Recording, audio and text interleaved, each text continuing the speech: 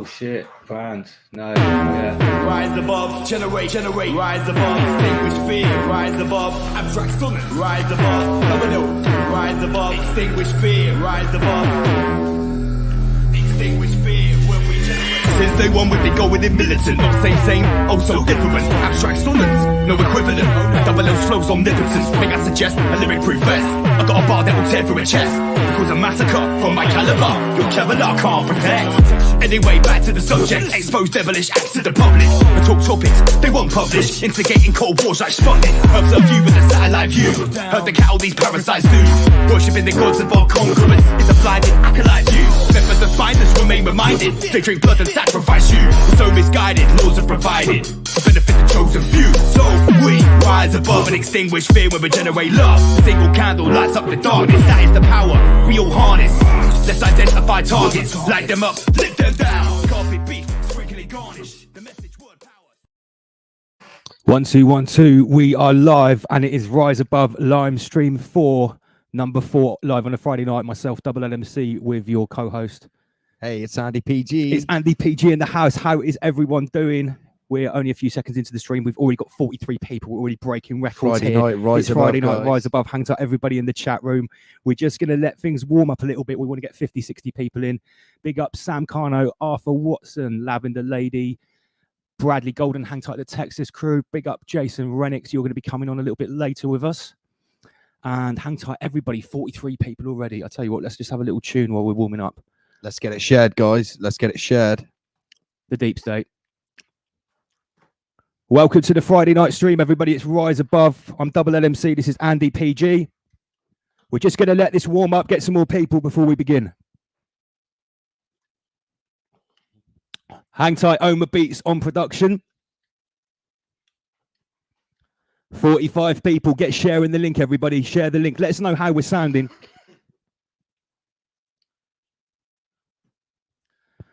Rise Above, everybody. Hang tight, Larry Gallus. 50 people. 50 people already. All right, let's get down to business. Okay, so guys, it's Friday night. It's Double L and Andy PG live at Rise Above. That can mean only one thing. How's everybody doing? Now, I know what everybody wants me to talk about tonight. For anyone that was watching the stream last Friday, hello, Lord Arahim. Hello, everyone. Anyone was watching the stream last Friday, you knew that I had a bit of a surprise. I had a visit to my parents' house from members of the constabulary. Who, live on air. Live. Now, I'm just going to say something. Most people know what happened to me last week. I'd like to say that I'm absolutely fine. I wasn't mistreated. I'm back. But unfortunately, guys, because I am under investigation and I have bail conditions, I am unable to discuss what happened last weekend in Truro. Really sorry about this. I know that everybody wants to hear about it. Everyone that's wanting to interview me wants to hear about it. But I could get done for perverting the course of justice if I was to talk about what happened to me last week. Probably best not to poke the bear. Probably best not to poke the bear. Perverting the course of justice has a maximum sentence of life imprisonment. And I'm no good to anybody locked in the box forever. 56 people tuned in. Let's break some records tonight. We're only 4 minutes into the stream. Yeah, let's get it shared, guys. Anyone you think, tag away, Facebook, Twitter, Instagram. Let's get it shared. Send it to your mates. Hang tight, Hurricane Sounds, Michael Stevenson, Lavender Lady in the house, sir. Big love from Liverpool. Hang tight, all the Scousers. Really sorry that I can't come and see you guys tomorrow. Told you those trolls were in the chat and watching. Will they be here now? Sam Carno, maybe the police watching, maybe the intelligence services are watching. Hello, everyone. Hello, good evening. Friday night. I'm just going to say, guys. When I was brought up by mum and dad, I was always told to tell the truth and never lie. And that's all I'm going to say. I can't talk about last week, unfortunately, guys. Now, moving on swiftly. Does anybody remember last week we had a competition? We had a meme competition. And the meme that we wanted somebody to create to win a Rise Above t-shirt when they finally arrive. They are coming. Big up Michael Blythe and the whole team getting the t-shirts done. They're on the way. We had a meme competition. Do you remember what it was? I remember what it was. It was to come up with a meme for the Greta reset. Do you want to just run through what the criteria was? The criteria is obviously we were talking about the Great Reset, we were talking about Greta Thunberg, and we were talking about how COVID and Extinction Rebellion and carbon tax and the whole environmental human-made climate change thing is basically all getting lumped into one. And we came up with this concept of the Greta reset. Okay. Yeah. Now we put out on the airwaves, we want someone to come up with the ultimate meme representing the Greta reset. So you've got to have Greta Thunberg. You've got to have Klaus Schwab. Had to have a man Schwab in there. Schwab. And you have to have this third element, which shows the Great Reset. Now, I was a bit disappointed that I only got one entry. We were a bit disappointed, Andy. We were disappointed. But when I saw this entry, I was blown away. However, this guy who's made this meme, I'm going to just show you his page first, one sec, because he might have been the only entry, but he would have won anyway. The guy's called Virus Man 2020, and I'm so blown away with this guy's memes that I'm actually he's been invited to be a part of the Rise Above team. And I know Virus is watching right now. So guys, if you're on Insta, I'm just going to share this screen. I'd like everyone to add this guy, Virus Man 2020. Let me just get his tag up on the screen here. Insta, Virus Man 2020. This is the official memeologist of the Rise Above family. He's going to be working very closely with us. And so, you know, all of these memes on his page are original. Look at this General Pinochet and Biden one is classic. Some great ones. Literally, when you sent me what he sent over, honestly, I think I was drinking a water, nearly came out my nose. Right. Okay. So now I haven't shown you the meme. Let me show you the meme. Let me just unshare this screen because I want it to be a little bit of a build up here. Right. So the Greta reset, and big up everyone that's tuned in. Right, everyone, prepare yourselves for this meme. Virus Man 2020 instantly wins the competition, and he gets straight onto the Rise Above team with this meme. Ready? Nailed it. The Greta reset. Let me take away this thing. Look at this. Behold this meme, everybody. 77 people tuned in. Check the symbolism out as well. Check the symbolism. Like even down to Klaus Schwab's Soviet badge here.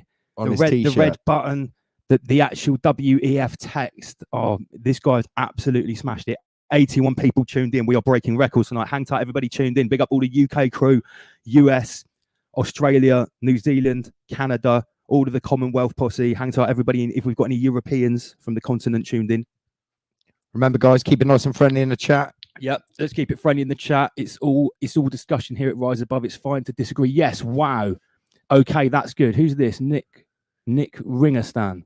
You're new. Big up Nick Ringerstan. Okay, that is good. Absolutely. You can see why this guy has instantly earned a place on the Rise Above team. Like you said, we only got one entry, guys, but this guy would have won anyway. This is so once again, so Virus Man 2020 on Insta. Big up Virus Man. You've won yourself 2 t-shirts for this. And you are now a part of the Rise Above family. Going forward, Virus Man is going to be our official mimetic wizard. And I've been teaching them about the deeper esoteric levels of meme magic. And you're going to go into that a little bit tonight, aren't you? A little bit more. Yeah, we could talk about that a little bit. I haven't really prepared anything, but we probably will. Okay. We could skim the surface as we like to do here on Rise Above. Many topics. So you know, I've had a bit of a crazy week, guys, as you can imagine, because most of you know what happened to me last week, although I'm not allowed to talk about it. So I thought tonight what we do is we have a little bit of fun. So I've prepared a little slideshow, which I hope you're going to enjoy. While I'm just getting ready for the slideshow, I've just made a new skit for the channel that we'll play if we want to have like a little break, and you can just check this out, and we'll be back in just a sec. Now, I've just given you a taster. I've done hundreds of hours of research into this topic. If you want to know more, check out my YouTube channel. I'm double LMC and the show is called Rise Above. Thank you very much.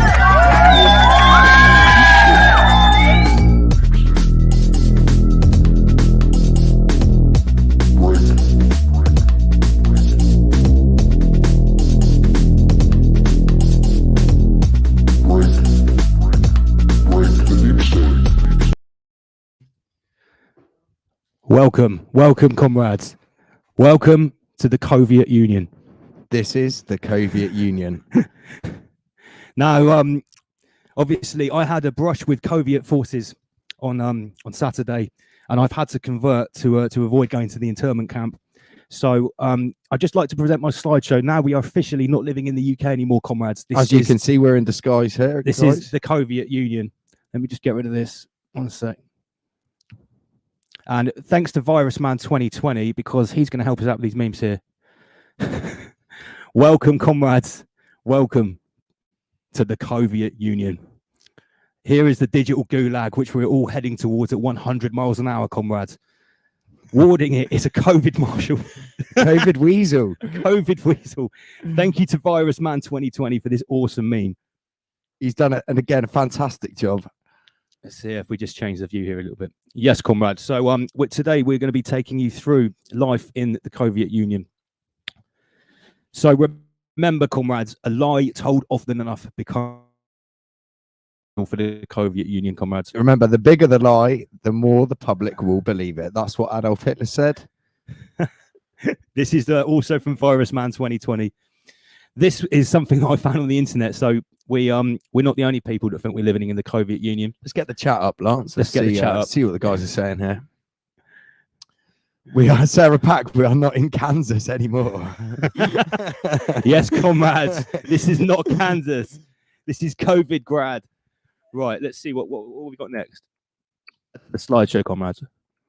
So big up to all of our US massive. In case you hadn't noticed, you're not United States anymore. It's the United States of COVIDium. So who are the architects of the Soviet Union, comrades? Let's have a look. We know. Here is the unholy trio. Very unholy.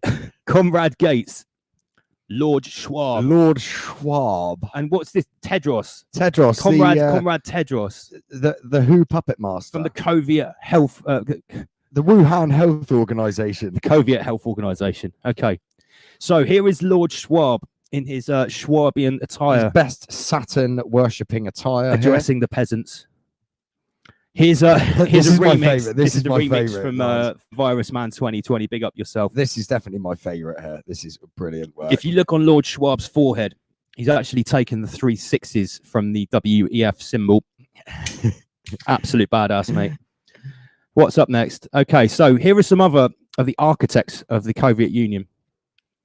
We did. We have Lord Rothschild, Lord Rockefeller, Lord Kissinger, Chief Minister of Truth Soros, and Chief Medical Officer Gates. The medical professional himself. This Chief Medical Officer Gates is one of the most highly decorated and well respected, one of the respected doctors we have in the Soviet Union. His medical credentials far exceed. They're second to none. They're absolutely surpassed by no one. Yeah. Okay, big up everyone still tuning in. Up next, more architects of the Soviet Union. Okay, so here we have Chancellor Biden. With Grand Lord Schwab looking very, very cozy there. Very nice and cozy there. And here we have His Royal Highness of the Soviet Reset. Sausage fingers, Prince Charles. Now, obviously, when we are living through the Soviet Union, peasants like you and me don't have the luxury of high-grade meat sausages like these ones here. But His Royal Highness Prince Soviet Charles does. Okay, so here he is with Lord Schwab. Again, nice and friendly there. Loving it. And here is Comrade Hancock. If you look just underneath this red Soviet folder, Lord Schwab is giving him a nice little grip. Nice little grip there, showing him who's grip. boss. I find that very interesting when you show me that, Lance. Yeah, there's more. Okay, so here we have some architects. Chancellor Clinton, Chief Medical Science Officer Gates. We have these two African gentlemen here who just obviously sold out the whole nation to Chancellor fucking Blair. And who would have thought it? Fucking Bono. The chief entertainment czar, the entertainment czar of the Soviet Union. The U2. I wonder what the U stands for. Union. Yeah. Maybe Union in the U2. And here we have Lord Chancellor Boris with his emblem, United Nations of the Soviet Union, fucking 2030 agenda badge on, traitor. Here's an old picture. This is Comrade Chairman Mao with some of his most trusted advisor-steens. There's a common thing in history there. Okay, so we also, as well as the architects, we also have the collaborators. Who is helping the rollout of the Soviet Union happen? Who's pushing the agenda? This is an artist's impression of an Antifa foot soldier.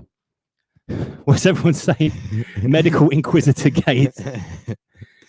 I heard Comrade Hancock was going to get arrested too, but that was obviously anti-Soviet propaganda. So, well, we can't have that, Capitalist can we? pigs. Capitalist pigs.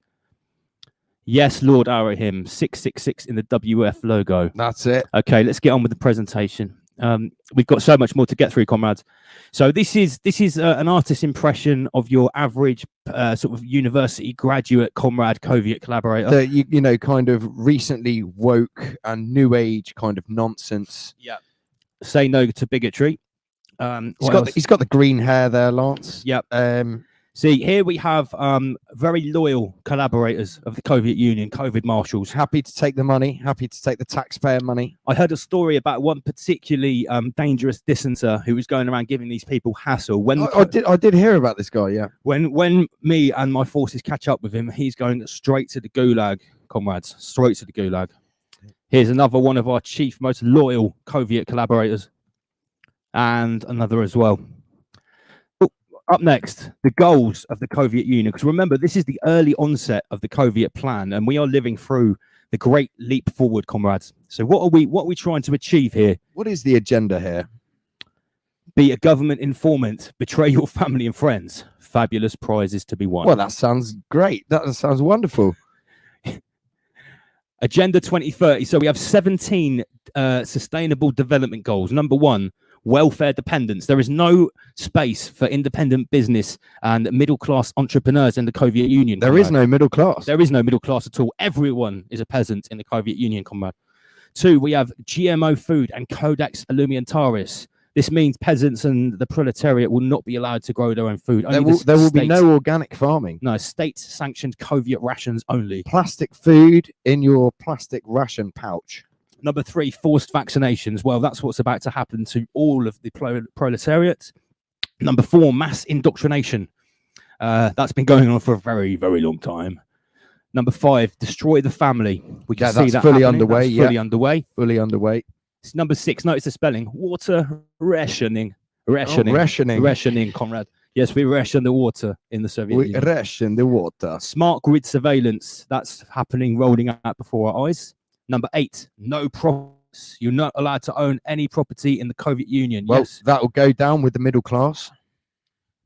Lord Arahim makes a very good point. There are 33 segments to go. Oh, excellent. Yep. 17 times 2 is 33. 100 viewers, comrade. Excellent. Welcome to the Soviet Union, everyone. Welcome. Let me just put that one sec. Everyone needs to know what's going down. Welcome to the Soviet Union, comrades. Where's that fucking gone? To the Soviet Union, comrades. Okay, so I need to make some more space on the screen. Banners. Okay, so what else have we got here? No property rights. No property rights in the Soviet Union. Everything is communal. Slave labor. Already got that. Communism. Heading there at 100 miles an hour. Yes, to communism, comrades. Chancellor Biden will see to that. Yeah. Prison-like cities. That's track and trace and Serco. We've already covered that. Cities, yeah. One currency. Yep, the Soviet dollar. The Soviet dollar. shekel. the crypto shekels. The Soviet drachma. Yeah, we only have crypto shekels in the Soviet Union, comrade. Right, number 13, energy rationing. Well, energy rationing. Lord Schwab was only talking about that this week. Apparently, the next pandemic is going to be a power or energy and a cyber pandemic. That's what Lord Schwab said this week. So, yep, that's number 13. Number 14, we control the wildlife, comrade. Yeah, so just break that down. Control wildlife. How can you do that? Wild. I think it means don't let peasants go to the countryside. Right. Only in the smart city, comrade. Only in the smart city. Okay, next, number 15, Soviet sustainability clause. We control resources. In the Soviet Union, I have absolute control, comrade. Absolute control. We also have perpetual war. Well, that's been happening for a very long time. And finally, 17, a one world government. Total unilateral power in the Soviet Union, comrade. Everything is one. So these are the main 17 goals of the Soviet Union. Next. What have we got next? Go back to our comments. Next song. This is a good Soviet song. Here we go. Lord Schwab. Lord Schwab says the pandemic represents a rare but narrow window of opportunity to reflect, reimagine, and reset our world. Chairman Schwab. A new world could emerge, the contours of which it is incumbent on us to reimagine and to redraw. This sounds like really good, great stuff. Everyone's going to love this. Okay, so here in the Soviet Union, if you fail to have your COVID test, comrade, you must show your papers. Here in Slovakia, 2 million peasants refused to have their COVID test. They had to show their papers. Show me your papers, comrade. Show me your papers. Control your movement. Sound familiar, guys? It's happening. It's happening. Up next, here we go. Commander Schwab, the Great Reset will lead to fusion of our physical, digital, and biological identity. It will fuse you all together. In the Soviet Union, will melt you down and make you all into one thing. Sounds great. Sounds pretty transhumanism. Okay, so Chief Medical Inquisitor Gates. Look what he actually does. This is how the Soviet Union has become about. This is how, in the Soviet Union, the proletariat have no idea what's going on, comrade. So, Comrade Gates gives $3.4 billion to the World Health Organization. He gives this is per year, $3 billion to Gavi, $870 million to our comrades at the Johns Hopkins University who do all of the simulations for COVID-19. $280 million to Imperial College London. He gives $243 million to the University of Oxford, $155 million to CDC, untold amounts of money through them into ID 2020, $53 million to the BBC, $40 million to Chris Whitty, $10 million to Comrade Fauci. Sorry, 18. 18. Oh, sorry, 18. 9, is that billion or million? 9 million to the Guardian. This, comrades, is how we've managed to make the Soviet Union happen with the great work of Chief Medical Officer Gates. Chief Medical Officer Gates is really responsible for the gigantic Chief Medical Officer Gates tentacles of wealth which he's been distributing amongst the institutions. He's been doing great work. He does the work of the union. Okay, let's go down. So, comrades, our projection analysts over at the Soviet Rockefeller Foundation, if you're familiar with this is the 4 ways the future can go. Let me turn the music down a little bit. Very infectious, this Soviet music, I must say. Oh, it's on here, isn't it? One sec. There we go. So, according to our comrades at the Rockefeller Foundation, this is how it can go. We are heading towards the top left. This is the Soviet Union, lockstep. That's what the Soviet Union is. On the top right, we have clever together, which is never going to happen. The dissenters, the enemies of the Soviet Union, want the bottom 2 to happen: hack attack and smart scramble. The Soviet Union has no power down here, so our comrades at Rockefeller say we need to be lockstep. Has to be lockstep. It's no good, comrades. Okay, so here's another goal of the Soviet Union: anti-vaxxers will should face action, says counter-terror chief officer. Counter-terror chief officer. Why is the counter-terror chief officer of the Soviet Union talking about anti-vaxxers? Also, if these vaccines are so effective, why does it matter if there are anti-vaxxers? What does it make a difference? Very confusing. But then again, many things are confusing in the Soviet Union, comrade. You don't question, you just follow orders, you just say yes. Ignorance is strength. Knowledge is a liability in the Soviet Union. Knowledge is a liability, yeah. Knowledge is dangerous in the Soviet Union. We simply will not have it. Okay, so here's another goal of the Soviet Union, which is becoming more and more apparent every day. Poor areas of England face permanent lockdown, says public health chief. So if you live in a poor area up north, you're just going to have permanent lockdown. Big up Jack John.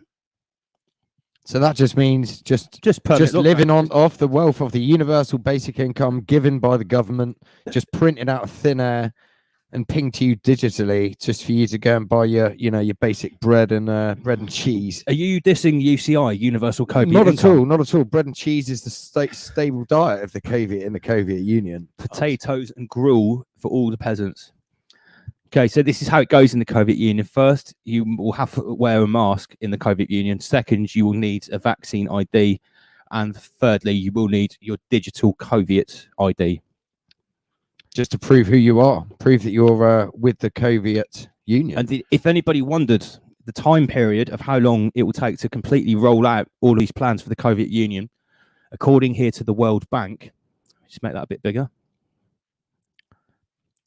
This transition period will finish on the 31st of March 2025. That's when we will be 100% transition to Covietism, according to the World Bank.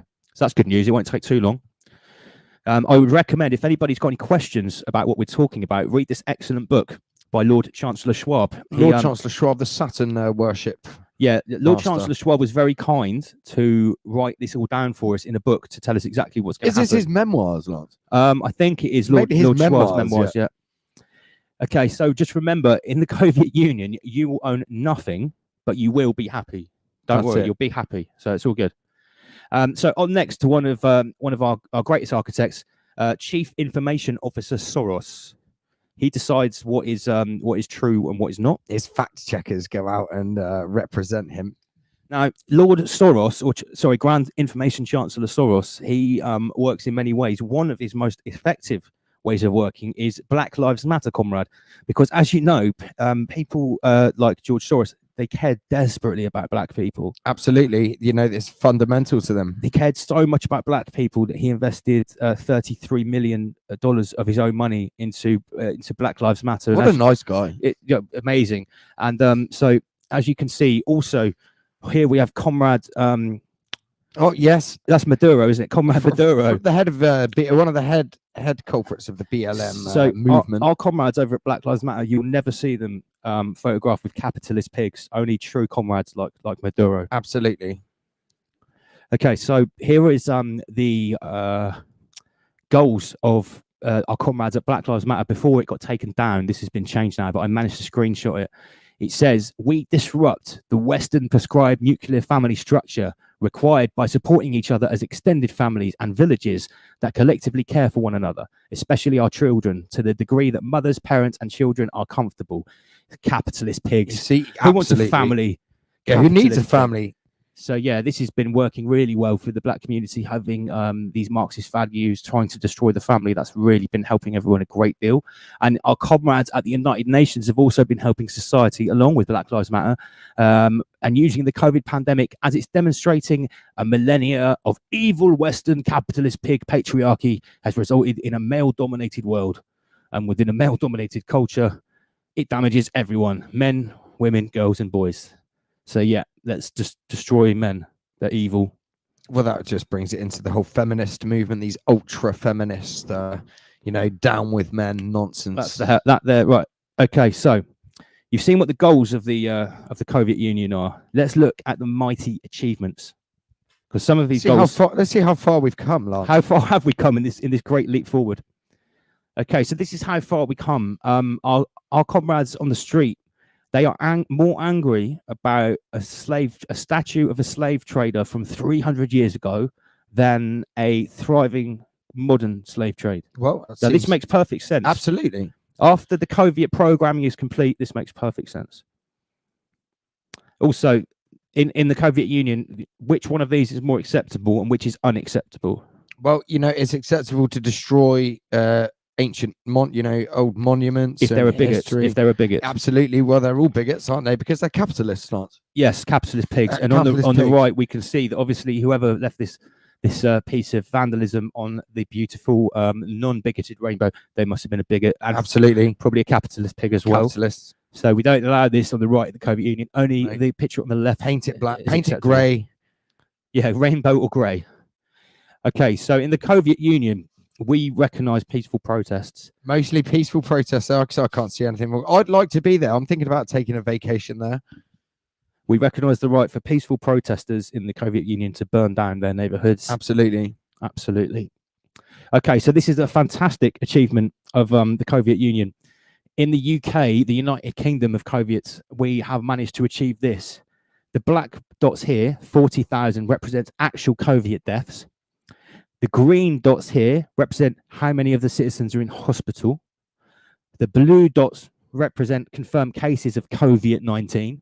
But this is amazing. Look at this achievement, comrade Wonderful. Andy. Absolutely wonderful. Look at all these hundreds of thousands of people who are under COVID household That's restrictions. exactly what we want to see. Reliant on the Compared to state the amount of deaths and compared to the amount of admitted to hospital, is obviously justified, guys. we've almost got 1/3 of our whole population on COVID lockdown. What Absolutely. a fantastic achievement, comrade. We're nearly there. We're The great nearly leap there, forward. Yeah, guys. we're nearly there. The final solution is here. Oh, I forgot. One sec. Let me adjust this. If you don't, watch your get up, Lance. This is one of the greatest achievements of the COVID Union. Through our use of social distancing, of hand washing, and COVID restrictions, for the first time ever in 2020, we've managed to eradicate flu. It's gone. It's gone, guys. Although the world is getting ravaged by COVID-19, we've managed to get rid of flu starting in week 14 of this year, which was 1 week after COVID-19 started. So that's a fantastic achievement. It's amazing, guys. Never happened before. Never happened before, never happened again. But it goes deeper. Just to show, I'm going to compare it to last year's graph. This is from the COVID Health Organization. Hold on. Next one. Okay, so you see here 2020, and on week 18, we see a massive drop. And 2019 down here, but there's something else that's important. Look at the scale. In 2020, the scale goes up to 4,000. Let me make this bigger. This is important, guys. In 2020, the scale goes up to 4,000.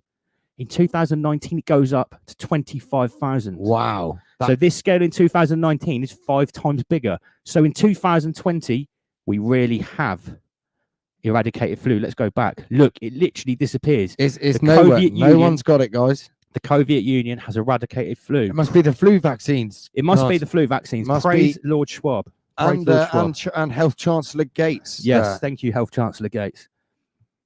Okay, Chief Medical Officer Gates. So we've eradicated flu.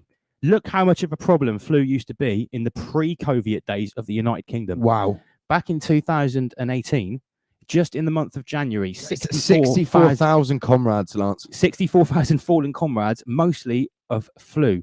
Remember, that's not in the whole season. That's in 1 month. Wow. That's big, guys. Does anybody else know this? In these back in the dark days of the United Kingdom, before the COVID Union took over, look how many people used to die. Now that we've got these COVID health standards, everything is much better. We have to admit that we're so much safer. So much safer. I'm really happy about that fact, Lance. I'm just going to open another bottle of absolutely gruel here. Yeah, we only approved 1 beer in the COVID Union. Anyway, right. So here's another fantastic achievement. In the COVID Union, we've convinced everybody not to read the small print.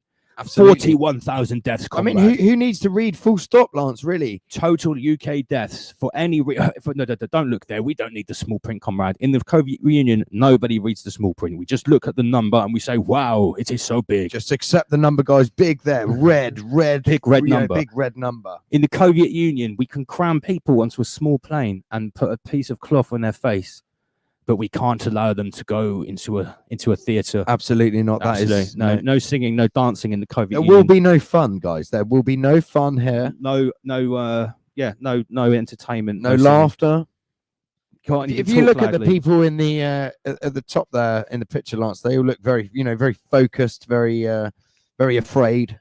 Absolutely loving their time there. Okay, what's next? Okay, so yeah, obviously in the COVID Union, we replace gulags with quarantine camps. So our comrades over in New Zealand and in Canada. Re-education, guys. Yeah, just re-education. So we teach people about COVID values, about social distancing, track and trace, all of the things that are important to the global anthem. Yeah. Okay, here's another fantastic achievement of the COVID Union. Look at this massive wealth distribution, comrade. A record high for Amazon, comrade Bezos. Record high for Walmart, Apple, and Google. Small businesses, comrade, 22% of closed. I think it's not enough. It's not enough. More. Clear. We need more closes. More small business closure, comrade. More economic downturn, comrade. More job loss.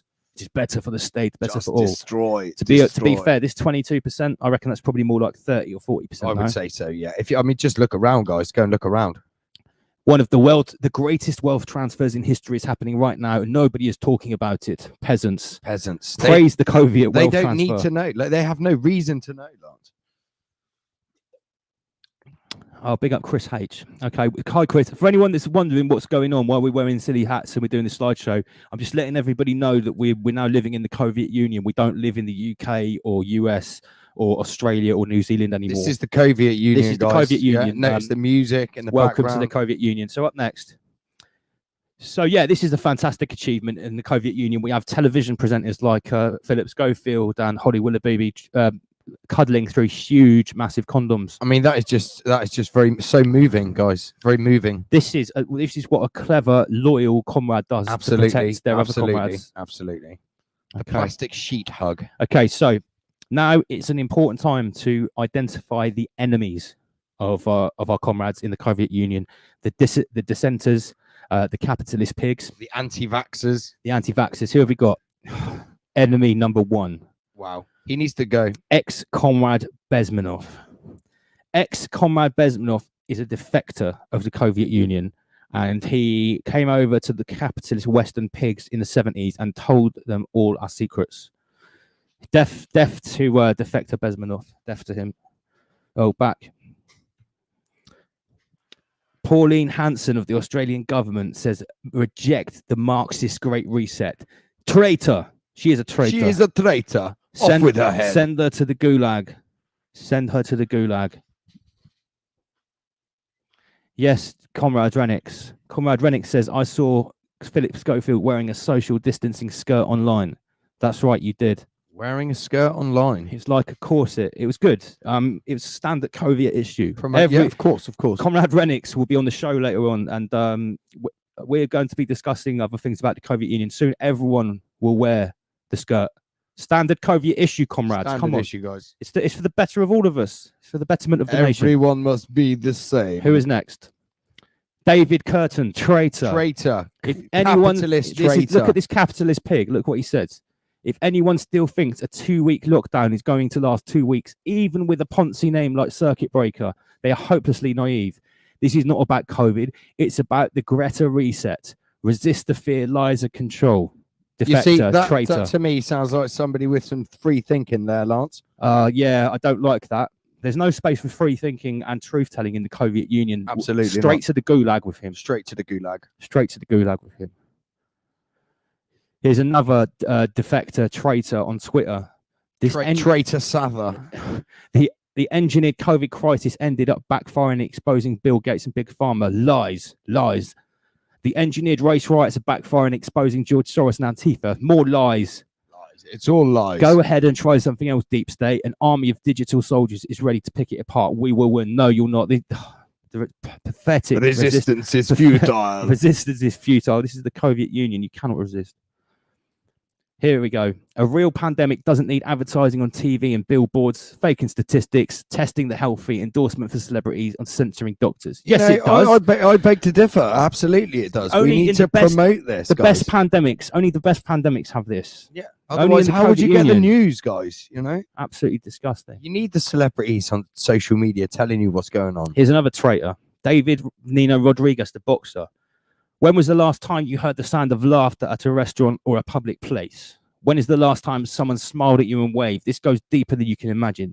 They're killing our humanity. This is done on purpose to lower our vibration collectively. What a traitor. Traitor. He deserves to go straight to Get the rid of gulag. him to the gulag. Okay, so those are the enemies. One sec, my hat. You can't take your standard issue caveat hat off, Lance. You can't. We got to get it on. Yeah, you'll be shot on sight. You'll be shot on sight. Sorry, I couldn't get it to fit. Right, so anti-Soviet propaganda. I'm sure you guys have come across this when you've been living in your lovely new lives in the new normal Soviet Union. Here's a good example.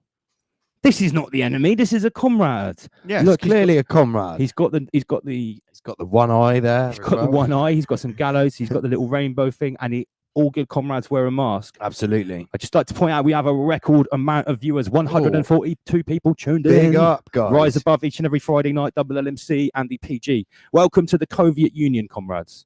Welcome, new comrades. This is the Soviet Union. Welcome to the Soviet Union, comrades. We're just doing a slideshow to teach you about our new life in the new normal. In case This will be global, guys. Get ready. Get ready. So up next, this is some disgusting anti-COVID Soviet propaganda here. treating people who are not sick by forcing them to act sick by wearing masks, anti-social distancing, and staying home is a mental illness. No, it's not. No, absolutely. There's nothing wrong with it, Lance. Munchausen by proxy is a condition where a caregiver, in this case, our governor fabricates the caveats, the loving caveats. Yeah, the loving caveats. Exaggerates or induces a mental or physical health problem.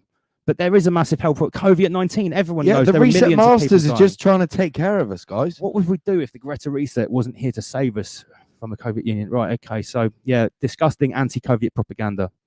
More.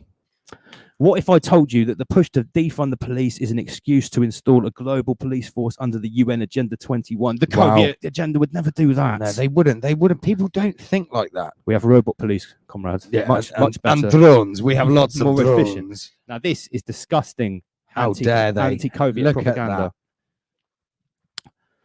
Insurrection, anarchy, chaos, cancel culture, riots, division, racism, pillaging, terrorism, violence, hate, and destruction. Well, what's wrong with that? Yeah, that's what we like. It's not about Black Lives. Never was. Oh, here's this traitor here. Fucking dirty traitor Rittenhouse. Rittenhouse. This Carl Rittenhouse. Defund the police. We can police our own communities. Absolutely not. I heard his bail was set for 2 million. Not enough. It should have been 100 million. Absolutely. He's a traitor. 100 million shekels. 100 million crypto shekels. Now this is awful. Communism according to history. Now that's picture. The top picture is actually capitalism. Absolutely. And the bottom picture is actually what the Soviet. That's a picture of the actual Soviet Union. Yes, of course it is. This is our utopia, guys. Our Soviet utopia. Again, this is a horrible, horrible piece of Comrade Fauci propaganda. Absolutely. Absolutely disgusting. And here is someone's going for Chief Information Minister of Truth. Absolutely, yeah. Soros. Chancellor Soros. Chancellor Soros. I mean, how can anyone question his integrity? He's a straight up guy. He's the head of the information. He makes sure that all of your news is straight from the fact source. No, I don't think this really needs any explanation. This kind of disgusting dissent is it's got no place in the Soviet Union. Absolutely, this needs to go. No, you need to be. Which pig designed this? Yeah, which capitalist pig designed that? Got this. Chief Medical Officer Gates. He's coming under fire from defectors, dissenters, and traitors. Those pesky anti-vaxxers. Crimes against humanity. He deserves a Nobel Prize for. Look at the empathy in the guy's eyes. No man has done more for the Soviet Union than this man here. Absolutely, he's funded more. Deserves a statue. See, look at this. This is disgusting propaganda. The actual mortality rate of COVID-19 is 100% death rate. Absolutely not. This is 110. Yeah, it has I would argue it's over 100. COVID-19 is such an efficient killer. It kills 110% of people that catch it. This is absolute capitalist lies. Absolute lies. There is no cure. I don't even know what to say about this. How long before the statue of Rocky Balboa gets pulled down? He beat up 3 black men and a communist. They've actually built a statue of him. Well, it needs to go. I'm surprised. Maybe that's why it's black. Maybe it's been charred. Maybe someone set it on fire. Replace it with a statue of Ivan Drago. Absolutely. Right now. Or Schwab himself. Yeah. Let's get Schwab up there in his best Saturn worshipping. Why don't we make every statue a statue of Schwab? What are we saying in the chat here, guys? Yeah, what's the mate? You two are on it tonight. Yeah, is everyone enjoying our COVID slideshow? I've spent the last 3 days working on this. Right, we've got some more. Okay. All right, so right, this is terrible anti-COVID propaganda. Absolutely. Look at this beautiful vision at the top of our beautiful ID 2020 future. It's best for everyone, guys. And they're comparing it to the capitalist pigs at Auschwitz. This is fascist pigs. Far from it. No. Like our digital tattoo. It's for the good of everything. It's for the good of everything. It's for your own good, guys. It connects you directly to the state. So you can just get wired directly into the mainframe. You have literal 0 point communication with the state. The state can communicate directly into your bloodstream, directly into your head. It can communicate directly into your wallet, into your health records. It's like it just cuts out every bit of dirty capitalist pig propaganda that you've ever had. They're in full control, guys. You and the state become one. You don't have to have any responsibility whatsoever. Basically, only true Coviets get to have this digital tattoo. Absolutely, yeah. It's an absolute honor to have this Coviet digital tattoo. Not like this is just fascist pigs.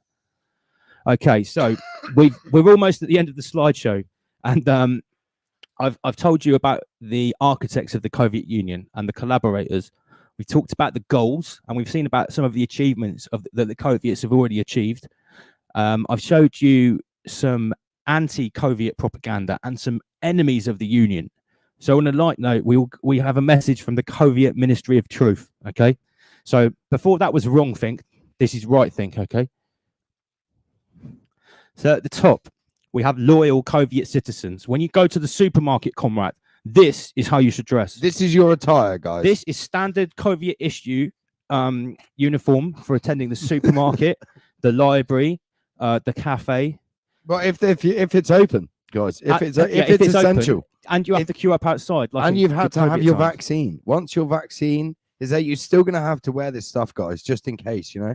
Now at the bottom we have the antithesis of a loyal Soviet citizen.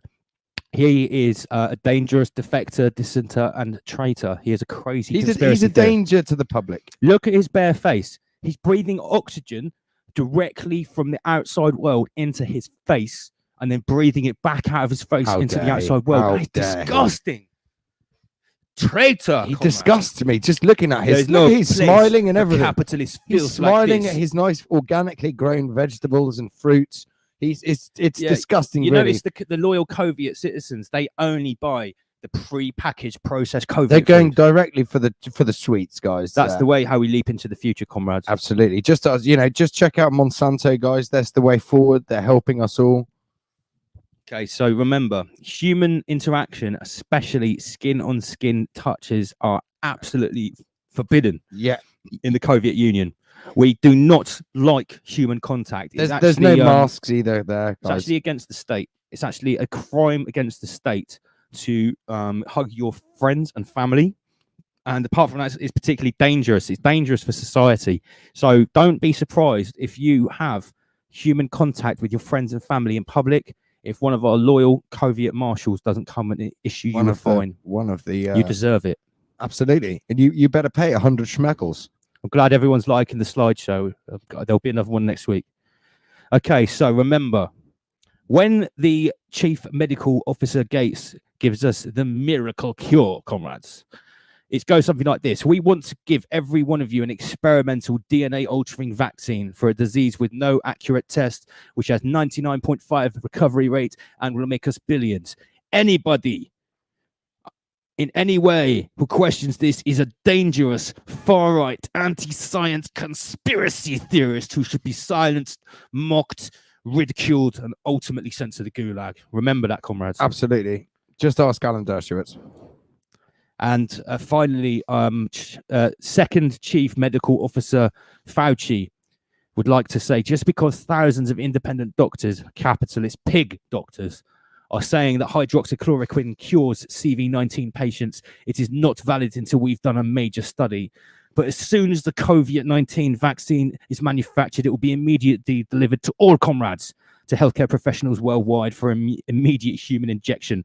Proper studies can be performed later. Here in the Soviet Union, we inject first and we do studies later. We inject first and ask questions later, guys. That's how it works. Here. Oh, end of the slideshow, guys.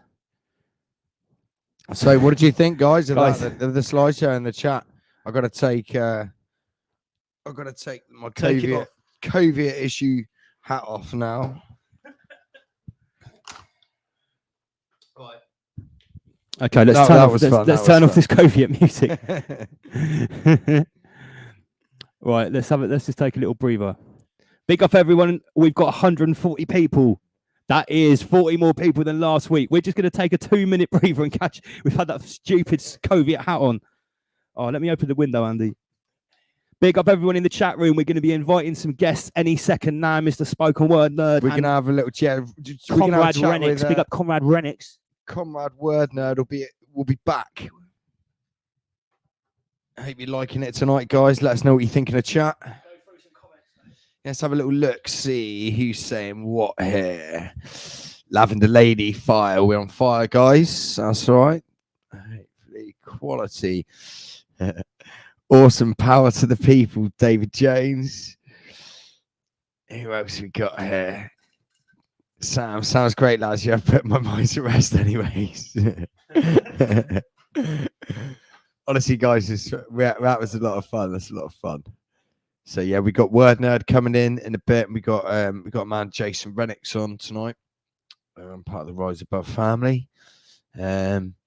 Lots of listeners tonight. Lots of people have tuned in. 141. Let's keep it nice and friendly in the chat, guys. Remember, just keep it respectful. It's all just discussion. That's all we're here. It's just to provoke discussion. So we've got some regulars in here. Big up Sarah Pack. Big up Andy Pandy. We got Sour Grapes, Chris H, Lee Buffton, Carmen Berry, Northern Lass. That's hurt.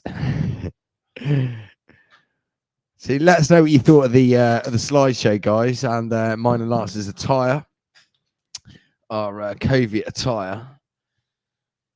Do you want to get the invites going, Lance, and we'll see if we can get our fellow comrades in for a little chat.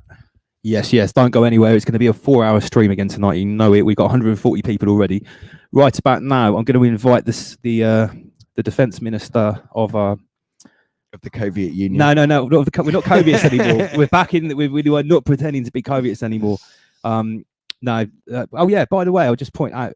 Obviously, you know, Soviet forces struck down on me last week, and unfortunately, they seized some of my Rise Above filming equipment. They've obviously reappropriated my wealth to the proletariat in the Soviet Union. So I'd just like to say to the police, it's okay, because what I did was the Soviet forces rather, I actually went out and bought a brand new GoPro 9. Ooh, just to replace. tasty. Yeah, they took my DJI, so I've just had to go and buy. They still got it. Yeah, they still got it, but this one is it does double the resolution, and it's waterproof as well. Excellent. So we can get all weather for the winter, ready for the winter, guys. Oh yeah. I've got like body straps, head straps, drones. Yeah. So you know we're always upgrading here at Rise Above, obviously. Okay, so what we're gonna do is, let me get that invite. How do we do that thingy? Oh no, I've got to move that. Invite that. Copy to the clipboard. Oh, Sarah Pack, she's saying in the chat, Andy, I love your Russian accent. Well, thank you, Sarah. Andy's Russian accent's better than mine. Where is my Facebook messages? Because I need to message the rest of the crew. No, we're just being silly, guys. We don't want to offend anyone from Russia. It's not that good. No, Russians aren't Soviets anyway. Those Soviet elites weren't even Russians. But that's another story. So I'm going to send a message to Comrade Renix. Yeah, let's get him in. Let's get him in for a chat. See what he thinks. What he thought of our slideshow. Right, Comrade Renix, I am sending you the link, brother. I'm also doing the same to Mr. Spoken Word Nerd. Let's jazz it a little bit up on Friday, get some more guests in the place. And then we've got a few more things to go through as well. Spoken Word Nerd. Let me know where everyone's from. Have we got anyone in the chat room that's from outside of the Commonwealth? Like anyone from Europe, anyone that's not in UK, US, Canada or Australia or New Zealand? You know, Eastern European. Ah, there we go. We've got Captain Buffton. He's in Dubai. Hang tight, the Captain. Big up Captain Buff. He's over there in Dubai on a super yacht. Who's that? I bet you get your camera back with a dick pic. Hope not. What from the Soviet forces? Wow. But the Soviet forces that arrested me were both chicks, so I hope not. Or were they? If they're Soviet forces? I don't know. Big up Chris H. Can we just crowdsource buying an island? Just fuck off there and chat shit. Well, that'd be an idea. There won't be any shit chatted in here, guys. Dubai. Salutes to the captain. Who else have we got here? Right. Okay. So I've sent out the invites to Comrade Renix and to Spoken Word Nerd. Let's see. What were we going to chat about over here? Right. So remember in the presentation about the Soviet Union, and we were saying, Comrade, let me see your papers. Yeah. Because in Slovakia, don't know if you saw that. I'll go back to the slideshow. Oh, I fucking got rid of it now. Anyway, in Slovakia, they force tested the whole population.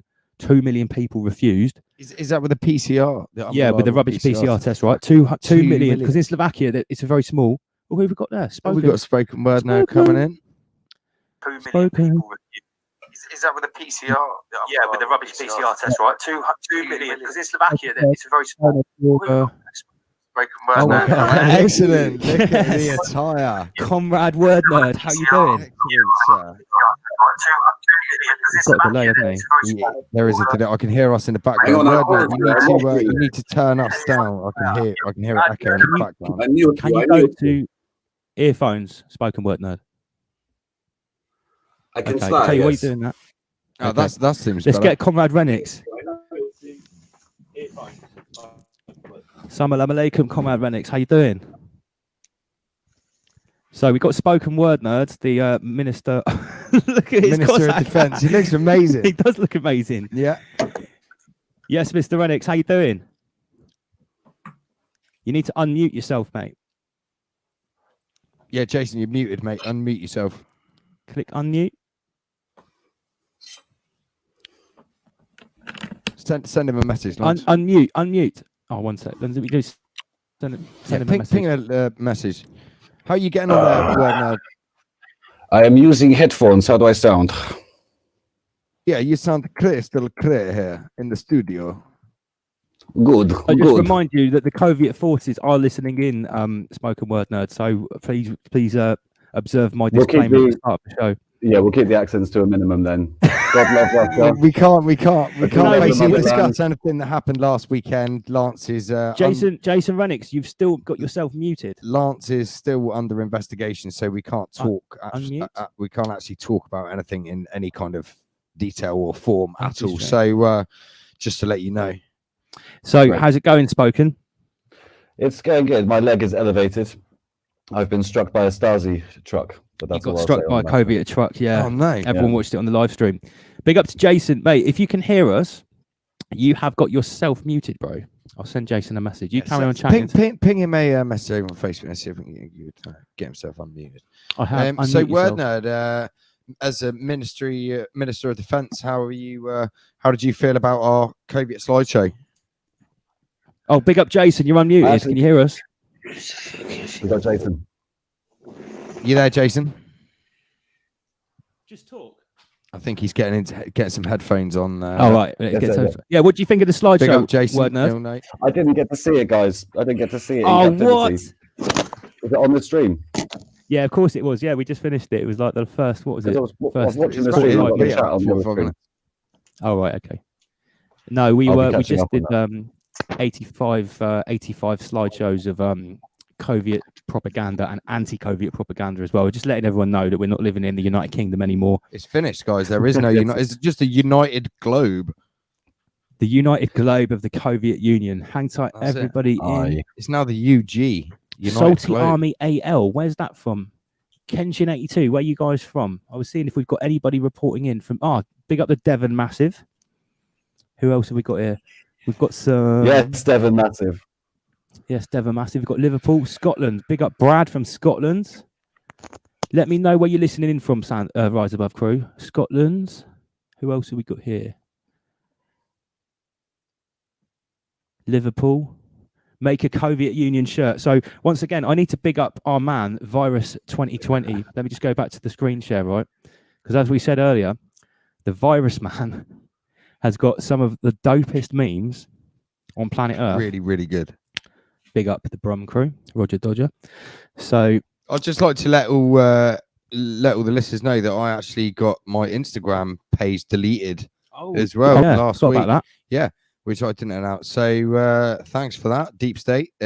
Said I went against community standards, and I didn't actually post anything on Instagram. It was strictly my Facebook.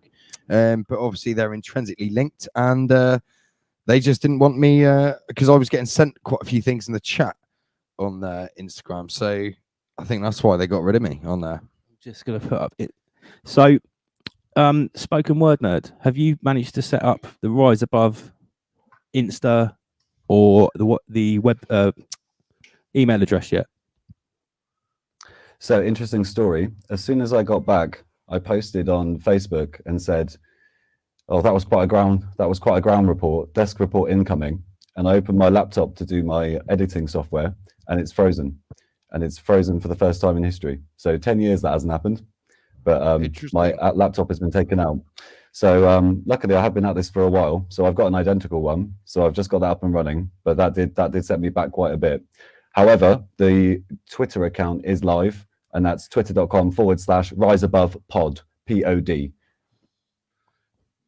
Can you type that in the comments for people? You've got to be quick. Twitter.com. My keyboard is gone on my backup device. twitter.com/. Let's get that on a it'll take me banner, a while, but I lads. can We do get it. that on a banner. We're just going to type that in the banner on the screen, guys, so everyone can get the. So if you could just repeat that for a spoken word, because what he's doing, he's /. What is it? Sorry, start again. just write Twitter. Yep. Had to get Rise Above on Twitter. Twitter.com. Guys. We've got a slight delay, so we'll have to deal with that, fellas. Rise Above is twitter.com/Rise Above and then pod, POD, Papa, Oscar, Delta. All one word. All one word. Rise Above Pod. Wait. You We should just see need to put that up on the screen, guys.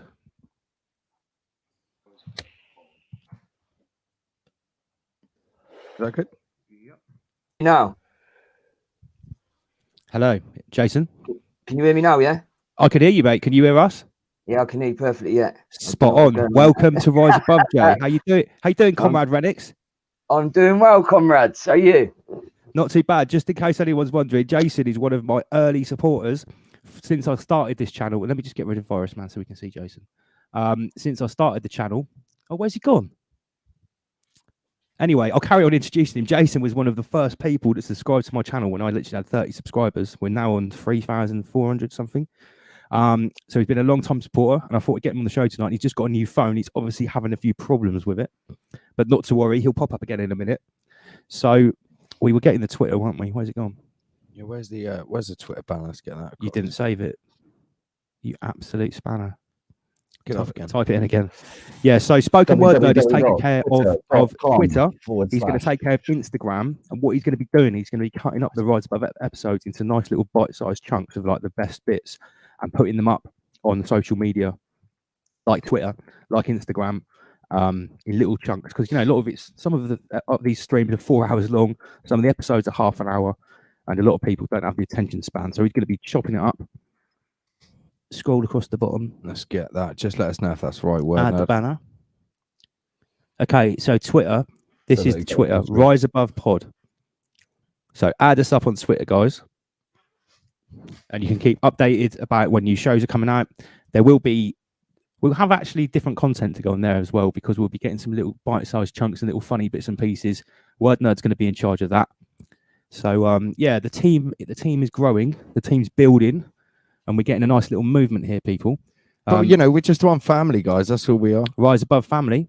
Rise Above Family. Right. So, the new member to the family. I can't see that on the screen there, boys. Let me know if you've got it. Sorry to interrupt. Oh, we've got Jason Should there, be a Matrix background. Jason's got back. Jason back? Should be a Matrix background. Right one. Can you hear me now, boys? I can hear you perfectly, mate. How's it going? Right. Hopefully, this will be all right now. Are you on mobile internet, are you? Yeah. And it's got a delay on it. Well, there's no delay here, mate. You're coming through straight away. No, you know, you sound good, mate. Yeah, there's definitely a delay on the video. Don't worry about it. Just go by the audio. No, So, what did you think of the Coviet picture show there? Yeah, I loved it. It was great. It was proper great, mate. We've got to have a laugh at the end of the day, mate. Yeah, when all this stuff's happening, you've got to keep it Don't laugh. light-hearted. Don't laugh. You're just going to cry, aren't you? Absolutely. So I just want to say a big thank you to you, bruv, because you've been supporting my stuff since I literally made pretty much the first video, I think. You watched the preview video of the first ever episode. It's like, oh, this podcast is going to be decent. I'll be tuning in. Yeah. So big up yourself, mate, for showing your support. Thank you very much. On the back. Word Nerd's even drinking out of a, like some tin. What are you drinking out of there, Word Nerd? Oh, is that a sounded this. Take me Crockett hat on. I had to take one off. I was getting too hot. So anyway, yeah, if you're on Insta, make sure you add up Virusman 2020. He makes some fucking killer memes. Where was I? So we were talking about Slovakia, right? And let's just show this. So Slovakia got force tested, and they've only got about 4 or 5 million people in the country, maybe 6 at the most. I've been to Slovakia. I've emceed there. It's not a big country. 2 million people refused the test. Wow. And they got issued papers. So they're basically second-class citizens, and they have to issue their papers. Show me your papers, comrade. Well, when that happened, this is what happened in Slovakia.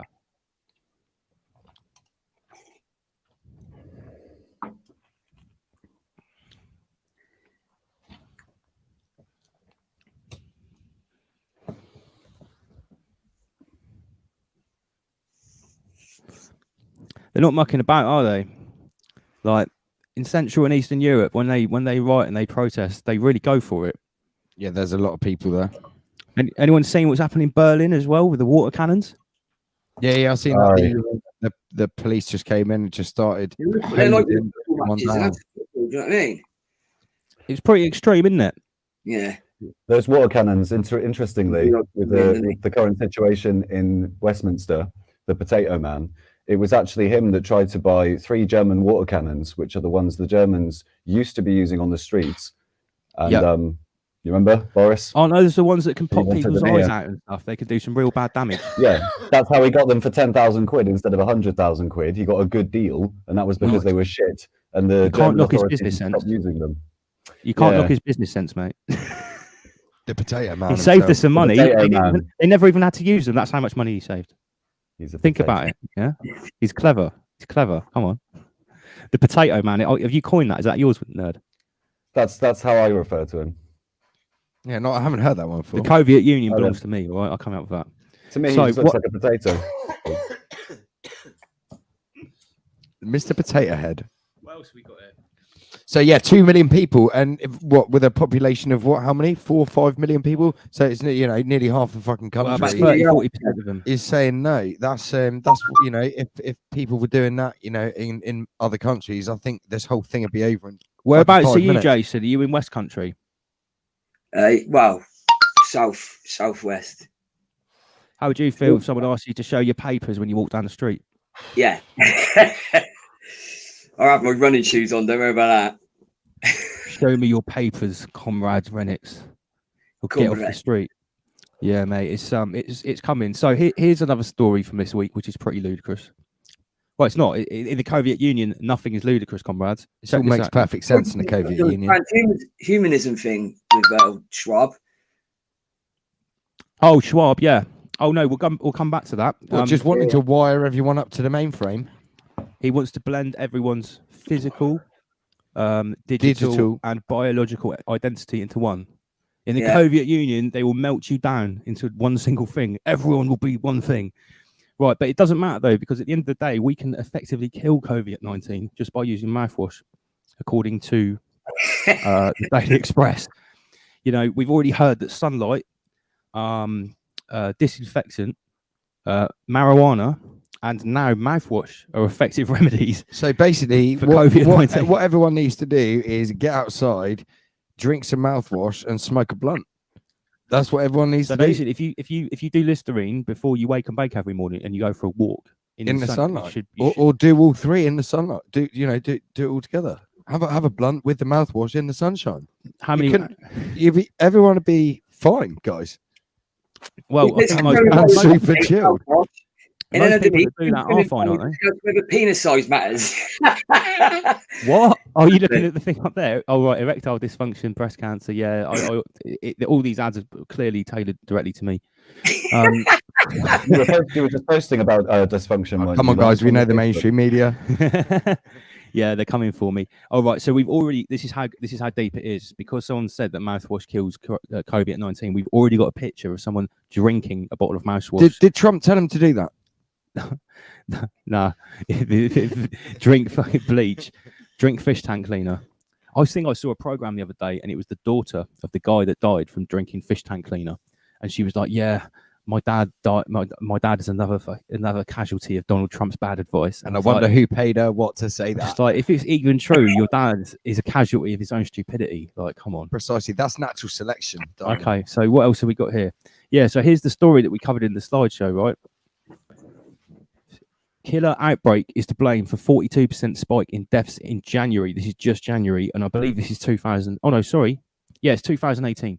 Is this for the flu? Yeah. Well, this is total 64,000. Right. Let's be fair. That is not just flu deaths, apparently, but they're saying this is just in 1 month. But that massive amount of deaths was due mostly to a spike in flu. Right. So remember, in the Soviet Union this year, they've totally eradicated flu. Sure. It's gone, guys. 50,000 COVID deaths. Right, it's too many. It's but far too many. Lock everyone away. That's in the whole season. We're better off COVID. We're still not in flu numbers, are we? No, but look how bad it was. This is just in 1 month, and that was mostly flu. But we've just replaced all of our flu and our pneumonia with the new COVID-19 disease, because it's just much more effective just to kill everyone with one thing. Then we don't, Just put it under it's one more- umbrella disease. It's more effective, comrade. It just saves time. Then we don't have to report on so many different things. You've got more time to do other things. Much better. What else have I got here? Okay, Centralising illnesses as well now, yeah. we've got right. I've got to big up one of my chief information officers. We're only joking. It's Mr. Neil Moore. Where's he gone? Neil down here. Big up Neil. Let me just get his page up. He has been sending me some badass stuff. Right, check this out. Finland says the WHO's coronavirus protocol doesn't work. Right, so we're seeing these North European countries are starting to say, nah. Like, I think Denmark, they ordered everyone to kill their cats and dogs. Have you heard about this? I haven't heard about this. You know, there's a mink farm, right? Apparently, yeah. a mink farm got infected, and the minks then reinfected the people that were on the mink farm. And then they were saying that there's a danger because if your pets can cross over to these minks, it can cross over to your pets, and then it can get like a new strain. And they actually have ordered. There's a story saying they'd ordered people to kill their cats and dogs. Oh my god! Like, if there's not something that's going to finally make the last people that haven't questioned the Soviet Union yet, if there's going to make them ask questions about what the hell is going on, it's like kill your lifelong family pet. Jason, how do you feel if someone told you to kill your family dog, mate? To say to the better good of the nation, can you please kill all your pets just so that no one dies? It's like, how does this work? Like, who's falling for this? So how are they advising to go about that as well, and to do what with the deceased remains? Oh, wait a minute. This is from March. The protocol this there? is from March 21, and look, back in March John 21, Wick, I think. John Wick, Finland only had 400 cases of coronavirus. So they weren't having it either. What else have we got here? This is up to date. They're just not. Portuguese court ruled a PCR test is unreliable and unlawful to quarantine people, which is absolutely true. What do you mean? What the conspiracy theorists have been saying since fucking March? Yeah, basically, what we should say is here there are some evil dissenters, defectors, and traitors in Portugal who are questioning our 150% accurate COVID PCR tests. Absolute joke. So yeah, funded by Bill Gates. Yeah, big up everyone in Portugal that's asking questions about these stupid tests. Apparently, pretty much the same is happening in Italy. People are absolutely kicking. Yeah, I heard there was whole towns in Italy that were not abiding and just saying fucking no to all of it. Like not abiding. All of it. They're not abiding. Not abiding. Not abiding by all this COVID regulation bullshit. Just saying no, like whole towns. Crack pipe. What did you just say? Crack pipe. Did you just say crack pipe? Did I? We talk about Biden's. Right, okay. Yeah, so let's have a look at some comments here. Who have we got? Chrissy H. Let me put my glasses on. My COVID issue glasses. I can see better in the whole union, brethren. Right. Kill pets and dogs. That's what China do. Yeah. I don't think they're going to eat them in Denmark, though, Dave. Well, not if they've got the Rona. No, who knows? Don't let Apollo. Big up Omar Beats. Big up Andy Omar. Big up Omar. I was in the Omar studio last night recording the COVID 1984 freestyle. I was a bit hungover today, so I didn't get a chance to edit it, but that will be coming soon. Big up Omar Beats. Big up Larry Gallus and everybody else. We've got 140 people tuned in. That's beating the record by 40 people. Right. Okay. So next up. Right. Check this out from The Simpsons from 2010.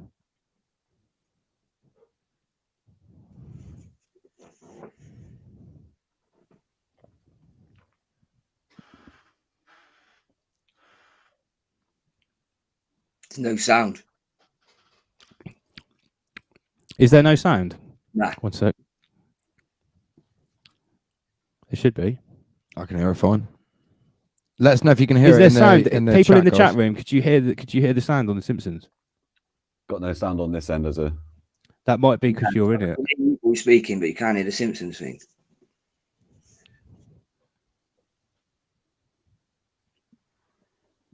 Right, no sound. Okay, I reckon they're blocking the sound because it's The Simpsons. Basically, in a nutshell, Go over the top. I'll get the message. Basically, they let a virus out from China. Well, oh fuck! World reset, paranoia complete. What the fuck? Basically, once again, yeah, it doesn't play properly. Yeah, I fucked up there. Basically, once again, the Simpsons are talking about what's happening. This isn't the first time we've clocked stuff like that. The Simpsons basically predicting what happened. Yeah, prophets of doom. What's going on there? Killer flu outbreak. Okay, so let's go to the comment section. Sorry about no sound from the Simpsons, but basically, yeah, they are predicting a global reset. Nope. The release, basically, they're saying like a release of a virus from China, and they had like all the media conglomerate heads there, like NBC, all fucking Fox News. Everyone was around a big table, and they were just basically discussing how they were going to do it. And they're saying, what should we do first? What should be the next thing to distract everyone? Yeah, let's do a virus. What should be the next thing to keep the public in their place? That's what they were saying at the start. Let's have a look at some of Virus Man's memes. I love this shit, man. Some spicy memes here. When a 77-year-old senile bedshitter with strange sexual proclivities with minors takes away your non-stop media attention. You can see, right, Virus Man, I know you're watching, mate, and I swear when these t-shirts finally land, you will be getting 2 t-shirts. I hope Mike Blythe's watching, and I hope you come up with the t-shirt soon. We've got a comment here from Lavender Lady. Memes on it as well, right? What's that? Get some t-shirts made up with some memes on as well. Yeah, I reckon we could. We can definitely make some t-shirts out of these memes. There's some really good ones in here. So tell me more about the screen. I can't see it, so I don't know if that's going to. Oh, here we go. I can see that now. I think I've got a delay here. You should be able to see it. Yeah. I've got a delay. The salt must flow. Yeah, that Salty Cracker guy on you. Have you watched Salty Cracker on YouTube? No, basically, right, since everyone's got taken down on YouTube, there's this one guy called Salty Cracker, and he makes about 20 videos a day, and he just like watches stuff and just go, yeah, friends, here we are, and he's well funny. And throughout the election, oh mate, he's smashing it. He must get one up. Get right. Let's get Salty Cracker on. This dude must be making about $100,000 a month on YouTube because he's getting shitloads of views. Type in Salty Cracker, mate. He's sort of like right wing. Well, not right wing really. I hate that term, mate. He's like a patriot American dude. He's quite funny. So what have we got here? Kaylee Nukes Lapdog Media, University Snowflakes. Right, We'll rise above left wing, right wing. As long as we agree on the things that matter, right? Yeah. And come out both flanks. It's the only way.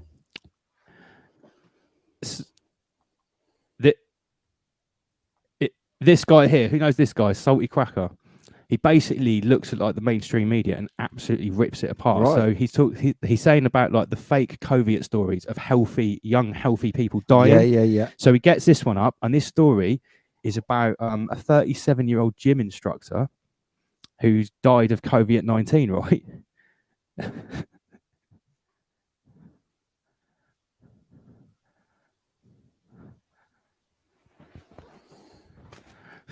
No, that's a gymnastics teacher. Yeah, so obviously this guy's ripping the piss out of her, whether you agree with that or not. But the point is, this person is not a gym instructor. Yeah, this person is obviously obese and would probably got multiple like things wrong with them. And so there's lots of these stories where they're basically painting this narrative that healthy people are dropping dead, and it's blatantly not true. Like, you know, I pulled up a story the other week, and it was the first ever person that had got this Western person that got it in Wuhan, and they said the first person to get infected, an English person to get infected in Wuhan with COVID-19 has died. Then you read the story. He come back from Wuhan, come to the university in England, and he died in an accident in University Hall. 28 days later. No, it was like more than 20, over 28 days later. Because it was 3 months later, and he wasn't positive for COVID-19 when he died. It couldn't even go down to COVID death, but the headline still said first person to get 19 died. So most people just read that and just think, oh yeah, another person to die of it. But you've got to read the small print. Nobody reads the small print in the COVID. Always read the small print. She died of cancer. Well, she got diagnosed with cancer that she had so many weeks to live, and they still put it down because she caught COVID within that period of time. They still put it down as a COVID death. Yeah, exactly. Well, like I showed on the slideshow, the official, as most of us know now, the official way to where's it gone? Can you type in PowerPoint? There it is. The official way to measure deaths in the Soviet Union, it even says it because no one reads the small print. Where is it? Let me find it. Deaths for any reason. Here it is. That's for any reason within 28 days of a positive test. This is the official way in the UK. Bearing in mind the tests are false positives anyway. So this is exactly what you just said, Jason. You can have a positive test, and if you die for any reason within 28 days, you can get hit by a bus, you can die of a heart attack, you can get murdered, you can fall out of a window. If you have a positive COVID test, then you will go down into this number, and we've hit 50,000 now, haven't we?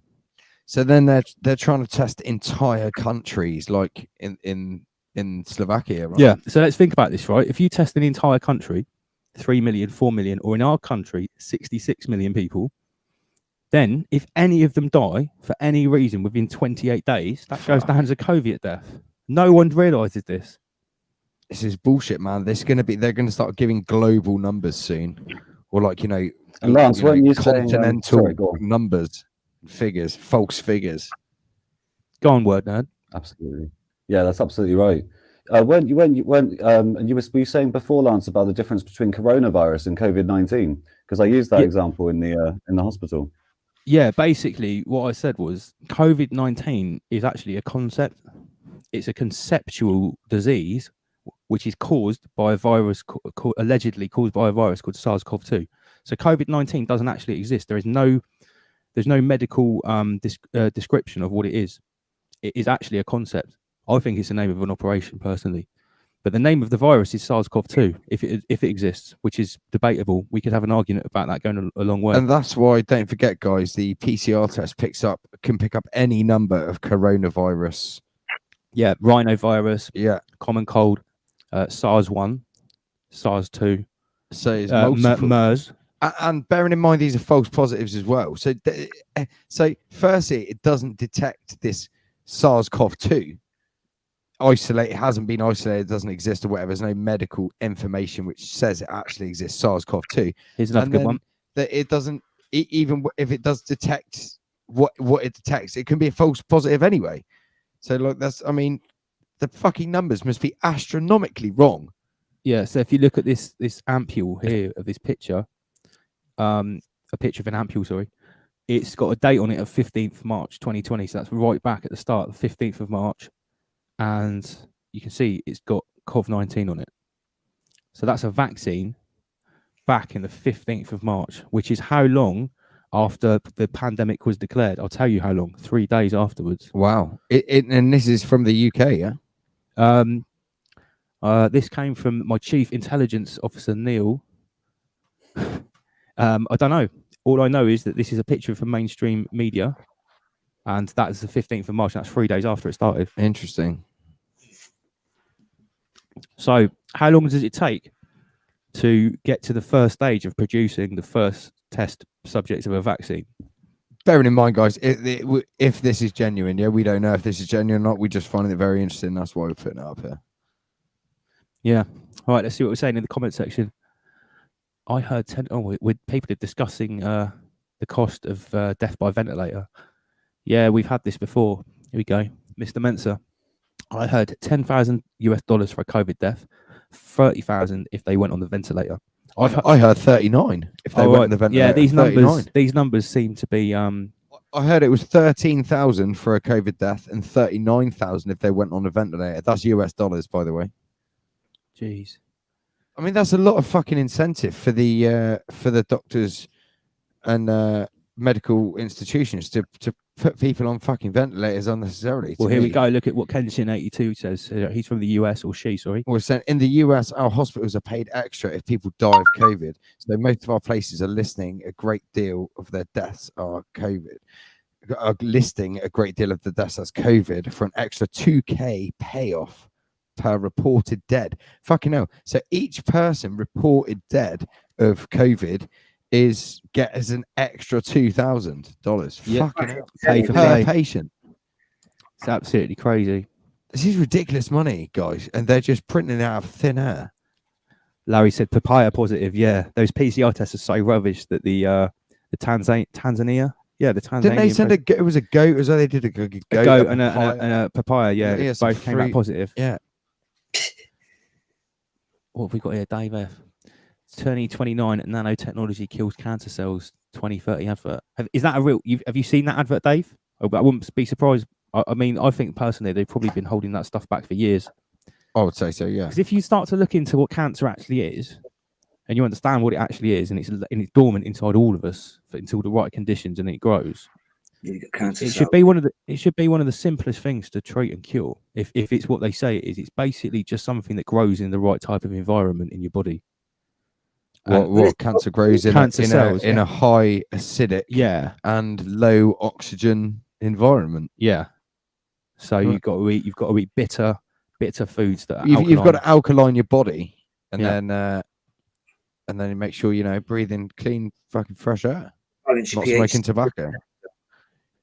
Well, yeah. You guys just Dr. Simoncini. Doctor who? Simoncini. He's from somewhere in South America. No. And he's been treating, I don't know, it's been over 20 years, I think now. And he's been treating people, and he does it even online. He teaches them how to fit catheters and stuff like that. And he treats and kills tumours with bicarbonate of soda solution. I've heard of this. 100% of his patients have been cured. But I bet they're after him, aren't they?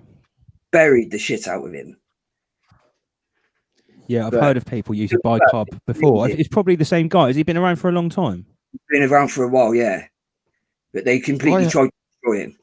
I heard of a guy who was I'm not sure of the location. I have to look at my notes. I heard of a doctor who was curing people of like anything nasty, like tumors or cancerous cells, anything nasty like that, with starving them. Okay, so like they physically starve you under medical supervision, right?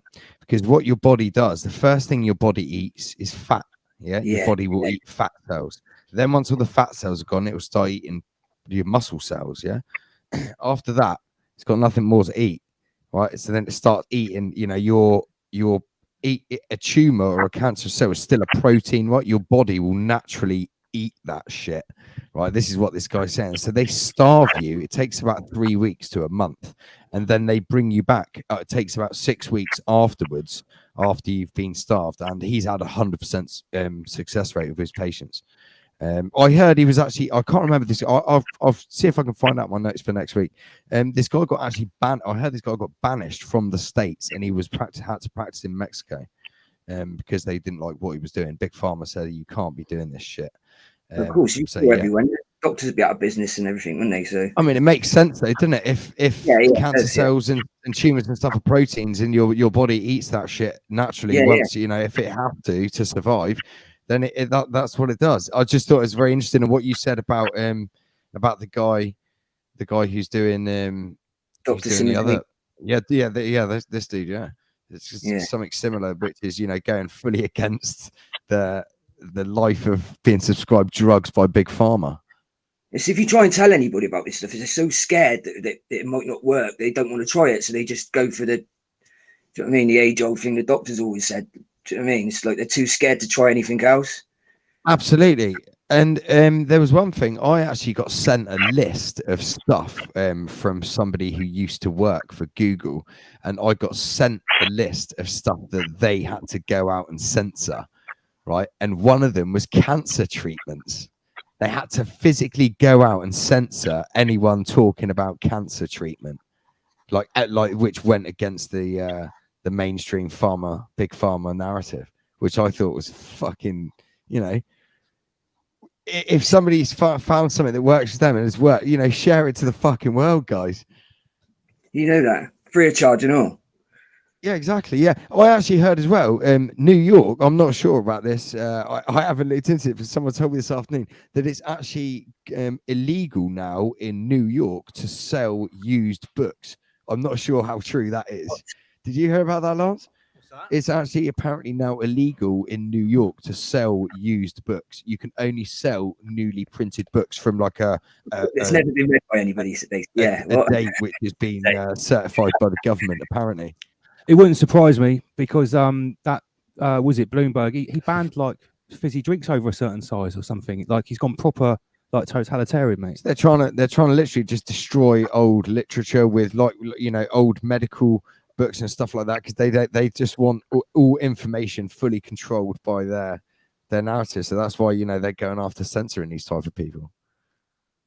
Well, if anyone researches history about like what happens in the actual Soviet Union, in other communist or fascist dictatorships, that's what happens. First of all, they start pulling down statues, start burning books, start rewriting history, making lots of things forbidden. By the way, does everybody like the new addition to the studio? My morphing like mood lights. What's everyone saying? I could turn the red when we do the Soviet Union stuff, and I'll put them back to blue for Rise Above. But they can also pulse. I've even got You little. control the colours on that. I don't know. Oh man, damn right. I've got the little remote control. Come on, boys. Shit. Big up Kedamwami Asini. John Rose is an OG on health. Too late. Let's get that up on the screen. John Rose. Haven't heard of him before. Too late to censor him. Nice lights. Yes, mate. I'm always trying to upgrade, trying to make it a bit better. But I will get some more of those lights actually. Fair play. I've got the new camera as well. Got the new GoPro Hero 9. Not using it tonight because I didn't really have time to get it set up. But I'll start using that tomorrow. Fresh off the press. We'll get that for next week, guys. Oh yeah. Before I forget, tomorrow I'm going to be interviewing Mr. Mark Devlin. Does anybody know of Mark Devlin? Yeah, Mark. Yeah, Mark Devlin's good, man. Good stuff. I know who you're talking about. He's a wicked DJ, wicked researcher. He's write a few books about music scene and culture is brilliant. The occult influence in the music scene, secret societies, MK Ultra.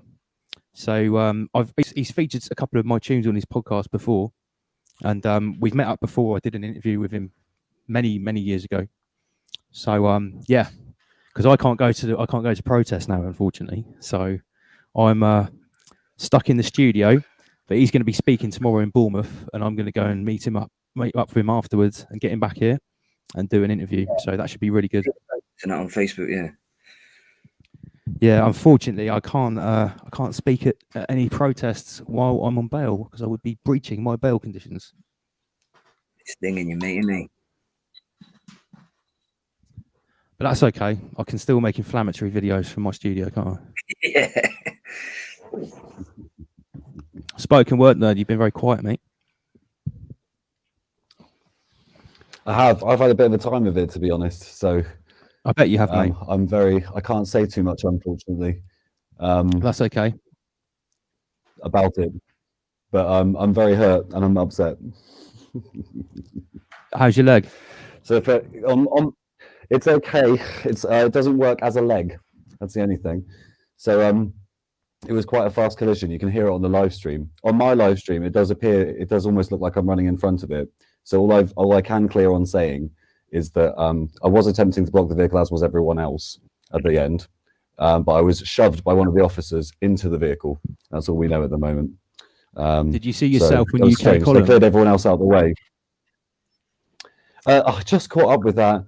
As I said, my laptop died as soon as I got home, so I got the backup one up.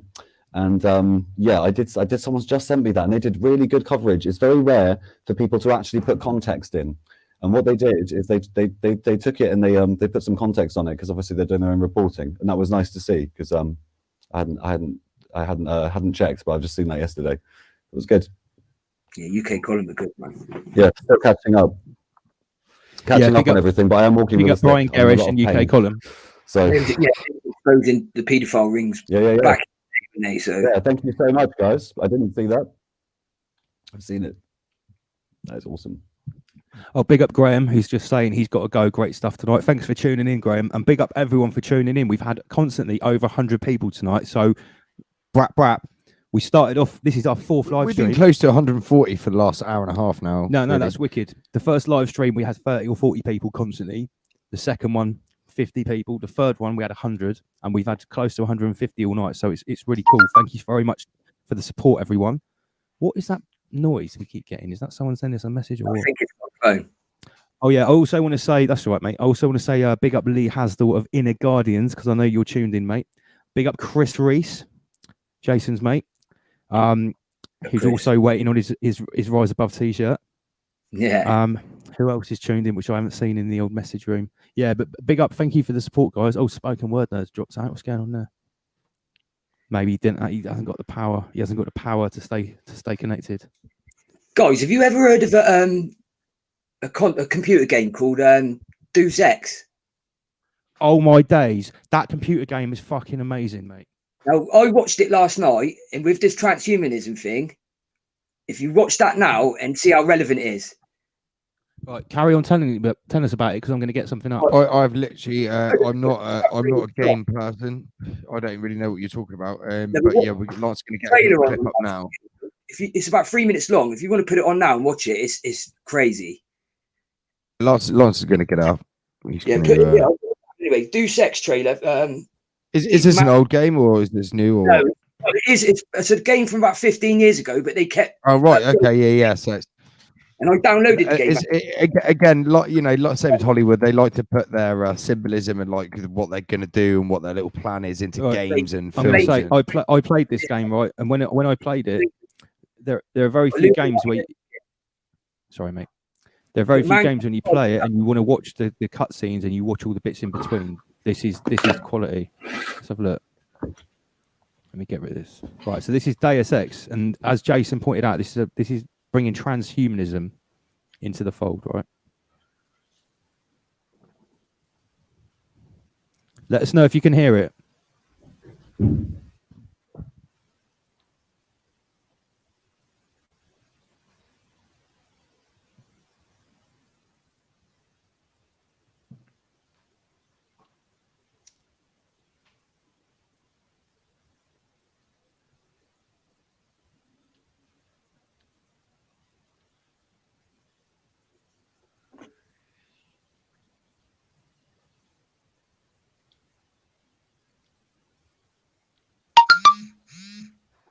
Yeah, I can't hear it.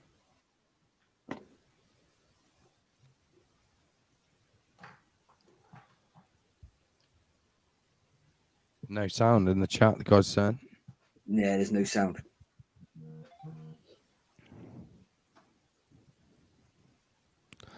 I don't know why you can't hear it. I'll just turn it down. I'll put it on silent. So as you can see, right, it's about transhumanism. And throughout the computer game, you start off with one robotic arm, and you get these things called augmentations, and it's actually an amazing game. Like upgrades. Yeah, you upgrade yourself in many different ways. So you can upgrade your bionic eye. Yeah, and basically it's got this future scenario where the world is ruled by 3 or 4 of these augmentation corporations. Yeah, and there are a bunch of terrorists which are against augmentations. And society is split in two because if you're augmented, you have obviously massive advantage over other people, and the non-augmented people are like proper peasants. So it's 2027. Look at this. Fucking not far, guys. Not far, right? 2027. 3 years before 2030. So. Yeah, and I'll tell you what, for its time, it was absolutely amazing. This game, I would actually go back and play it now because, as you can see, the graphics are decent. I downloaded it on PS4 last week. Oh mate, it's I've never really been a gamer. I've never been into it. Mate, this one, there's so many things. You go out to computers and you hack them, and just hacking the computers is quality, in it, Jason. I used to have a go on my brother's Call of Duty sometimes. He used to play that. Yeah, this is the view of the future. There's a piece in it where there's a guy and he's trying to rob a cash point machine. So he's got a chip in his head. So the government or whoever it is, the corporations, have put the idea into his head through this chip to rob the cash point machine. And then they also do something to the chip to make him go on a murder spree as well. Right, so they can use sleeper agents through the chip or through the implant. Mess about with the signals to your brain, what have you, do you know what I mean? So yeah. Oh, Dave F is saying that this game has actually been remastered. I think we might be watching the original version. What is the name of this game? Oh, big up Ardavan Ghazi, bro. I'm really sorry, I forgot to call you. This game is called Deus Ex. Human, I think it's Revolution. Mankind Divided. JS Human Revolution. Oh, right. So I don't know if this is the first or second one. Oh, But this Revolution. game, right? Yeah, it basically, right. It's like you will not skip any of the cutscenes in this game. It's like watching the sickest movie. Yeah, The story is amazing. It's amazing, isn't it? I played this with my mate Steve, and yeah, we were playing it for months because we didn't skip a single cutscene. Yeah, look at all the symbology in it. It's got everything. It even says it talks about the Illuminati in the game as well. Yeah.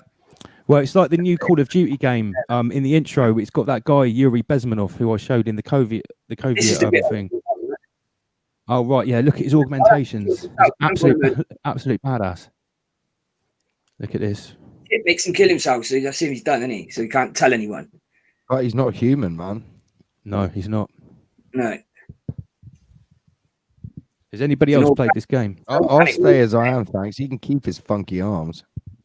Look at this though, like it's 2027. What the fuck do I want that for? 7 years time. What's this? This is actually the third or fourth of the series. Deus Ex goes back to the 90s. Big up Trance DJ. Thank you for that. No. Guys, don't be afraid to chip in.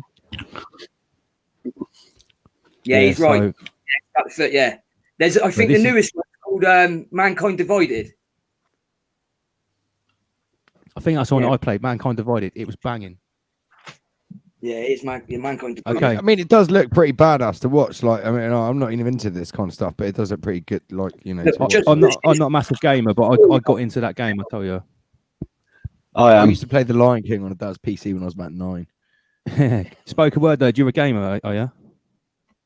I am a gamer, yes. First person shooter. Yeah, I didn't hide it though. It's spoken word nerds, same as everything else. So.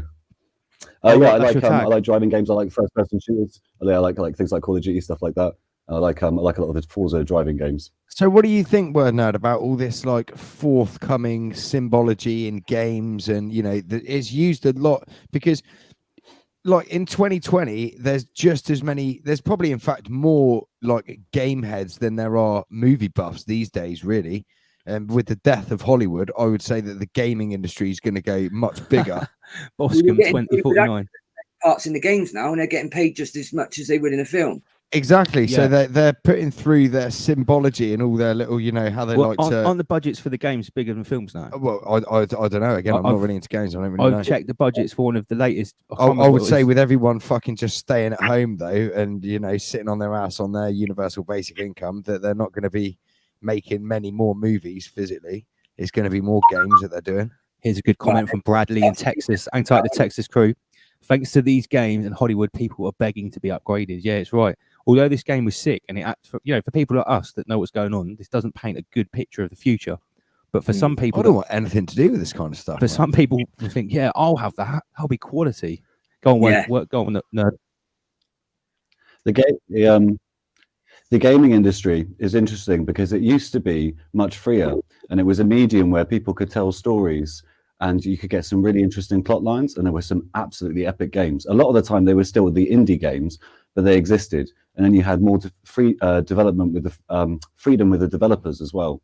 But what's happened is, as games have got bigger and bigger and more blockbuster, they started creeping in. So we've had more kind of blockbuster games with the usual kind of symbolism, and they're trying to taint obviously the game art. That helps with the whole agenda anyway. So I wonder, there is really good hope for the gaming industry because it's already such a creative medium that wasn't censored for a long time. So who you're about to say? Who owns the games company? Yeah, I'll be interested to see if you follow the money, who owns what in comparison to who owns what with Hollywood and that. But you know, who's calling the shots? CIA have got everything. Honestly, I've never looked because I understand there's like potential hypocrisy there, but I always said it was the only good thing Bill Gates ever did was the Xbox. I do love my Xbox, love the PlayStation too, but the Xbox is my baby. So I do have an Xbox. But I love I'm an Xbox guy over PlayStation as well. I much prefer Xbox. Yeah. Oh fuck yeah! I just realised that I've chosen Bill Gates, haven't I? I didn't ever think about that. You've gone Gates. Who owns PlayStation? Like, is that Japanese? Who owns PlayStation? It's a Japanese person, isn't it? Mate, if you I'm seeing what I can just extract from Facebook here. Actually, no, it's wrong, please. Right, we've got, what's this? Hi guys, if you want a good story with transhumanism and human living two separate societies, you look at the series of books by Peter F. Hamilton called The Night Dawn trilogy. Big up Robert Harper there. Thank in you the very chat. much, Robert Harper. We always Night Dawn invite trilogy, people Peter F. with Hamilton. new avenues The of Night Dawn investigation. trilogy. I've never even heard of Peter F. Hamilton. Let's get this guy up on the screen. Peter F. Hamilton. Andy? Okay. So transhumanism is the topic we're going to now, and becoming singularity, becoming Internet of Things. And this guy here, Peter F. Hamilton, he's a British author, excellent, known for writing space opera. And what was it? The Dawn, here we go. The Night Dawn trilogy, 3 books by Peter F. Harper. Okay, have to check that out. So if anyone wants any transhuman reading, advised by man Robert Harper, then check out the books here by Peter F. Hamilton. Because at the end of the day, let's bring some context. We've got to remember Lord Schwab has been talking about this in his goals for the Soviet Union. Yeah, let's get Schwab up on the screen, Lance. Let's right, let's go back to this. Get rid of that. So here is Lord Schwab, and what is he actually saying? If we go to view, we'll get rid of all that crap around the outside. Slideshow. Oh no, what am I doing? Lord Schwab. Okay, so the Great Reset will lead to the fusion of our physical, digital, and biological identity. Globalist Klaus Schwab made it clear that transhumanism is an integral part of the Great Reset when he said that the 4th Industrial Revolution would lead to the fusion of our physical, digital, and biological identity. What does that even mean? That's the chip, man. That's the fucking chip.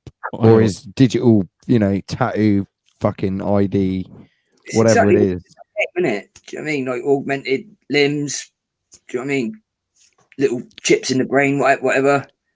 So basically, what they're going to do, they're going to force you to have this kind of shit. Otherwise, they're going to hinder you from living a normal life. Basically, they're going to be like, you can't work in these places, you can't go to these places because you haven't had the chip, you haven't had the vaccine, you haven't, if you're anti all of this stuff, they're going to. Like Lance, you've said before, haven't you? There's going to be like divide little pockets of society where there's not going to be any of this shit. It'd be like the difference, like thousands of years ago, of like society that had like painting and civilization to people that were hunter gatherers. That would be what it was like. That will be what we'll be like compared to them in their eyes, I guess. So this is because there was always a transitional period, wasn't there? I mean, like they're one thing that I always remind people of is like these days. It's only the rich that have horses and it's only the rich that have horses but everyone's got a car. It used to be the other way around, when cars first came around, it was everyone had horses, but then only the very wealthy only the rich had cars. And there's going to be a transition like there was then when everyone started going over to cars, Let me have a test. Can I just see? Can everyone see if you can hear Klaus Schwab in the comment section? Let me see if you can hear this. The end, what the fourth industrial revolution will lead to, is a fusion of our physical, our digital, and our biological identities. When I wrote the book, I started to write it for years ago. It was published 3 years ago. It was sold very interesting over 1 million times in the world. And what is interesting is that 800,000 copies, more than 800,000 copies of those 2 million were sold in 3 countries alone: China, Japan, and South Korea. You may be interested, who was the biggest? Now that's very interesting, isn't it? So when he wrote his book, The Great Reset and the 4th Industrial Revolution, he only sold 2 million copies, primarily in 3 countries: China, Japan, and South Korea.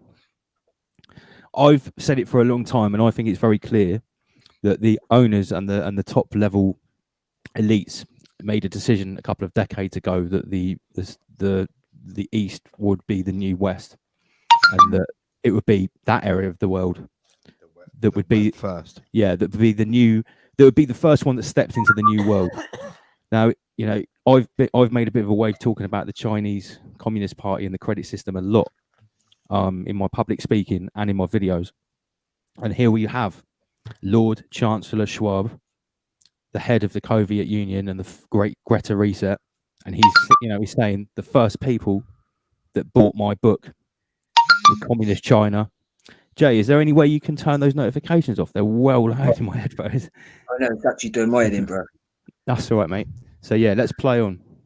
Buyer with 16,000 copies at the same time. It was the Korean military. Because the fourth industrial revolution will have a major impact also on warfare. The fourth industrial revolution, shaping the future of the revolution. COVID-19, the Great Reset. Do you know these guys have got a fucking nerve? Like who are they? Who do they think they are to direct the planet? No, that's like, who they think they are. The do you know directors, what I mean? mate. These people, like, let's see. What gives them the right? Like Klaus Schwab, because they've got some fucking word behind them. They're the ones to do it, don't they? So they think we're so stupid we can't govern ourselves. Yeah, exactly. It is our own fault.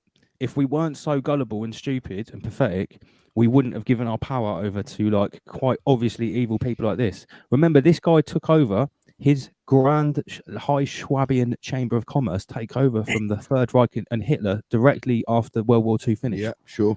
Now imagine if you are going to create. You heard of Bretton Woods? Yeah, the Bretton Woods Agreement. Yeah. So I don't know a great deal about it. I know what it was and when it happened, but my understanding is this guy.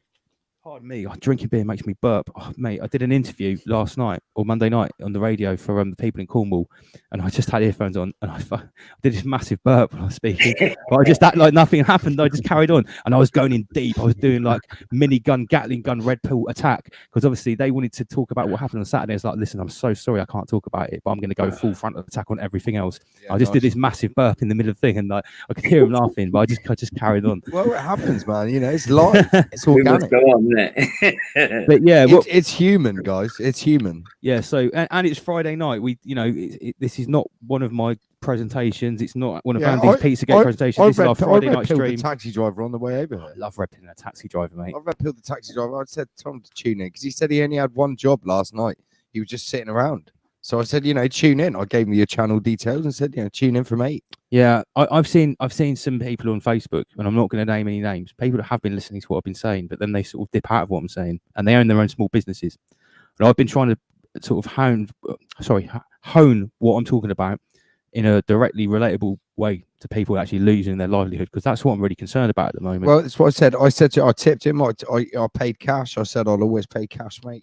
And I've been talking about this Greta reset for a while, and I don't know if you guys have noticed, Jason and Wordner, in the last 2 weeks, it's well creeps into the mainstream consensus. The Great Reset is talked about like in the mainstream. I've seen it especially in this week a lot. Oh, what happened to Jason? He's dropped out. Just change angles. Have you got 2 cameras going, Jason?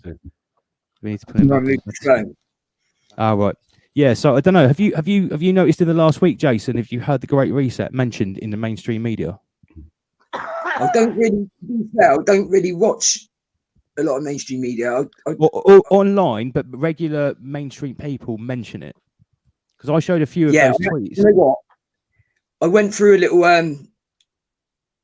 search of things last night, and it did pop up loads, like a lot. It's because like so blatant.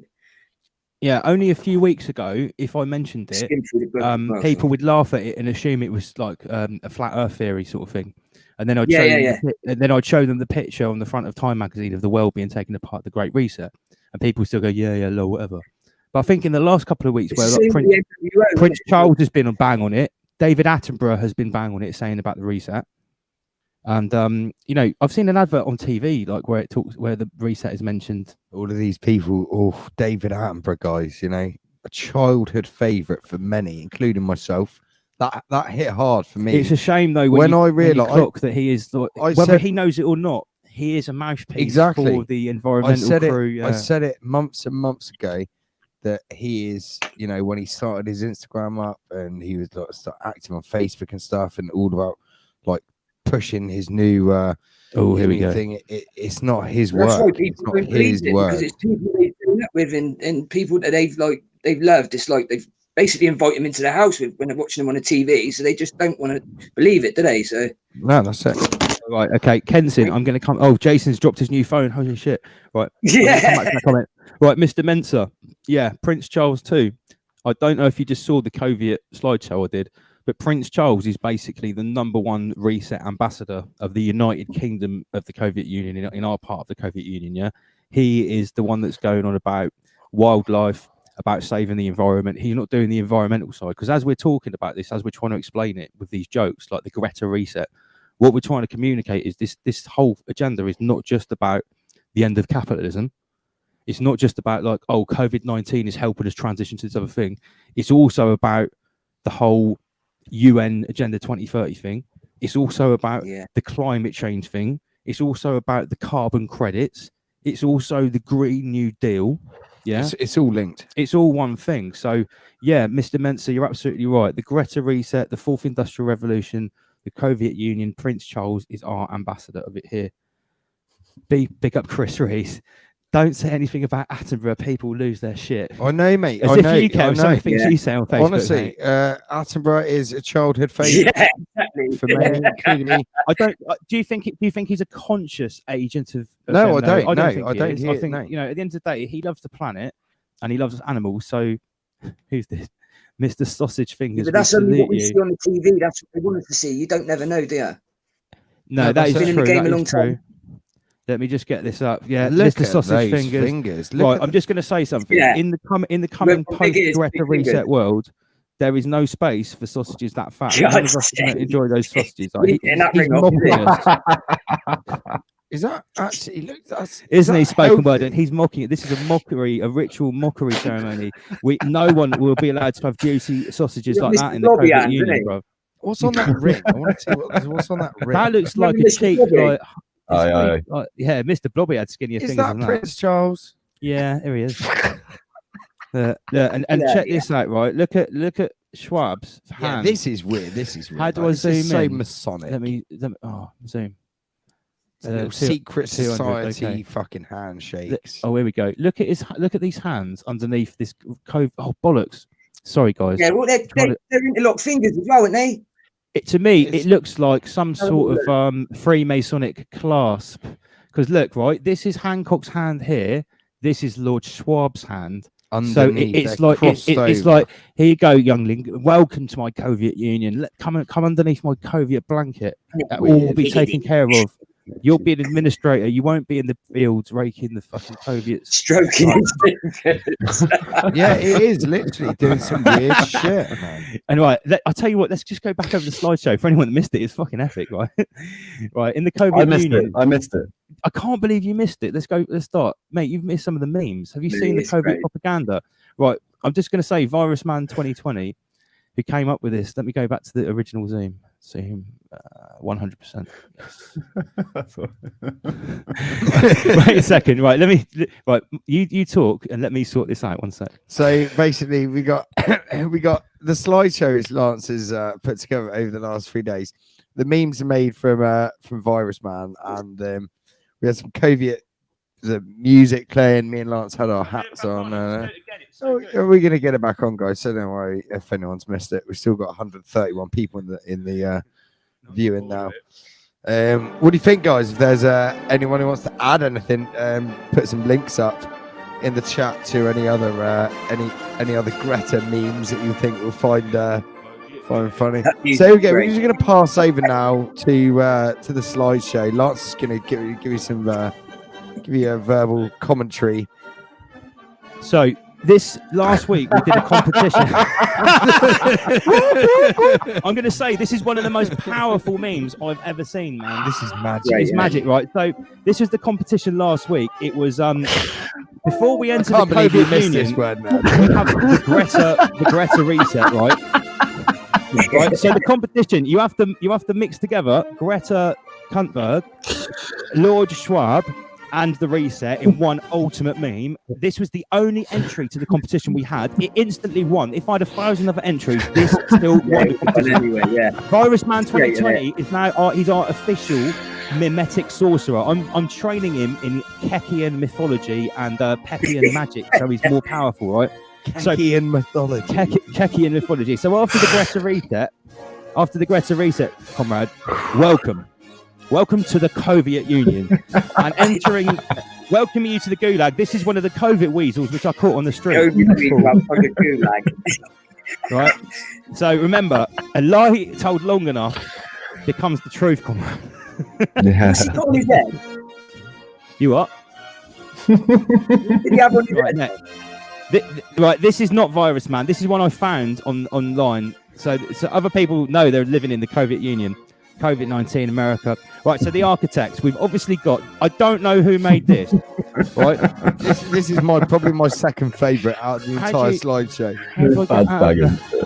So here we have Lord Chancellor Look at that Schwab. attire, guys. Look at what he's This wearing. is real. This is real. Look at that Saturn worshipping attire. Right, so yeah, He did put up Chancellor his foot, didn't Biden he? with Schwab. Here's sausage Nice, fingers. man. His Royal Majesty sausage fingers. Look at those, ladies and Go gentlemen. back, Lance. Go back one as well. I just want to look. I wonder what's on his little clasp there. If we can. What? I can't see anything. Yeah, can we? What, this one? Yeah, I wonder what's on that. It there. looks, I don't know, it looks like probably the peasants' tears. The tears of a million peasants. So, so we're back to this one again. And right, what is wrong with this picture? These two African traitors here who've sold out their nation to the Soviet Union. They're both looking at they're Bono. not happy about it. They're thinking, shit, we've really fucked up. Last time I saw Bono, 1 billion African people starved. He's the last the head, time we saw him, head of the like, deep state entertainment. they thought it was bad enough. We're already here with Chancellor Clinton, Chief Medical Science Officer Gates, and Lord Traitor Blair. And then this guy turns up. That's when they knew, this is when they knew they'd really fucked up, right? Chief Entertainment Officer. Now, I used to think Lord Potato here was against the Soviet Union and the EU. Is that what we're branding him now, Lord Potato? Why not? Yeah. So, We'll take that up in word, nerd. So this is the United Colours of the Soviet Union here, and he's obviously signed his way to that. So here's a historical photo of Chancellor Mao, one of the progenitors of the pre-Soviet Union, with some of his advice deans. It's a very rare photo. Right, collaborators. Here's an artist impression of your average Soviet Union collaborator. Right, obviously, right. These are some of the COVID weasels that I found. This one was particularly smelly, very greasy. You could almost scrape it off him. Right, the goals: betray your family and friends. I don't want to go for it too much because people saw it earlier, but I need to turn this music down. One sec. That's good. It is good, isn't it? Like, but it's. I downloaded this COVID music. One sec. Bro, let me turn that down. Here we go. That's better because sometimes people can't hear us properly if the music's too loud. So, what else have we got here? I'll get down to the better ones. Anyone saying this? Let's talk about this for a second because this is absolutely rude. And I've checked this out. Yeah. The octopus that is Bill Gates' fucking wallet.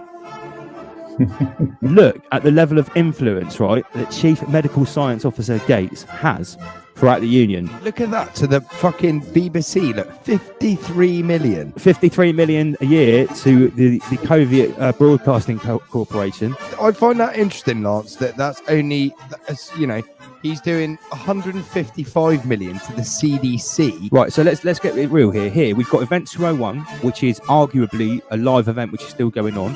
He's paying 3.4 billion to the fucking COVID health organisation. Gavi, John Hopkins, all of the simulations, Imperial College London, Oxford University, CDC.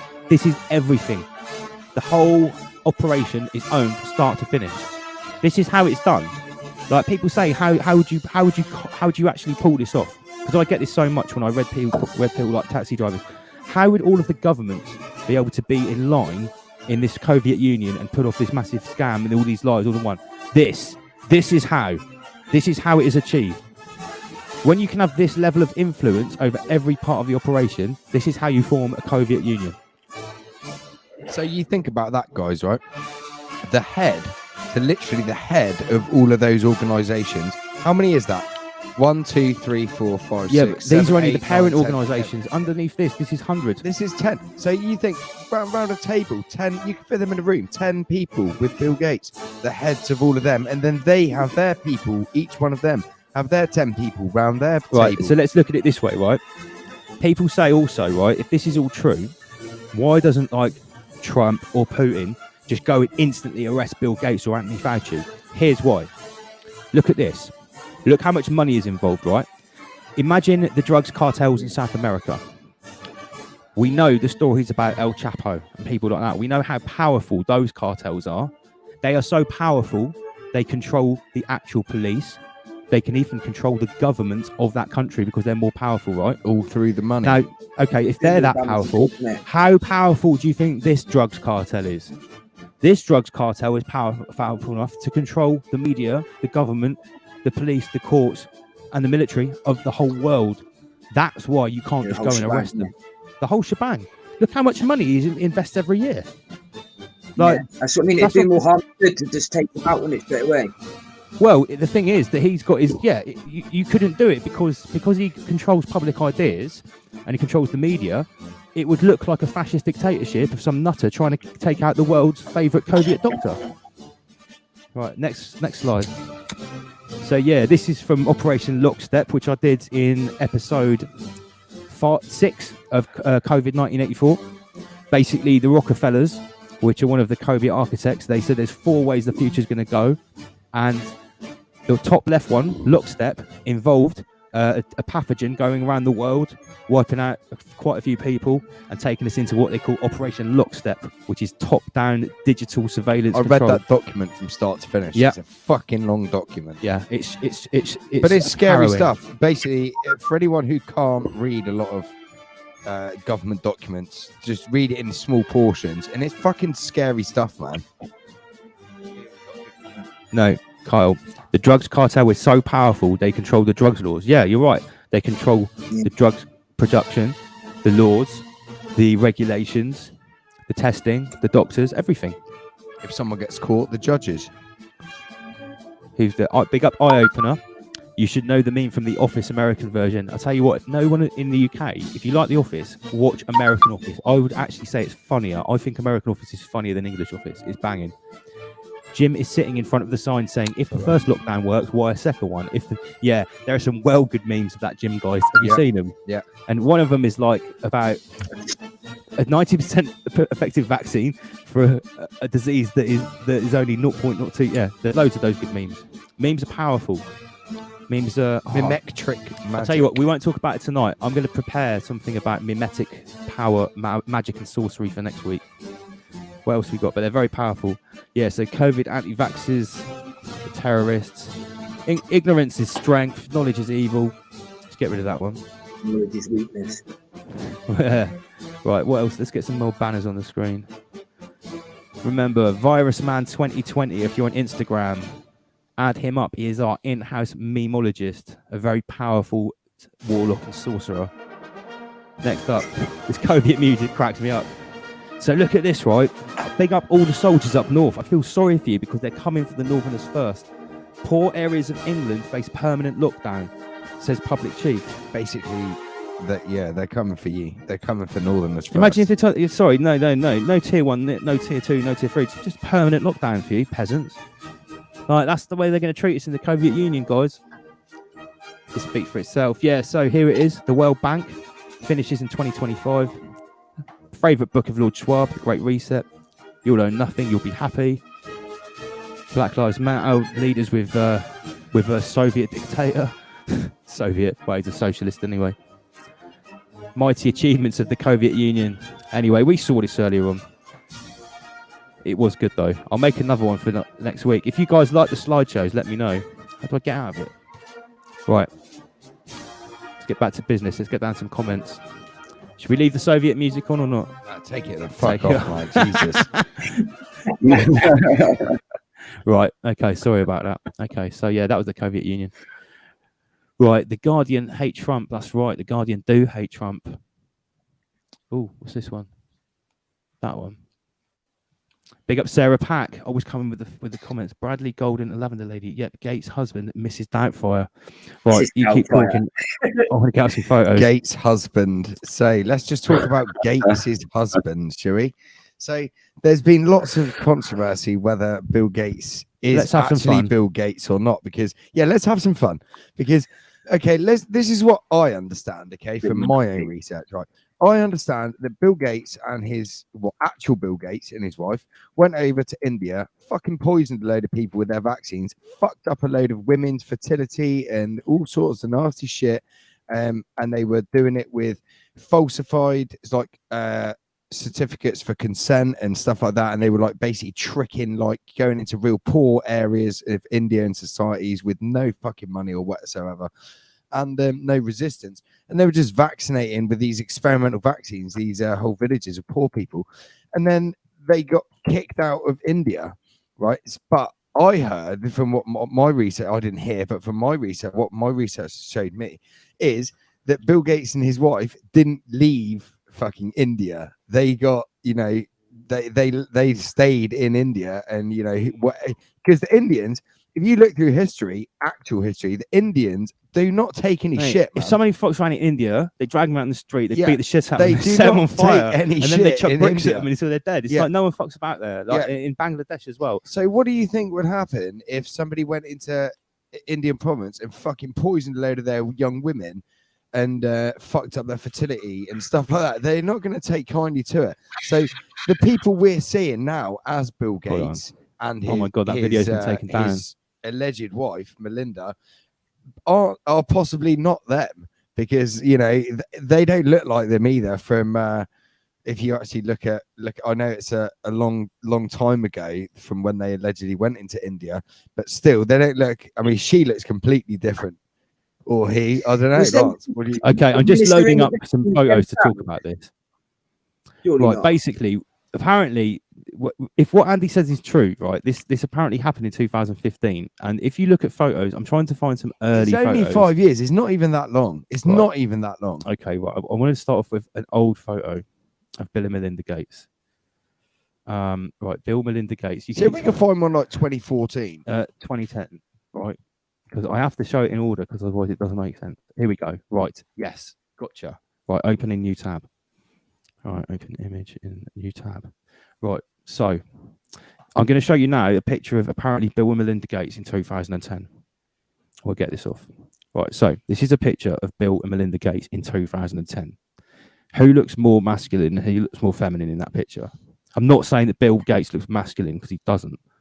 And look at the height there as well. We're not saying, he I need to get another beer to explain this properly. Just everyone observe this photo. This is 2010.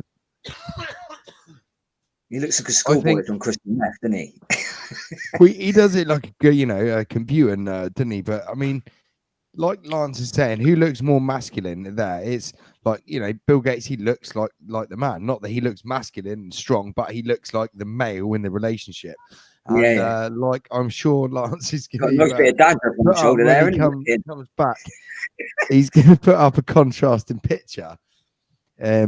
I mean, here, if you look at the shape of her face as well, she hasn't got like a long face at all. It's not like, it's almost compact. The face. Now, Lance, if I'm right, Lance is going to get up the next picture, which I'm thinking he's going to get up, which is what, from 20. This was from 2010. Let me just unscreen this. So I obviously got to show you in the right order. Oh my god! Right, one sec. Right, okay, I've got right. So we're talking about Bill and Melinda Gates, and we're getting up. Bill and Marvin Gates. Right, I need to get up a really current picture. Who you got there with your word nerd? Here we go. Right, open image in new tab. Oh, look at this. Is Chief. Image. Chief, good evening, Chief. Okay, so right, we'll go back to picture one. Where's it gone? I'm so rubbish at doing this, guys. I'm so sorry. Right, so we go back to this picture. So this is Bill and Melinda Gates in 2010. Okay, and I'm now going to show you a picture which is more up to date. Hold on.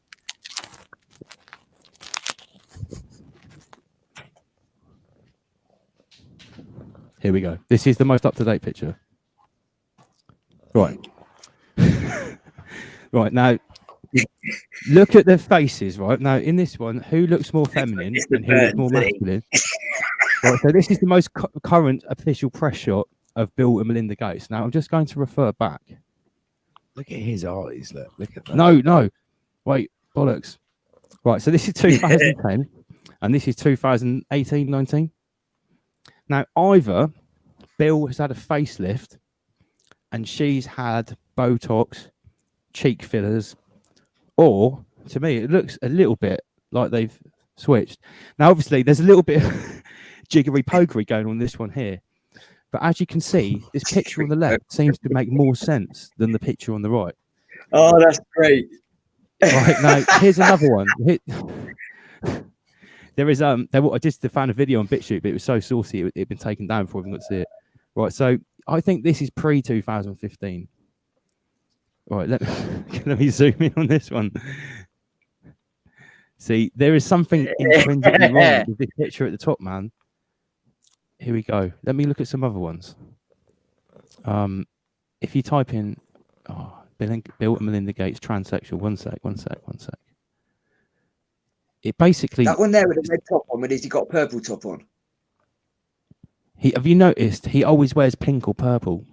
Scroll down, because as you know, you've got to go to the second or third page. Yeah. But it definitely looks like they've swapped places. That's like, here we there. go. Here's something. Look at this one. Opening new tab. Open image in new tab. God, stupid little thumbnail images. Zoom in. Look at the way he's sitting compared to her.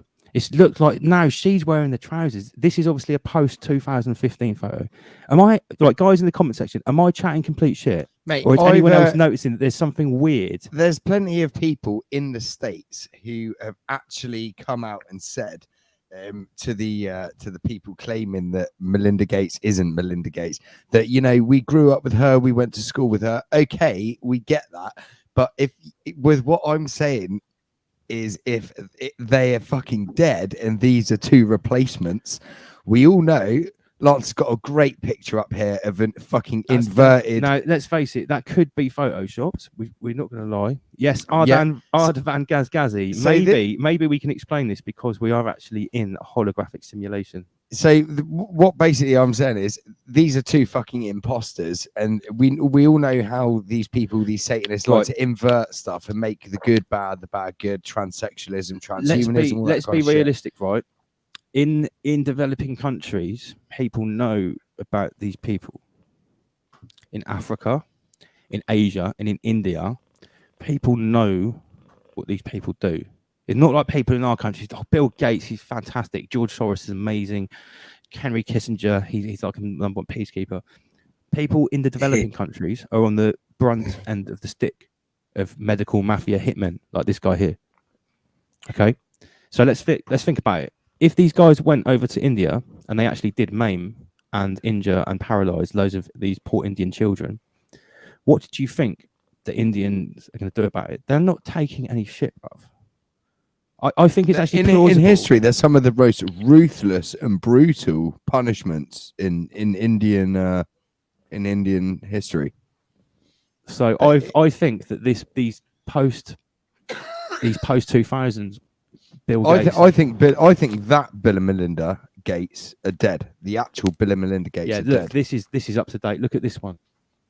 Like, it's like now when she sits on the left, she's got the shoulders and she sits up and he's like squirming. He's like, nyeh. Like he's the most ineffectual little like beta male cuck master gimp I've ever come across. He is, isn't he? You could have down to age. He's just shriveling up to nothing, and she's just floating out. Shriveling little urchin, absolute weasel, absolute weasel. Like I'd love to get in the room. I'd absolutely terrorise him, and I wouldn't even beat him up either. I'd just terrorise him without even touching him. Hit him. Right, Melinda Gates with an E. I'll get the screens up. Spoken word nerd, shut up, mate. You're saying too much. I'm sick of the sound of your voice. I had that video earlier. What was that? Oh right, yeah, little preview. I had zero sleep on the podcast, and then I had unexpected duties as defense minister of Farangistan. You did. Oh right, but maybe we should talk about Farangistan, because what Farangistan is, it's a conceptual. Oh no, wait, let's go back. Here's a particular picture where, mate, would you get in a fight with him? Look at those fucking shoulders, yo. Like when I was in good shape, I'd look at my arms, like that. Nice. Yeah, good shape, good cut. like very square shoulders. Fucking biceps on the It's not just it's not just the biceps, right? Look at the tries. There's The definition on tricep, the triceps, hench forearms, like proper Popeye forearms. Look at the calves on it. Like footballers want calves like that. This is a pat. Wait a minute. Let's get rid of these comments. Let's appreciate these calves. Is that Melinda Gates? Melinda. Right, Look at how the hair sits on the shoulders. He's Right, got to have some right. mega traps. I'm saying, right. Instagram influencers are paying thousands of pounds to have calf implants to look. Do you need to let the camera to have calves half as hench as Melinda Gates? I bet if you look at Bill Gates' calves, I bet they're like twiglets, mate. Absolute twiglets. And I've got twiglet calves. Even when I was big. I'm saying that is not A, Melinda Gates, B, a woman. The only one that's got bigger calves than that is Michael. That's what I'm saying. And I'm saying Bill Gates is not Bill Gates, and Bill Gates is not a man. Let's get that photo back. Is it me, or does it look like they've swapped? It looks like they've replaced Bill Gates with a transsexual female, and they've replaced Melinda Gates with a transsexual man. That's what it looks like to me. And I've got nothing against transsexuals. I'm friends with some of the most infamous ladyboys in Southeast Asia. Absolute dangerous bastards. Like, they're my good friends. Like, they're the type of ladyboys you don't fuck around with. I party with them all day long. I don't have no problem with transsexual people. But this, to me, I mean, apart from this picture on the left. What we're getting at, basically, if you refer back to our Satanism dark occult and what these people like to do, they like to invert good. So they like, natural man, woman, they like to invert that to then fucking transsexualize them. This is so not basically right. we think these Satanists have stuck a couple of imposters in, body doubles, which are transsexuals. Maybe some type of clone. Posing as Bill Gates and his wife. Here's a good comment, Laura F. Should we do a Michael? Should we go about Michael? Michael Obama. Okay, let's talk about Michael Obama. Let's get rid of some of these infinite. Let's get his balls out. Let's talk about Big Mike and Michael. So it is alleged that Obama's wife is his husband. Right, we'll get the. Are we going there? Are we doing? Yeah, Michael let's do it. Obama? Let's go. Why not? Okay, right. You can do the Mike. You can do the Jason in the fucking. What's the I'll guy go on the Jamie. show? Jamie it up. Okay. So I'll do some comments. Barack Hussein by my backside Obama. Yes, Ardavan. So Obama. His real name is apparently Barack Hussein Obama. I think they're taking the piss. Barry. Yeah. Well, I've heard that his real name, his CIA name, is Barry Soetoro. Soetoro, yeah, that's right, yeah. Barry Soetoro, yeah. So let's have a look at Big Mike. Big Mike looks like absolute hench. So I just want to show you this picture of Big Mike. She says Trump's actions are morally wrong and racist and transphobist and bigoted. Should we play it just quick? Go on, and disableist. And he hates Mexicans. I've heard this already. This is complete bullshit. The cats are going nuts here in the studio, attack, guys. Mate. Apollo and Hermes. Apollo what the fuck are you guys doing? It's the door shut. Maybe they need to go for a piss. Obama is not holding back in a video release which criticizes President Trump on his approach to the coronavirus and makes. Yeah, I heard this the other day. This is like complete puppetry script. I want to see Big Mike from Big Mike. Yeah, here we go. Look at the breadth of the shoulders on Big Mike. I wanted to take a moment to remind you what's at stake. She proper like dwarfs Barry when she stands next to him as well. To vote today, because let's be honest. Right now, our country is in chaos. It's all Trump's fault. It's all Trump's fault. Who isn't up to the job. And if we want to regain any kind of stability, we've got to do the Adam's apple. There's nothing you can have it removed. No, you can. You can. I know this for a fact because I know lady boys that have had it removed. Yeah, you can have it done in Bangkok. It was obviously developed in Bangkok first of all. Mate, I will tell you now, right? When I lived in Thailand, I always said that my Katoi radar was 100%, and a Katoi is the name for a ladyboy in Thailand, right? Because I can speak Thai and I can hear that in the tones of their voice whether it's a ladyboy or not. Because some of them are absolutely incredibly beautiful. They look better than the women, and if they've had the Adam's apple done, right? And I've heard from someone that slept with a post-op like top flight money making ladyboy, and apparently with the top surgeons in Bangkok, you cannot tell a unless you went down there with a magnifying glass, you cannot tell a post-op ladyboy if you went to the top surgeons in Bangkok, apparently. So I didn't know that. I couldn't do anything they couldn't do anything about. That's mad.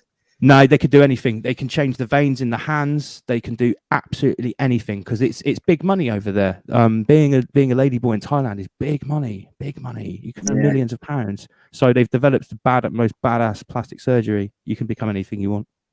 Again, more transhumanism. Yeah, anyway, I could go over there and become a Chinese man if I wanted. Let's get back to Big Mike, yo. Right, this Big Mike video is rubbish. Let's get something with Big Mike actually dancing. The one where she's dancing. Oh no! What I was getting at was this is a recent Big Mike. So this is an up-to-date picture of Big Mike. Let's just type penis and let's just get straight to the point. Yeah, let's go straight to the point then. Enos. Weenus. Swinging schlong. Right, videos. Ellen's tribute. See, this stuff is heavily censored. Right, you right. I'll talk. You find what we're talking about. So what we're talking, it's on Ellen. Yeah, Ellen show. That was it. Right. So Lord Arahim, no homo at all. So what we're doing here is we're trying to find the actual video of Big Mike's penis swinging on the Ellen show when they were dancing. So we've got to go to DuckDuckGo. So we've got to get away from YouTube, go to DuckDuckGo, where there's no firewalls and sensors, and type in Big Michael Robinson Laverne. Is it that's his name, Michael Robinson Laverne? Has anyone seen the photo? There's this photo of Harry, Michael Robinson Laverne, and this young nerdy guy. It's like in the 80s, 70s, and apparently it's Bill Gates, and they're all at college together. I shared this photo on Facebook. Yeah, I've seen that. You've seen it, yeah? Yeah, the three of them walking down the street. Yeah, it's dope. Right, so okay, here we go. We found it. DuckDuckGo. It really pees all over YouTube, doesn't it? It's like the difference between BitChute and YouTube. Right. Okay. Who's this guy? All right. It says on the screen Michelle Penis, and there's some like militant black dude with sunglasses going, "Yeah, Michelle Penis." It's like, what are we doing here with my stuff? We do. I've got to be honest, guys. Sometimes we talk about some really like deep, dark occult stuff, some serious like government cover-ups, but sometimes we just talk about Big Mike's flapping penis on the Ellen show, and that's just the way it goes. So right, because you've got to keep it light, you've got to keep it cool. That's why I chase down the COVID weasels. It's not just for likes, guys. I'm doing duty. Right, here we go. Don't try to set it up. All right, let's do it. So we don't really actually need the sound. It's not the sound you're listening to. No, yeah, but we want a little bit of sound. The strong comes out in a minute. You can see someone's already zoomed in. Yeah, you saw there was a little touch there, wasn't there? Let me grab my crouch. What's up? What's up, Michelle? What's up, Michelle? What's up, Mish? What's up, Mike? Let's move right there. What's up, Big Mike? See? Jockey strap moving. Her winky was poking the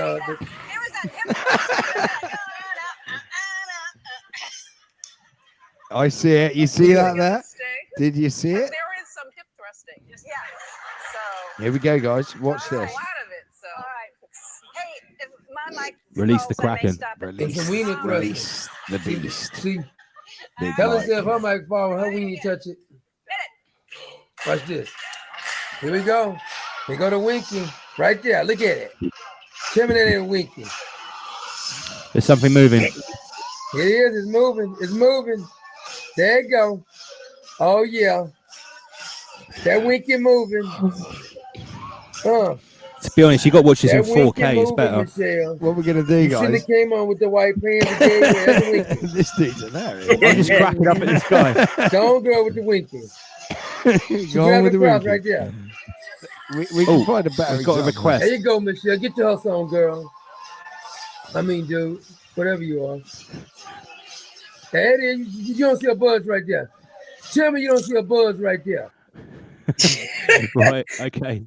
Right, Ardavan Gazgazi, he just made a request about Jacinda Ardern. She's not one as well, is she? What?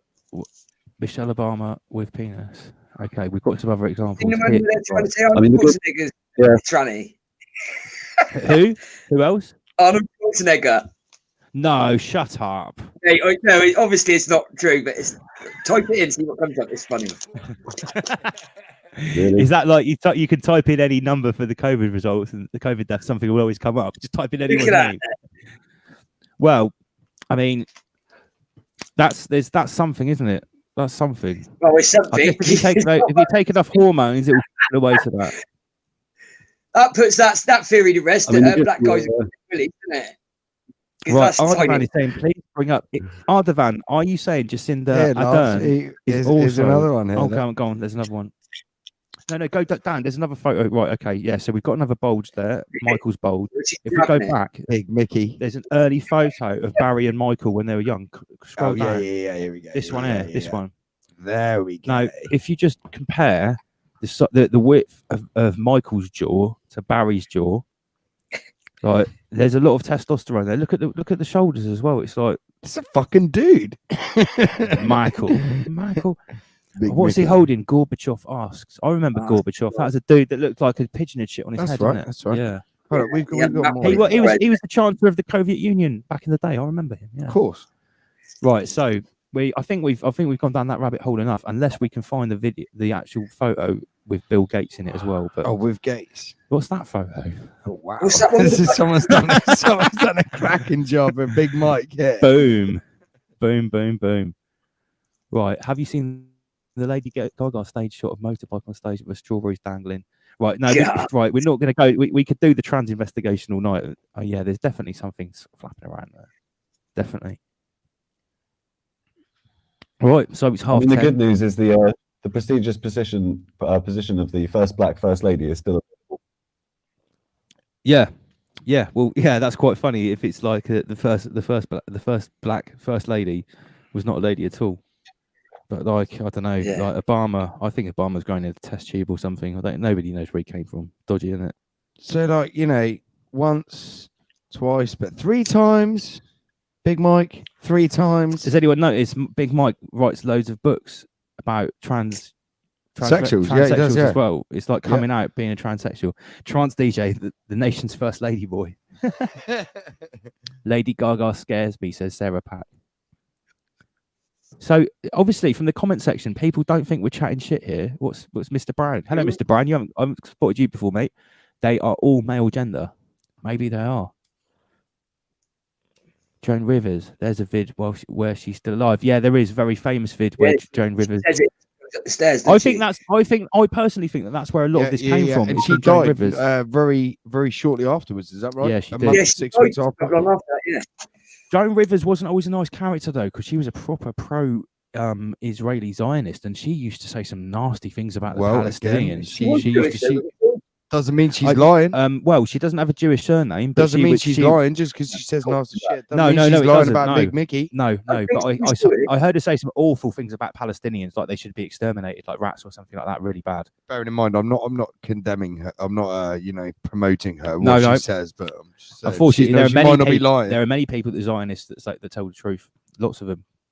Let's see what Ardavan says. Whereabouts are you, Ardavan Ghazi, mate? Whereabouts are you in the UK? Let me know. Where's the mouse thing gone? Here we go. They are trying to mess with the children's subconscious. Absolutely right. Like we said in the slideshow about the Soviet Union, it's the slow degradation of society, those 17 goals.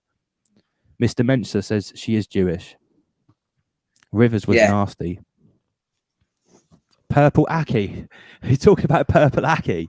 I only heard about this guy a couple of years ago. This big hench. Well, he's not hench. He's just a big black dude in Liverpool or Manchester. I can't remember. Has anyone else heard about this guy? And he's famous for the last couple of decades because he's famous for doing this weird thing. He goes up to big bodybuilders and hench guys in the street, asks to feel their muscles, and he's been arrested for it. Have you heard of this?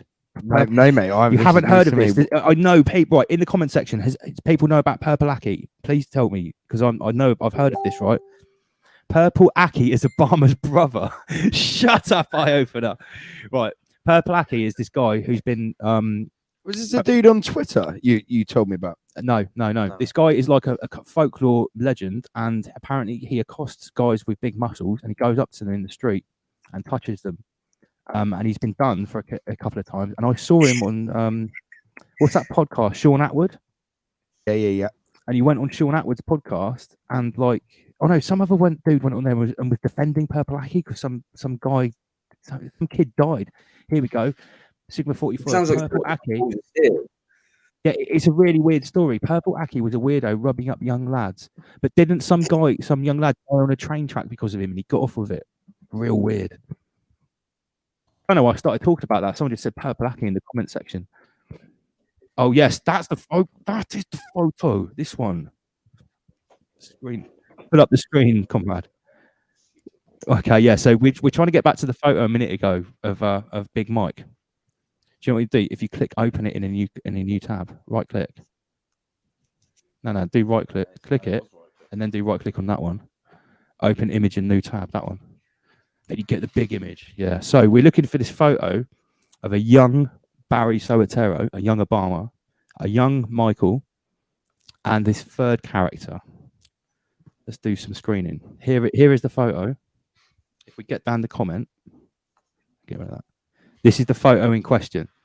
Right, so this character on the left, this is Barry, this is Hussein, this is Obama. This character here, which is clearly a man, is Michael Levon Robinson. So this man called Michael Levon Robinson is photographed in like college yearbooks. It's a real person, right? And they're saying, look at the elbow. They've got a very distinctive dimple on the elbow of Big Mike. And here's a picture of Michelle with also the same dimple. But this character in the middle here is allegedly Bill Gates. Looks like it. That's it. Billy Boy. Now everyone says, oh, yeah, right. But wait a minute. Why would it not be? Let's think about this for a second. We all know here at Rise Above that Bill Gates is not just a computer nerd that happened to strike it big with Microsoft. His daddy fucking gave him Microsoft. We know that he's an elite bloodline. He's Bill Gates II. His dad is Sir William Gates I. Into eugenics. Spoken word nerd, please interject. The third, sorry. William Henry Gates III. This guy's the third, is he? So his dad is William Gates II. Yeah, they're of an elite bloodline. So let's think about it. If these people are roughly the same age, and they are who we think they are, that it would make absolute sense that they were also friends and in their college years. Because look how young Barry is. Look how young he is. Look at the shoulders and the neck as well. Her shoulders she's got quite big traps as well, isn't she? Yeah, look she's got no fucking neck. That is like Michael Leverne. Like, most people don't know this, right? That is a real person, Michael Leverne Robinson, but that's blatantly Michelle. Look at the face. That is Michelle. Right, here we've got another accusation from Mr. Brian. Jay-Z, man, no female from birth, mate. Are you saying Jay-Z's a Jay-Z? Are you saying Jay-Z's not a dude? Oh, God.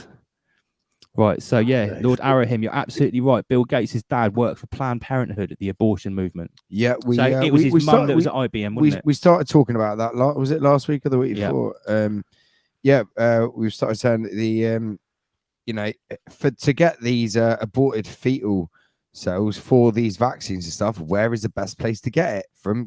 An abortion fucking clinic, which Bill Gates has got such interest in vaccines, and then his dad just coincidentally fucking started Planned Parenthood, where they abort fetal cells, and the vaccine people are using fetal cells and tissues. Like, come on, guys, you don't even have to fucking be a detective to work this shit out, honestly. So Kedawami Asini is saying these guys are government trolls to distract you. And I do think you're right, actually. And you have a picture of the High Lord, Mr. Haile Selassie. Excellent picture there. I do think you're right. In some level, all of these characters, your Gateses, your Clintons, your Obamas, your Soroses, they are sort of like your Johnsons. Is this what you're saying, Kadami? Are you saying that these guys are government trolls? I'm just making sure that you're not replying to someone else in the comment section. Because what I'm saying is I think that it's absolutely plausible that these people were mates throughout college, groomed for these roles, trained and brought into these roles through trauma-based mind control. Yeah. Generational. You having a little readjust there, spoken word nerd? How's your leg, mate? You keeping that shit elevated? You're very quiet tonight. Chief, was born? It's elevated. It's the injuries are all in the tissue, which are the longest ones to heal. So what I can say is the doctor is told. I went to see I won't say the doctor's name. but it's cool. I'll tell you when this is over. So I went to see the good doctor, and they said it could be up to 12 weeks for recovery because it's all internal damage. So I'm walking with a limp and occasionally with a stick, but every day with a stick for 4 days. So it's bad. It's not massively painful, but it doesn't work as a leg. Well, remember, those Soviet forces struck you hard, mate. Right, before I forget, I've got an announcement to make, and I have properly forgot. Sorry. So I was supposed to make this announcement earlier on, and I'm actually calling out to all the listeners, anyone that is technically minded, because one of our listeners is actually looking to form, to create, a new social media network, right? And I won't go into the details here because I actually can't, I shouldn't really talk about it too much because it's his project, but he's looking for someone technically minded. You read that, because as you'll see, I can't read it out.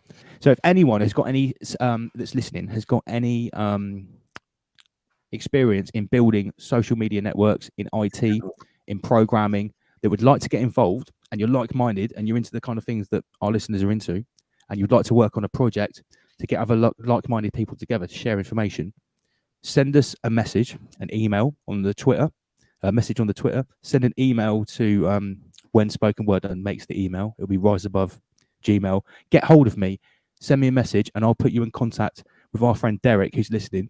I can't say too much about it because it's his project, but it's an excellent little avenue to get together, form new networks, and this is everything we're talking about with the Greta Reset. So if you've got any experience in IT programming, building social media, building platforms, get in contact with me, and I'll put you in contact with Derek. Thank you very much. Larry Gallus. Dr. Shiva invented email. I've heard mixed things about that Dr. Shiva, because some of the stuff he says is quite good. I've heard people say he's a different. Mate, this sounds really good. It does, doesn't it? But you can see why I can't. Really good. I mean, I don't think I can even promote that online. Yeah, basically. So there's a really interesting project we've got a message about here. We can't say too much about it, but if you're technically minded in computer, in app building and website design, and are in the freedom truth movement, you haven't got much to do at the moment, maybe because you've got a bit of extra time on your hands. Don't name the network the Purple Agony. Yeah. I won't call it that, don't worry. Laura F. Eye Opener is an IT technician. I'll call it 5'7". Wait a minute. I can't remember what Derek calls himself online, but yeah, if anyone would like to get involved and has got the skills to build a network for people like us lot to build new networks and to communicate freely, like a free speech platform, get in contact, because it's a really wicked project. And at the end of the day, this is what we need to be doing, isn't it? 100%, honestly. Look at what Trance DJ is saying at the bottom there. What's that, Jason? Like build a new social network like Facebook or something. It's not corrupt like Facebook.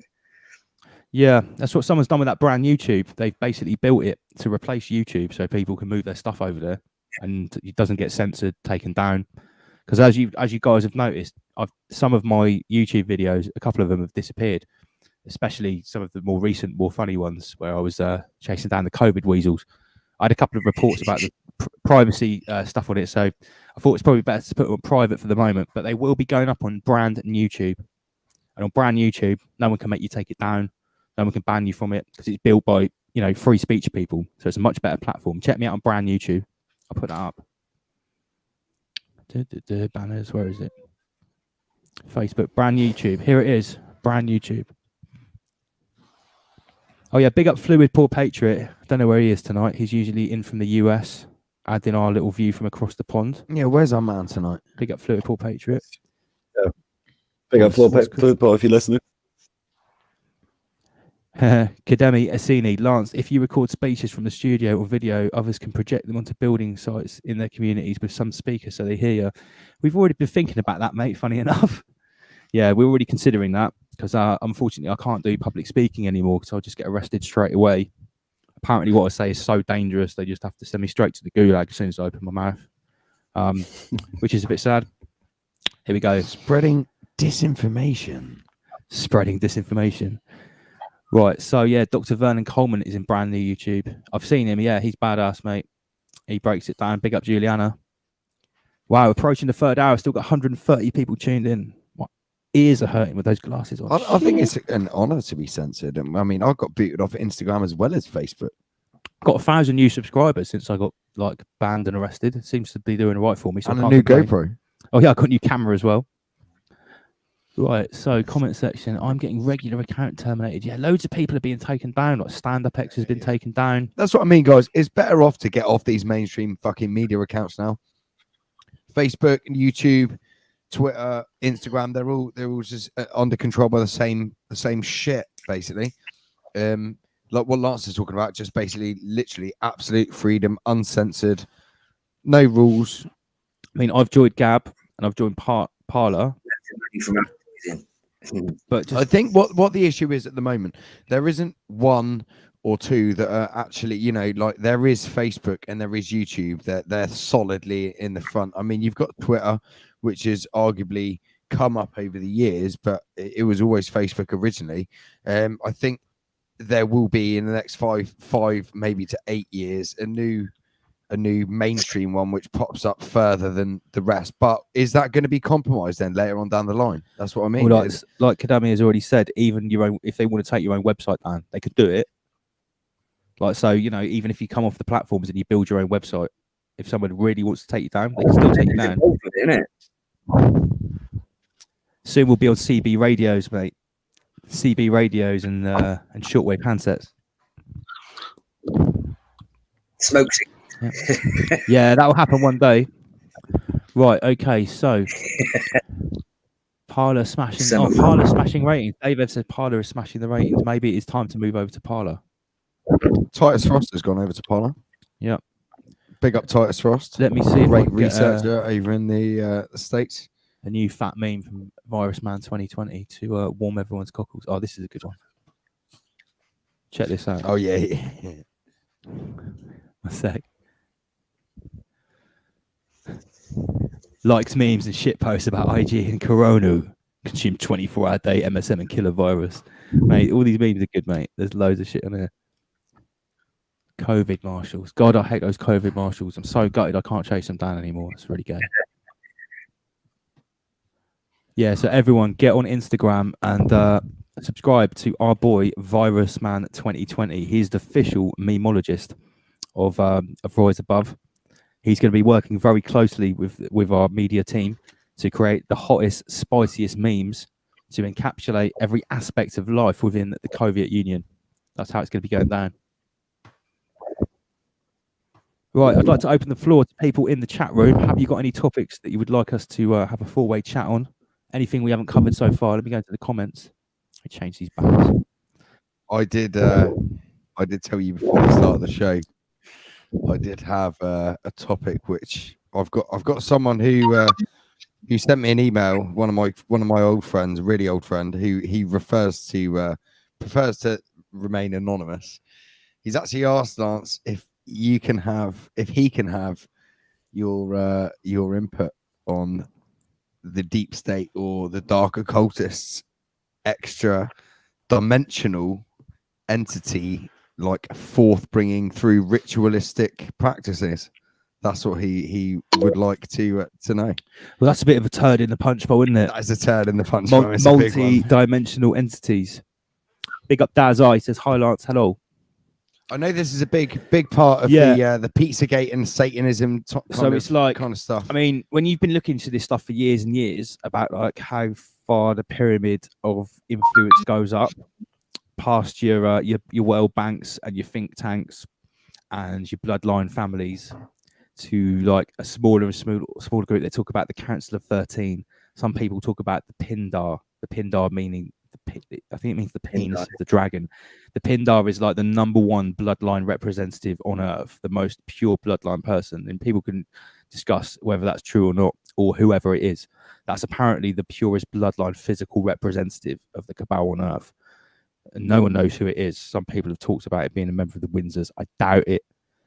But the idea is that whichever angle you come at this from, whichever faith, whether it's Christian, Islam, whether it's New Age, whether it's Gnostic, the idea is that when you get past the top level of the physical I feel like I'm going into a rabbit hole here. Yeah, this is the idea, bro. got to poke the beehive, and it's like Alex Jones, you just poke him, right? So, okay, so the idea is that once you get to the highest level of the physical bloodline representation of this plan or this agenda on Earth, which is transgenerational, this whoever this person is or this top level family, they know that they've been in this for thousands of years and they're carrying on the great work. The idea is that there is a non-physical level above them that they're getting their orders from, and whichever discipline, whichever faith you come at, it has different names. So from Christians, it would be called demons or Satan or Lucifer. If you are a Muslim, it would be called the jinn, or the jinn, and shaitan. If you were, am I right, Jason? Because you're a practicing Muslim. That's right, isn't it? Yeah. So the jinn are equivalent to demons, and they are servants of shaitan. Is that right? Have I got that right? Hang on, mate, you're breaking up. Say that again. I'm saying that, like, in Islam, the jinn are equivalent to demons in Christianity, and they serve shaitan, which is equivalent to Satan. Is that right? Kind of. Right. The way I should explain it is that Christians think that the devil was a fallen angel, but in Islam we believe that he wasn't. He was a part of the jinn. And a jinn are another creation that's got free will. Angels haven't got free will. We've got free will. So it goes like that. So they're another type of creation that was made before us. Can you just explain the jinn for us, Jason? So they came before humans, yeah? They were created before us. First angels were created, and then jinn was created. They say angels are made from light. Jinn are made from smokeless fire, and we're made from clay. Now, jinn and human beings... Yeah, smokeless fire, like a plasma or something like that. Do you know what I mean? Yeah, plasma. Yeah. Yeah, but they were given free will, and we were given free will. But they exist in a different dimension to us. But they can reveal themselves on our plane of existence. Do you know what I mean? Yeah. And they can shape shift this, that, and the other. That's why. Yeah. There's a lot of things that say that they pretend to be ghosts, aliens, other things, folklore and stuff like that. That might have. Guys, this is what my friend is this is why I invited Jason on. I wanted the Islamic perspective. This is what he wants to know. Is that in the different faiths, you have Christianity and you have, okay, I'll talk about the main three faiths: Christianity, Judaism, and Islam. Okay, in all three of these faiths, the dark occultists, no matter what their religious belief, they all practice different rituals to bring forth these extra dimensional. Before we go there, entities. let me expand. Right, there's another aspect to this. There's a thing called Gnosticism or Gnostic Christianity, which comes from the Nag Hammadi text, and they believe that there are these things called archons, and they basically are the same as the jinn. They exist in another ethereal realm, which is just past our 3D reality. They do have free will. They control, or they try to put their hand into our 3D reality by acting through people like puppets, and they are controlled by something called the demiurge. And in Gnosticism, they actually believe that the Abrahamic religions have been subverted by the jinn or the archons and the demiurge, and been tricked into not worshipping the creator or the most high, but actually to worshipping the demiurge. And they say that we're all living in this shifted false reality created by the demiurge, which is like a false projection, and the jinns are using it as the Matrix. And so what you're talking about here is basically the David Icke's sort of reptilian idea that there are these entities which live in the fourth dimensional realm, which are non-physical. They manifest as a reptilian, and they work through the physical sleeve of the world elites. Yeah, well, if you believe in the whole satanic bloodlines thing, that's exactly the same from a Christian point of view. These bloodlines are more, they're not seeds of Noah. Yeah, this is what they believe. They're actually not. So, okay, here's where Christianity, Cain, right? So this is where Islam and Christianity comes together. They actually say that there were bloodlines called either the Canaanites and the Edomites, which were not seeds of Noah, not seeds of like Shem, or not Jacobites. They weren't Ham. They were actually not from Noah, and they were the satanic bloodlines. And this is the same in the Quran, yeah.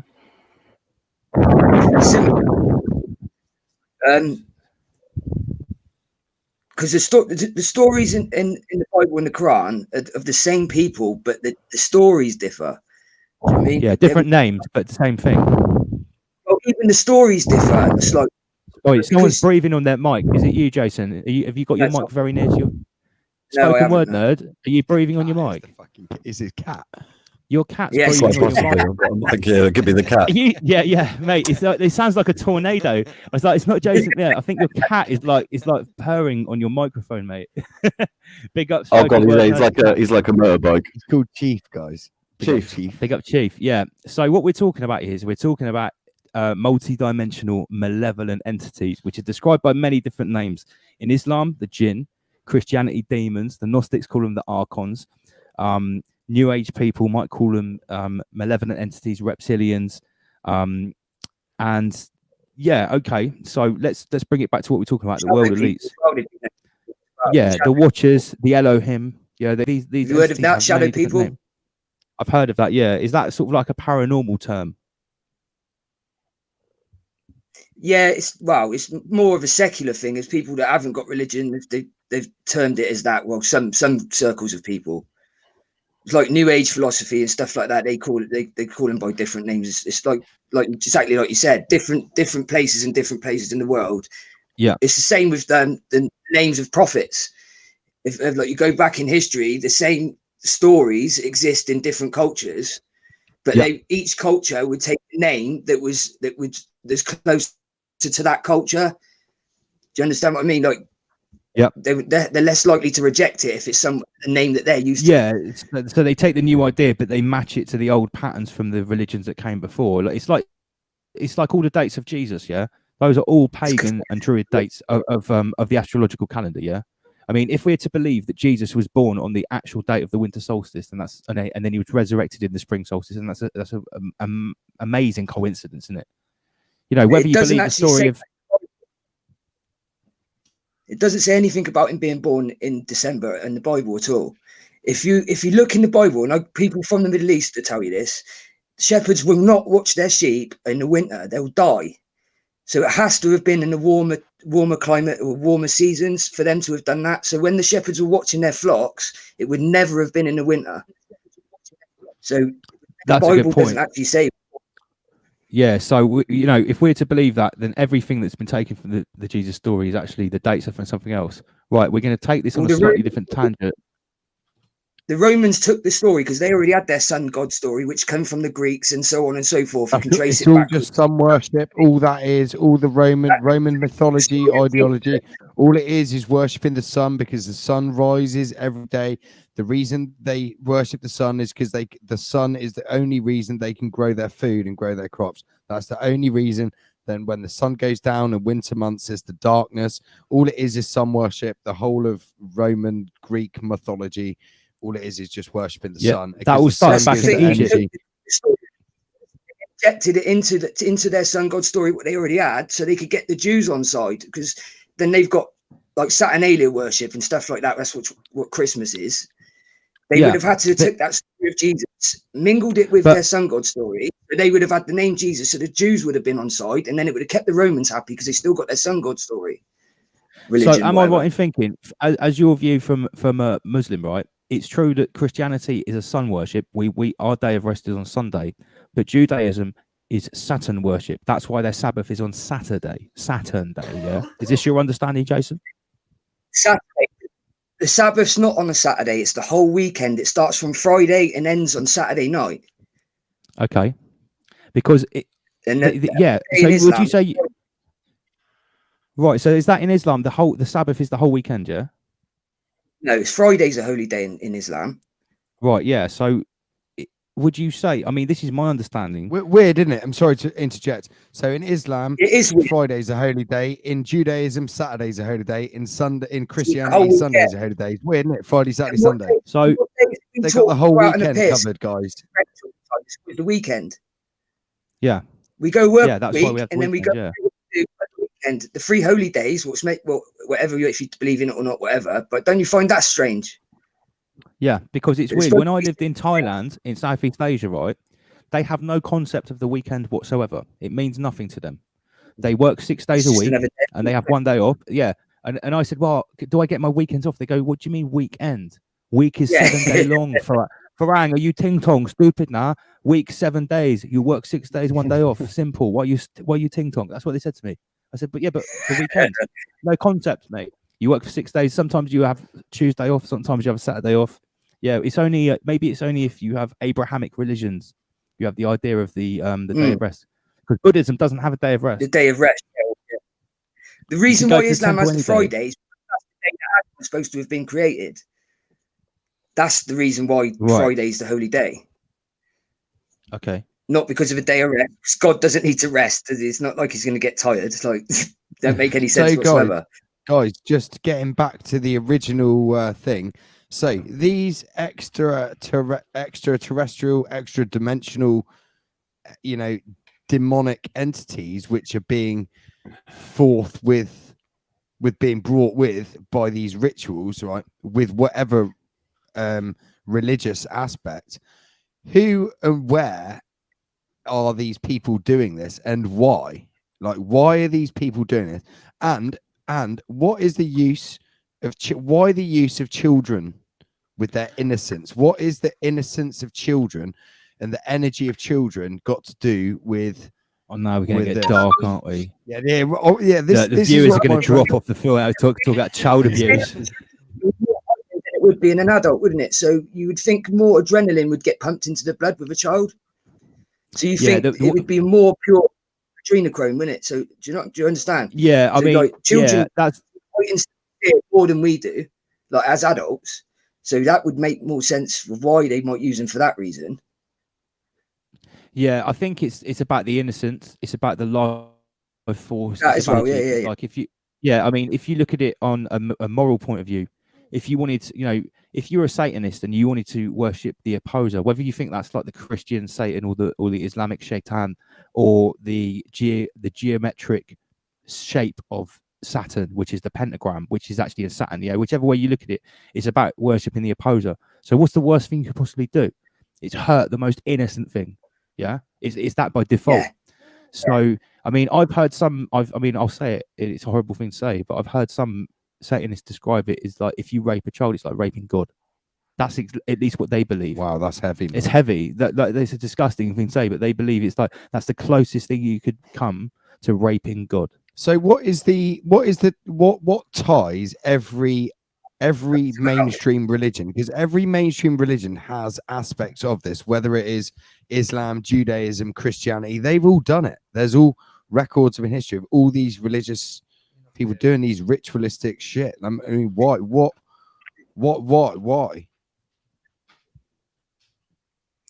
do you think, Jason? Why is there certain rituals and practices in certain religions, you mean? Yeah, but it seems to be in all the mainstream religions, Judaism, Christianity, and Islam. Why is it some shared thing? Is this some ancient, deep occulted knowledge that we all don't know about and they're using it? Is that what it is?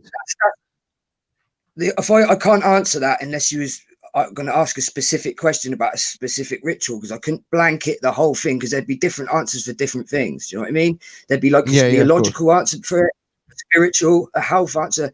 Like if I was to explain to you why Muslims pray the way they do and the movements that they make, if you look into that for a health benefits, how it sends the blood to the brain, this, that, and the other, you would see that's a health benefit for why that would happen. But there'd be other spiritual reasons why these things happen. Do you know what I mean? So it's not always just one reason. Sure. And it's not just one reason for everything. It'd be many different reasons for different things. Can I ask you a question, Jason? Now, obviously, I'm going to assume that you didn't grow up a Muslim and you are a convert. Is that right? Or did you grow up a Muslim? Yeah, that's 100% correct, mate. Yeah. So my mum's an atheist. Your mum's an atheist. So would you say that you are a Sunni or a Shia Muslim? No, I just say I was a Muslim. I think you're just a Muslim. I think, in my opinion, I think by saying that you're one or the other, you're still putting yourself into a sect. Okay, because my understanding is it's actually a disagreement about the lineage of the Prophet. Yeah. Now I'm going to say something. I'm going to say something controversial, and I want your opinion on it. Yeah. Now I'm of the opinion that all three of the Abrahamic religions at some point have been infiltrated and subverted by the dark occultists, right? Now, from my understanding, this happened to Islam quite recently, and from my understanding, Wahhabism, right, which is practiced by the Sauds, is actually a sort of like a breakaway Sabbatean Frankist inversion of Islam that only happened a couple of 100 years ago. And you know, if you look at like the House of Saud, yeah, they apparently are the #1 Islamic force on earth, but they're pretty cozy with the #1 enemy of Islam on earth, which is the nation of Israel, and they are practicing Wahhabists. So, what is your? Have I got? Is that the wrong thing to say? Have I got that? Am I along the right lines of saying that Wahhab is wrong, and it's not right. It's not wrong and it's not right. This, like, the Sauds are put into place. We've already had this conversation before about the British Empire. That they put him into place. They paid him. Ali Wahhab. What I said with yeah. Abdul Wahhab. Yeah, that's the guy that started Wahhabism. You can see if you go back into time, and you know that you've got the crescent moon and the star symbol. And they say that's the symbol for Islam. There's no symbols in Islam, and you can trace when that flag came into like being. Do you know what I mean? So that symbol is a symbol for occult, old goddesses and gods from back in the day. It's moon worship. That's the same symbol that's on Comet Ping Pong. Queen Semiramis and stuff like that. That symbol, that's actually Babylonian. That's Babylonian, isn't it? Yeah, that's exactly right. So that you can see when that infiltrated into Islam, there should be no symbols whatsoever, and there wasn't before that. No idolatry. No idolatry. Nothing. You're not even allowed to imagine in your head what you think God could be or look like, or it explicitly says if you can imagine what you think God is, that's it. It's never going to be that. Human could never comprehend what the creator looks like or what it is. Anything, you just couldn't. There's just no point in doing it. You have no symbols, no crucifixes, no crescent moon, no star, nothing, no symbols at all. So when you see that creeping into in history, this is news to me, Jason. Fair play, mate. This is why I got Jason on, mate. You can almost pinpoint when that came in history. Do you know what I mean? Because that flag started appearing. How long ago? We've got lots of flags of countries around the world. I don't know. We could be talking. I'm not an expert. Last couple of any 100 of this years. Stuff, boy. Last couple of 100 years, would you say? Like Maybe, the 1800s, maybe? Maybe the 1600s, maybe. Yeah, it's not going to be before that. I would say that. That's when the Sabbatean Frankist element, in my opinion, and Erdogan was talking about this. The Frankists, they sort of there was a mass conversion from Judaism or Kabbalistic Judaism to Islam in 1666. Here we go. Larry Gallus is coming to fire. Nail on the head. Crypto, there, mate. yeah, this is what I'm talking about. Crypto Jews. I believe that the House of Saud are they're actually called the Donma, right? And the Donma, fake Jews. The Donma means to turn. So they were these nomadic sort of tribesmen, and they were following. Yeah, Ardavan Ghazi. That's right. Shabbatai Zevi in 1666 had 1 million fanatical followers. Now back then, 1 million followers was a lot.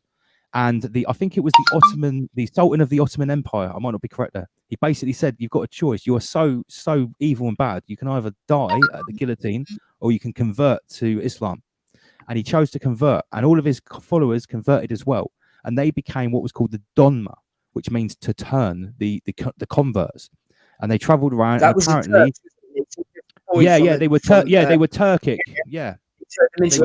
nomads. Yeah, and they were the ones that travelled around, and they were famous for being imposters. They would pretend to be other people, stitch them up, rob them, do whatever, cut their throats. And they were the ones that met up with this the progenitors of MI5, the early British intelligence, this agent called Ali al-Wahib. And he made this new type of Islam called Wahhabism, which was very, very radical, like everything haram. You know that terrorist group Boko Haram in Nigeria or Africa? Do you know what it means? Everything haram. Haram, as you know, Jason, means forbidden. Everything's forbidden. That all started with that Ali Wahab guy, and put in place by British intelligence. Oh, we've got some extra information here. Ahmad Pasha decided not to execute him. Okay, right. So Ardavan is drawing for the history here, and this was the creation of the House of Saud, put there by British intelligence to control the oil, to be part of that They were paid a free-sided yearly tribal. salary as well to look after. They was paid a yearly salary to be able to stay where they was, so they would like make out that they was the leaders of Islam, and they're not leaders of Islam. There shouldn't be any. There can be a caliph, which is no longer a caliph anymore because they got rid of the Ottoman Empire.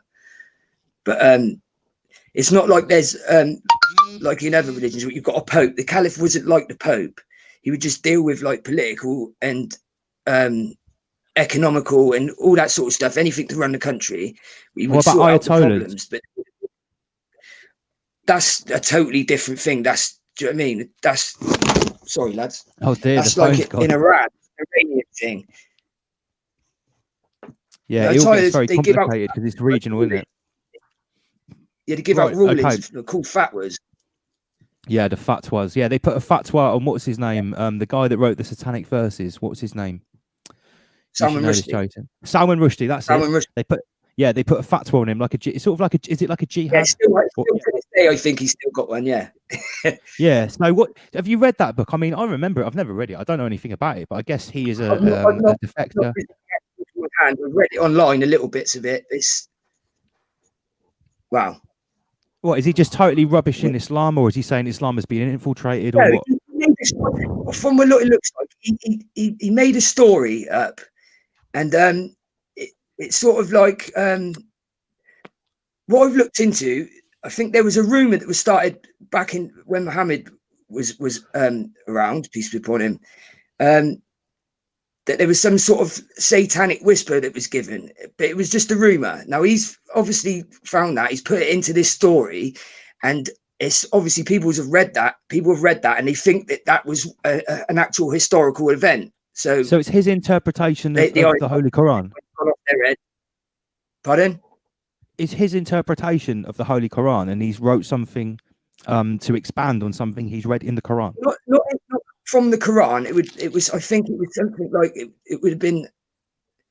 No, it wasn't in the Quran. If anything, it would have been a hadith, a weak hadith. But I don't even think it was a hadith, which is the sayings of the Prophet. I think it was just something in history that's a rumor that was started, because there's been many rumors to rubbish anything that Muhammad done. It's still going on to this day, like the paedophile thing and all that stuff, which is weird because that's only been brought up in recent history. That's never ever occurred to anyone before in history to have ever brought that up.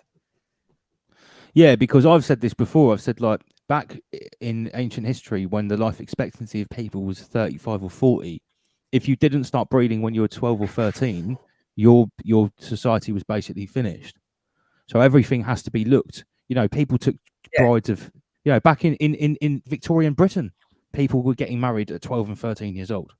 Well, less than 100 years ago, the age was like 12 to 13. It depends on where you was. So, you know, no one's like advocating anything, but you have to look at it. You know, no one's advocating anything, but you have to look at it in context of the time. There's another way into this. Well, that's just like to explain how history was, but there's another way to explain that thing as well. She had a sister that said she could remember her being at this certain battle that happened. So when you like reverse the years back to see when this battle was, her age would have had to have been something like 19. Right. So yeah, which is that. It's not like for the time she'd have been a spinster at 19. She'd been like an old hag at 19 if she was unmarried at the time. Yeah, right. Days, yeah. Okay, so a minute ago, let's move on. Right, a minute ago, Sarah Pack said something about Anunnaki. Right. So yeah. This is something I've researched this is my understanding of where we came from. Right now, I mean, from my understanding of it, the Sumerian tablets were allegedly scribed by the ancient Sumerians about 6,000 years ago, but they're actually describing a time that goes back 450,000 years. When they say been mistranslated, though. Yeah, Zachariah Stitchin is obviously a Sabbatean Frankist. Right, okay, Jason, you can open the floor. What, from as a practicing Muslim, what is your understanding of the Sumerian tablets, the Anunnaki, and the ancient Sumerians? Sorry, mate. I was saying, as a Muslim, what's your understanding of the Anunnaki and the ancient Sumerians? Mate, break it. Hello, mate. Say that again. You broke up. No funny then. Go on, mate. Yeah, you're breaking up as well. Right, I think it's just. I'm going to kick you out and invite you back in. One sec. Okay. Cool. Is that better? Right, so we're talking that's about cool now, yeah. the Anunnaki, right? We're talking about the Anunnaki, who apparently, according to the Sumerians, came here hundreds of thousands of years ago, and they took what they found here, added some of their own DNA or genetics to make a race of gold miners, slaves. Gold. And then for tens of thousands of years, they battled between them whether they should keep upgrading us to be conscious, or they should keep us as drones or slaves.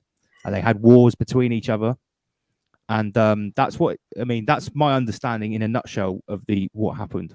As a Muslim, what is your understanding of this?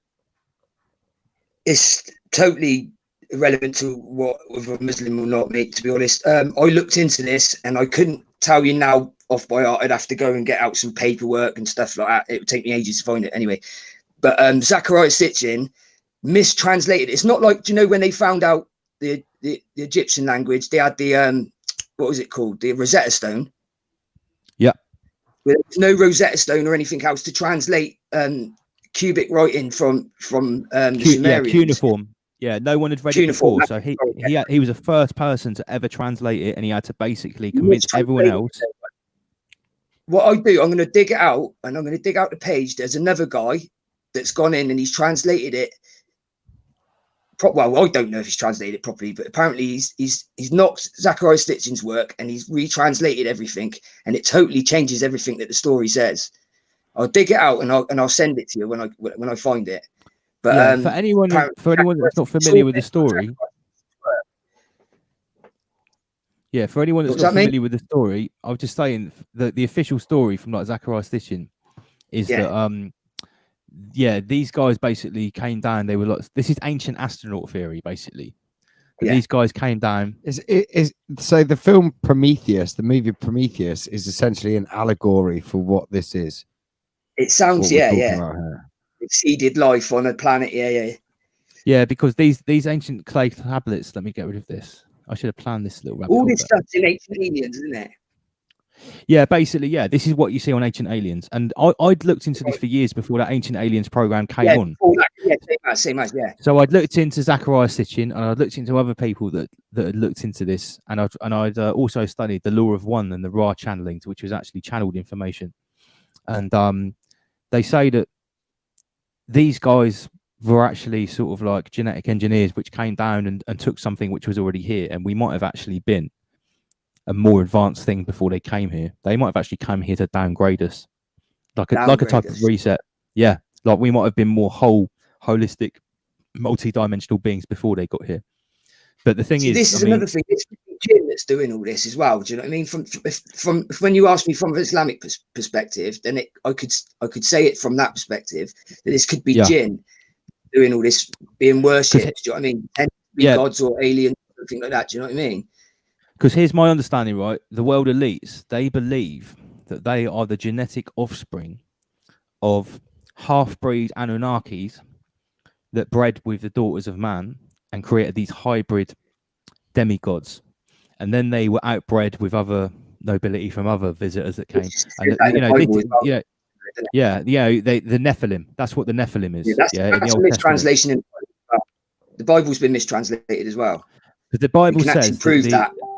Yeah, the Bible says that the sons of God came down and laid their seeds in the daughters of man and created the Nephilim, and they were giants and they were men of renown. And they were giants, men of renown.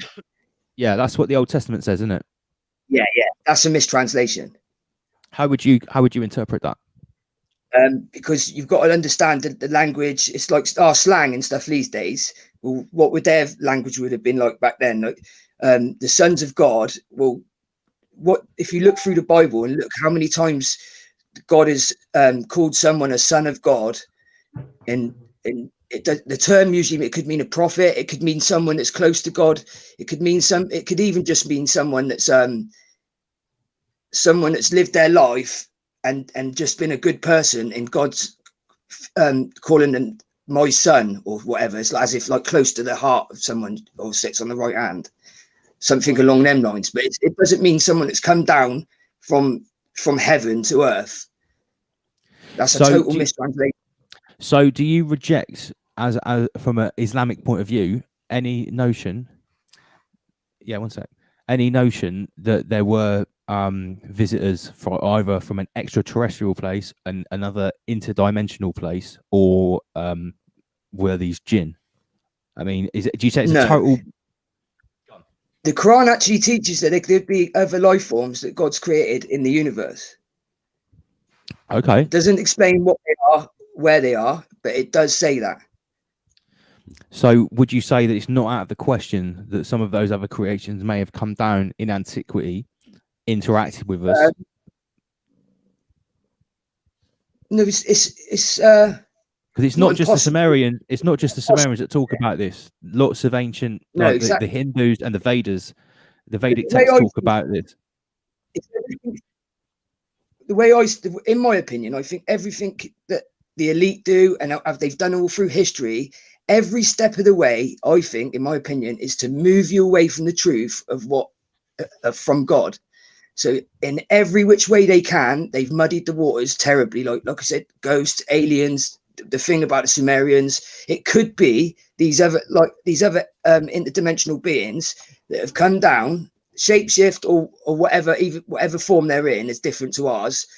And the people that come across them are going to worship them as gods because it's something totally different to them, isn't it? So if they're worshiping nature, do you know what I mean? One of these beings. This is what I always thought. If you were a holistic human living on Earth thousands of years ago, worshipping nature, and some other beings like this came down, they either manifested from another frequency or they came down in a craft. You're going to first, God, aren't you? Yeah, the first thing you'll do is get down your knees and think they're gods, and you'll start worshipping them. And you know, this is what I've always thought about what this Anunnaki story is, because the Anunnaki ain't our creators, and they're certainly not the creators of the universe. Even in the Sumerian tablets, in Zechariah Sitchin's, it said that the Anunnaki have their own religion of where they came from. They just believe they're travelers, conquerors, and engineers. Now, if you think about it, if you look at the empires on Earth, what we call the Cabal, what we call the Hidden Hand, and the way they act on Earth, well, that's apparently how these guys acted intergalactically, yeah? So if the people on Earth now believe that they are the offspring of these intruders, these pirates, yeah, which are not, which are of another, another aspect of infinite creation, or as you would say, another creation of Allah, yeah? Well, if it's true and Allah says that there are other creations in the universe which may be more advanced than us, then it would make sense that some of them might be intergalactic asshole pirates that would come down, fuck up our shit, and put in levels of systemic enslavement in our planet. Now look about it. If it's true that the people on Earth now, what we call the noble bloodlines, they believe they had a right to rule from God because they are the descendants of the men of renown. Now, whether they're Atlantean survivors, whether they're satanic bloodlines, whether they're the offspring of these Nephilims, whatever they are, that's who these people believe they are. There are many different names for what we're talking about. It's all the same thing. I don't care what anyone says. Do you know what I mean? That's what they think. That's what they believe they are. Whether they come down in ships, whether they come down in flying castles, whether they manifested, whether they were, they believe, So it makes sense to me. Oh, Roger. Hello, mate. We haven't had a comment for you before. Quantum computers have access to these dimensions. Do you know what else has access to these dimensions? A DMT pipe. Pipe has direct hyperspeed access to these dimensions, and anyone that has consumed the spirit molecule and has practiced some urban shamanism with it knows that it's not to be mucked about with. When you consume that, you basically turn on a high level quantum computer in your head, and you could go directly to the clockwork Elfland. I've met entities on the other side. I've been there many times, but I've heard it talked about that the dark elites and the dark occult use the spirit molecule. They use ayahuasca and the plant medicines to actually, yes, Adavan Gagazi. They use ayahuasca to actually go to these other realms, interact with the entities, and try and learn from them. And now, mate, I've met jinns on the other side. I've met the clockwork elves. I've met what some people would describe as like the Hindu gods. I've been in the chamber of light where the woman with 6 arms is downloading all the information. I've had that. So I know that is no hallucination. Yeah, that's another realm. I've been there. I've been there hundreds of times. So like, but look how much we only see in the spectrum range. That's what I mean. So you think if we only see something like, what was it, 0. whatever it is %, of there is in the universe. Think of all the things that we can't pick up with our senses that are existing now around us. The way I explain this to people is with a dog whistle. Okay, so when you blow a dog whistle, we can't hear it. Okay, but that doesn't mean it's not there, does it? Yeah, okay? Exactly. So it's the same as our ears, same as our nose, our eyes, all of our 5 senses. Okay, just because we can't perceive it, because our biological equipment that we have been given cannot perceive it. It's not on our spectrum. It's not on our it's not on our wavelength. Okay? Yeah, like so David exactly, Icke that's it. Doesn't mean it's not there. Really, David Icke says you turn the radio on, the channels are always on, but you've got to turn the tuner to get into the channels, haven't you? But then channels are still playing music and what have you. They're still there playing, but you're just not on that wavelength. That's it. Doesn't mean you're not there, precisely. Yeah. Word Nerd, you've been quiet about this. What do you want to chip in here? Well, so energies, frequencies, and vibration, eh? That's it. So particularly the dark ones. Let's this is what we're talking about initially. What was that, Andy? The dark frequencies, the dark entities, the negative. Well, anything. I guess if you're using energy, it depends on your conscious intent, doesn't it? And unfortunately, it's some people don't have good conscious intent, but fortunately, most people do. Well, that's what these dark occultists are I think, are using at the moment in probably full force, like we've never seen before in our lifetime. Well, it's something we've forgotten. I was speaking to someone who was over 90 years old, and I was asking them about it because they're still the healthiest person in the home, but the oldest person, and they leaned in and said, "Will is everything." The will. That's the it. will to live. Higher case W. Higher case W. That's crazy. It works the opposite way round as well, doesn't it? They lose the will to live when their partner dies, and they just pass away. So it's just a strong out. That's mind blowing. It's a real thing. I'm sorry I've been quiet, guys. I had no sleep before the last podcast. So, and as I say, you haven't slept since the last podcast. No, I have. I just didn't sleep on the last podcast, and then we came down to Truro. Desk report was incoming, but then my laptop died, so then I was a bit caught up with that. So I haven't had much sleep. That's all right, mate. Don't apologise. You're still here. You're still part of the cause. Yeah, mate. So what have we got? What have we got in the comment section? Sorry, my missus was just telling me about some website where it's like a synchronistic website, and it's got an algorithm, and it tells you a random address, and you go there, and people have been witnessing crimes and stuff. Sounds mental. I'll find out. I'll do a show about it next week. Yeah. Apparently, you go on this website, or it's like a social media, and it goes, go to this location, and people have gone there, and it's been like these things have happened just as they've gone there, and no one knows what's happening. It's called Synchronistica or something like that. I'll find out about it. Yeah, very interesting. Right, so we were talking about jinn, bad jinn, work with the devil, the shaitan, the opposer. Yeah, he is right. You get good jinn and bad jinn. Yeah, and that works with all of the different disciplines. There's good demons and angels. The meaning's eroded. That's one of my lyrics. Like demons and angels are very interchangeable in Christian mythology. Yeah. And even David Icke talks about the reptilian entities. He said there are some malevolent ones, there are some benevolent ones. Yeah. Oh, spoken word notes dropped out. Who else have we got here? Trance DJ, what are you saying? So yeah, exactly. So like demons and angels, yeah. So like Lucifer is supposed to be the light bringer. Lucifer's a title. It's not a name for it. It's a title. It's like the light bringer. Lucifer's not the name. It's the title. In Islam, is Lucifer and Shaitan the same thing? No, there's no mention of Lucifer whatsoever. In Islam, what you would say Lucifer is, his name's Iblis, which is the leader of the jinn, the highest of the jinn.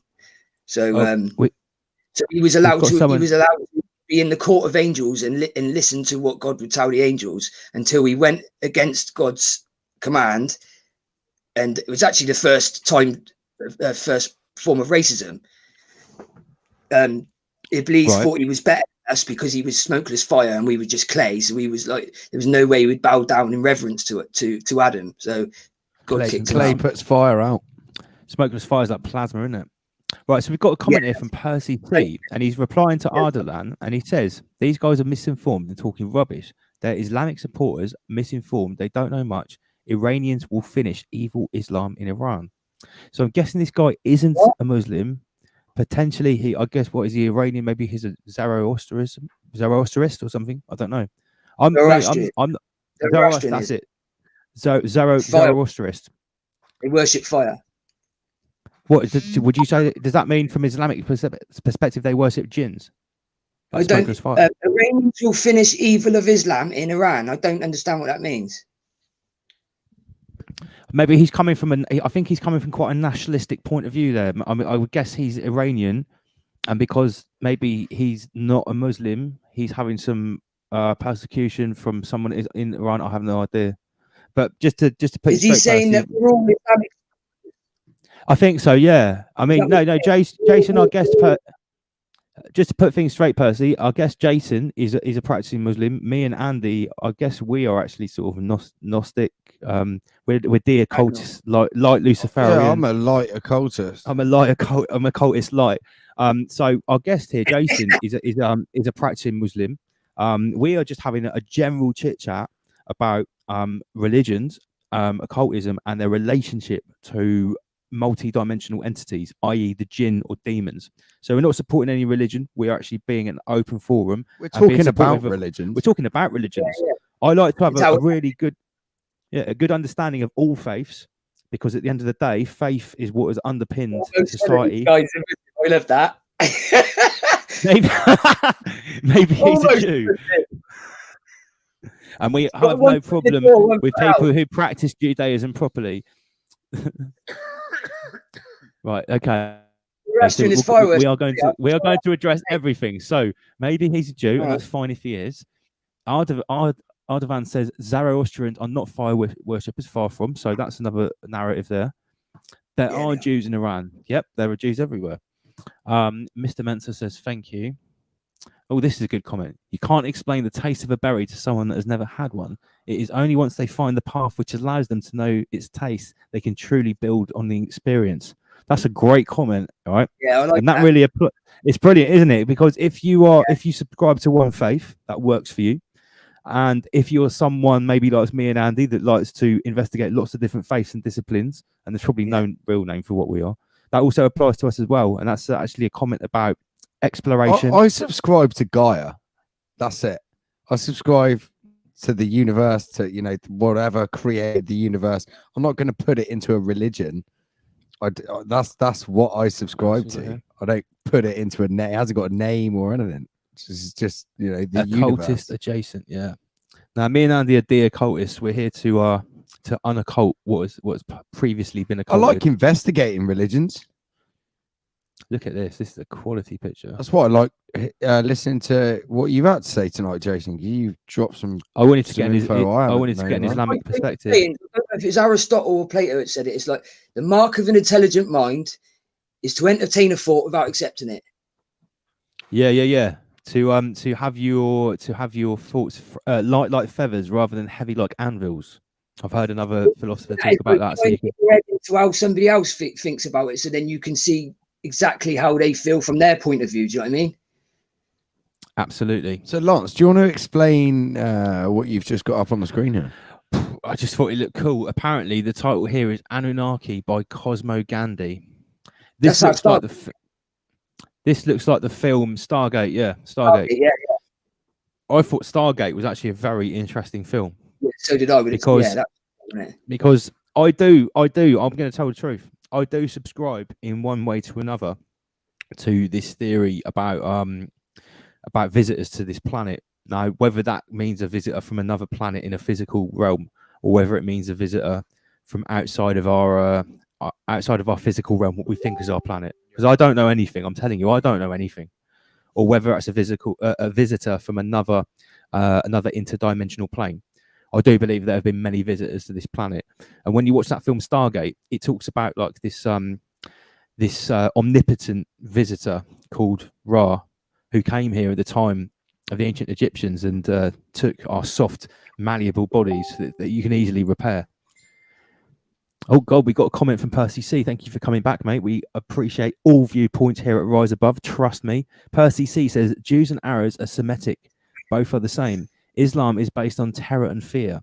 Stop your misinformed Islamic propaganda. Wow. You are the same as fake news, politically correct, misinformed. Right. Let's get Percy C. Percy C, I think, mate. I think there's only one person that's potential. I'm not going to say anyone's misinformed here, but it's definitely nice. We're not promoting anything. We're having a general discussion about how different Guys, faiths. listen, when you see things like that, that is sheer proof that the person doesn't know what they're on about. Percy C, can I ask, mate, what is your faith? Because you're the person that's coming with quite an extreme point of view. We're entertaining all ideas here. If you are going to talk about people in this manner, please tell us what faith or what perspective are you coming from, man? Let's have an open discussion. We entertain everything here at Rise Above. But anyway, we're certainly not. Islam is based on fear and terror. Some people that call themselves Muslims talk about fear and terror. Look, you know, some aspects of Christianity is based in fear and terror. Some aspects of Judaism is based in fear and terror. What is it? Even some aspects of Buddhism is based on fear and terror. In Myanmar, there are Buddhists that are going around massacring Muslims. There are Hindu. Every single faith. Apart from Amish, that's what I mean. Yeah, Amish don't cause problems. Yeah. Mormons, Mormons and Quakers and Jehovah's Witnesses, they're known for the bit of terrorism here and there. Amish, you never hear a problem with Amish terrorists, Amish extremists, Amish fundamentalists, Amish inquisitions, Amish missionaries. They're just farmers, guys. They're just farmers. I mean, people have give Islam a hard time. Look at the Catholic Church. You think a few people going around saying Allahu Akbar with rubbish fake bombs are bad? Look what the Catholic Church did for 1,000 years. It pales in comparison. Absolutely, it's good and bad in every circle, isn't it? It's just human beings. Hey, Shaitan walks in every faith, Jason. Many, to quote one of my own lyrics here, many think they're walking the path of the chosen, but they walk with the hoof of the cloven. You know what I'm talking about? I love that. Thank you very much. Cap on cap. Right, back to some comments. What's it? 30 Kiddie. Oh, hello, Strong Angel, with your first comment on Rise Above. Welcome to the channel. 30 Kiddie Fiddlers Merch. Don't know what that means. Kiddie fiddlers. Okay, right. Ardavan is going to address Percy C, because Percy C is the only person that really comes with negative comments so far. Okay, wait a minute. Percy C's back. Stick to what you know. Islam is based on jihad, which is killing in the mind of Allah. He's a Zoroastrian. Okay, that's fine. The Zoroastrian seems like a pretty cool faith. We believe in the Lord of Light, who will destroy Islam in Iran.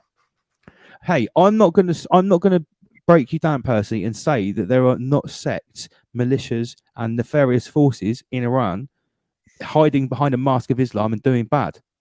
Sure, there are. The same as there are in every religion. Same as there's bad people hiding behind a mask of Judaism and Christianity. I don't think it's pertinent or constructive to paint a whole faith or a whole group of billions of people with different ethnicities and different interpretations as all to be evil. There's probably Satanists. You shouldn't do that about Jews. You shouldn't do it about Christians. Right, Percy C. Muhammad was a pedophile. A pedophile. He killed many people in many wars. Stop your misinformation. Yeah, well, if you try, but there were loads of pedophiles in the Bible too, and the Talmud actually tells you graphic instructions of how to be a pedophile.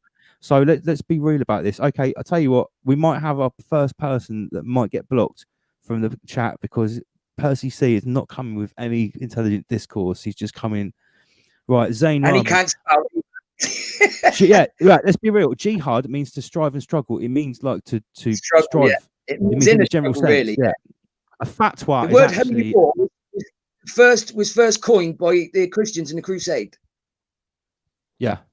Knights Templar, mate. Knights Templar. And I bet they had something to do with that Prince Al-Wahhab dude that made Wahhabism. Anonymous in the chat. Right, before we kick Percy C out, I'm going to be fair to him. He is probably talking about the British MI5 Soviet Union Prince Ali Al-Wahhab Wahhabism hedge chopping version of fake Islam, which a lot of people have. And I'm going to be real. That's what I think, because I've met some Muslims who are some of the most humble, beautiful, personable people you could ever meet, including my brethren here, Jason. One of my best friends from a long time ago in Southeast Asia is called Muhammad Ali. That's his real name. as his passport name, and he was from Sudan, and he was a devout Muslim, one of the most peaceful, amazing people I've met. You know, okay, strong angel. Islam is evil. Talmudism is evil. The Talmud and the Sharia have the same shared history.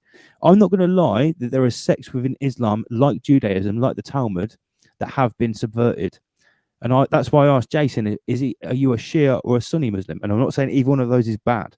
But like Jason said, as soon as you pick a side, you're picking a sect and an division. But I don't agree with that. I don't agree with Islam as evil. Talmudism, I would agree, is evil, yeah. But Islam is too much of a big term. It's like saying Judaism is evil. Not all of it. Some of it is. Right. Anyway, let's move on, because this is just getting like a quagmire of like what we're saying about different faiths, and it's like a beehive, isn't it? Right. So we've got about half an hour left. We've got all the ones, 101 people. Double NMC. The Islam in Iran is practiced and designed to have total control. The Iranian Revolution. Right. Okay. Big up Ardavan. Before we move on completely, let's finish on that. Maybe Percy C has got a point, because we mustn't forget, in Iran, again, British intelligence had a coup, and they installed the Shah of Iran, yeah, who was basically a saboteur. Yeah, he's basically fucking Borat, isn't he? He's like a Sabbatean Frankist imposter who was working for the forces of darkness to tear apart Iran or Persia, which was a previously amazing, beautiful civilization before the head choppers and the black-clad, you know who's moved in. And, you know, you've only got to look to ancient Persia, of the amazing architecture, the amazing art, the beautiful mosques and everything. When Zoroastrianism and the more pure version of Islam were side by side with no problems whatsoever. You know, there was a time when that happened, yeah. And I think maybe, to be fair to Percy, right, Percy, stick to what you know. I was trying to be fair to you, mate. I mean, I don't, you know, you're just coming in here calling people paedophiles and that, and it's like, you know, if we don't call people paedophiles enough on this channel, we don't need you coming here doing it more, mate.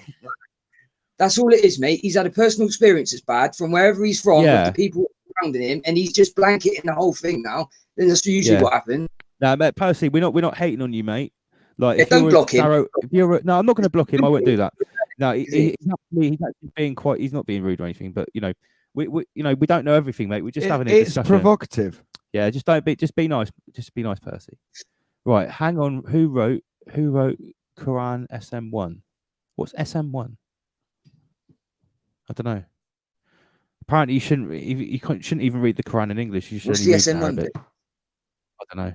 Right, okay, let's move on from Islam, because it's like people get pissed off about it. Okay, so we've got half an hour of the show. I know. Misinterpretation. It's like you can come and hate on like evangelical Christians, you can come and hate on Jews, you can hate on Muslims all you like, but it's not constructive. We could talk about Hillary Clinton. Rise above. It's time to rise above. There is one common enemy, and they're not Jews, Christians, or Muslims. Yeah. The Sabbatean Frankists, the Saturnists. That's the enemy, people. It's Schwab.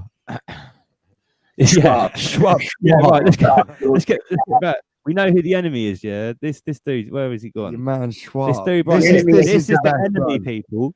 This is the representative of the enemy's force. Yeah. Spoken word nerd looks like he's fallen into a coma. He probably hasn't slept since last week. I would say that this guy. Bless him. I would say that this guy is the closest the general public, like you and me and the people watching this video, are. It used to be these guys. Yeah, for 30 years, these were the guys right here. I'm saying that Schwab is the highest. All of us, look at what he's wearing. He's the high. I'm saying that Schwab is a level above those guys. It's like even if he went to another planet, he would still be a 33rd degree Freemason paedophile on another planet. This fucker, what he's wearing. Look at his robes, right? Look at his Saturn robes, and look at his symbols on his fucking brooch, right? Yeah. He's a level above these guys, right? So this guy is probably the closest we'll ever see to the highest level, because we see these guys all the time, but this dude, I mean, you rarely see him. You know, he's a level higher, in my opinion. Yeah, I mean, from what I've read, it's almost as if the UN has basically signed over the reins. Who's the CEO of the UN? Well, it has a chancellor of the UN. Who's that? It's always some communist, isn't it? I don't know. Yeah, find it. Do some Jamie-ing. So yeah, I mean, isn't it? It's usually I think it was some African dude before. But it's like this Schwab dude, like, you know, I do my research. I'd never heard of him until like back end of last year. Who's the CEO of the UN? Ambassador Elizabeth Cousins, and nobody. So it's like, yeah, Klaus Schwab is the new overlord, whether we like it or not. No one voted for him, but you know, he just happened to be in place to set up the High Schwabian Chamber of Commerce directly after Hitler apparently killed himself in a bunker. Yeah, right. While Hitler was setting up his apartment in Colombia or wherever he went to, or Argentina, this dude set up a Schwabian Chamber of Commerce. It's like, okay. Yeah, the Secretary General of the United Nations is Antonio Guterres, or Secretary General. So it's like a government. It's a revolving thing, isn't it? But see, Klaus Schwab, he doesn't have to be voted out or voted in. It's just Klaus Schwab. It's just Schwabian commerce. The Dark Overlord. He's his own kind of entity. Oh wait, they're the president and the chair officer of the General Assembly of the UN is Volkan Bozkir. Vulcan. Is that his race? He's a Vulcan. Yeah. These people are not from Earth, mate. They're not from Earth.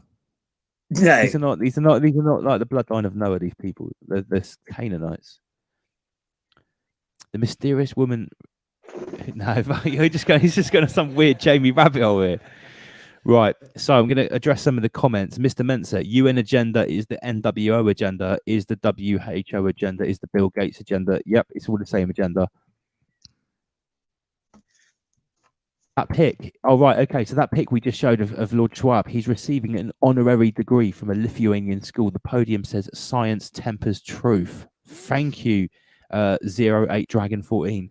Science tempers truth. That's good. Very fitting. Because right now, fake occult science does temper truth. Jesus, we've still got 110 people tuned in. Big up, everyone. 4-hour stream. Thanks very much for the support, everyone. Big up Joe Wood and the Secretary of State of Afghanistan, and all of the people in Cornwall and Truro. Thanks for the support, guys. We're just chilling on a Friday night, having a chat, having a bit of a rabbit hole with our special guest Jason. I think spoken word had fallen asleep, or his cat suffocated him, or something like that. We've still got like loads of people in the chat room. Got a bit spicy a minute ago. There was a bit of sort of Iranian nationalism versus the Ummah. But you know, we're not about that Rise Above here. We know on Rise Above we don't take sides. We discuss concepts, ideas, notions, discourse.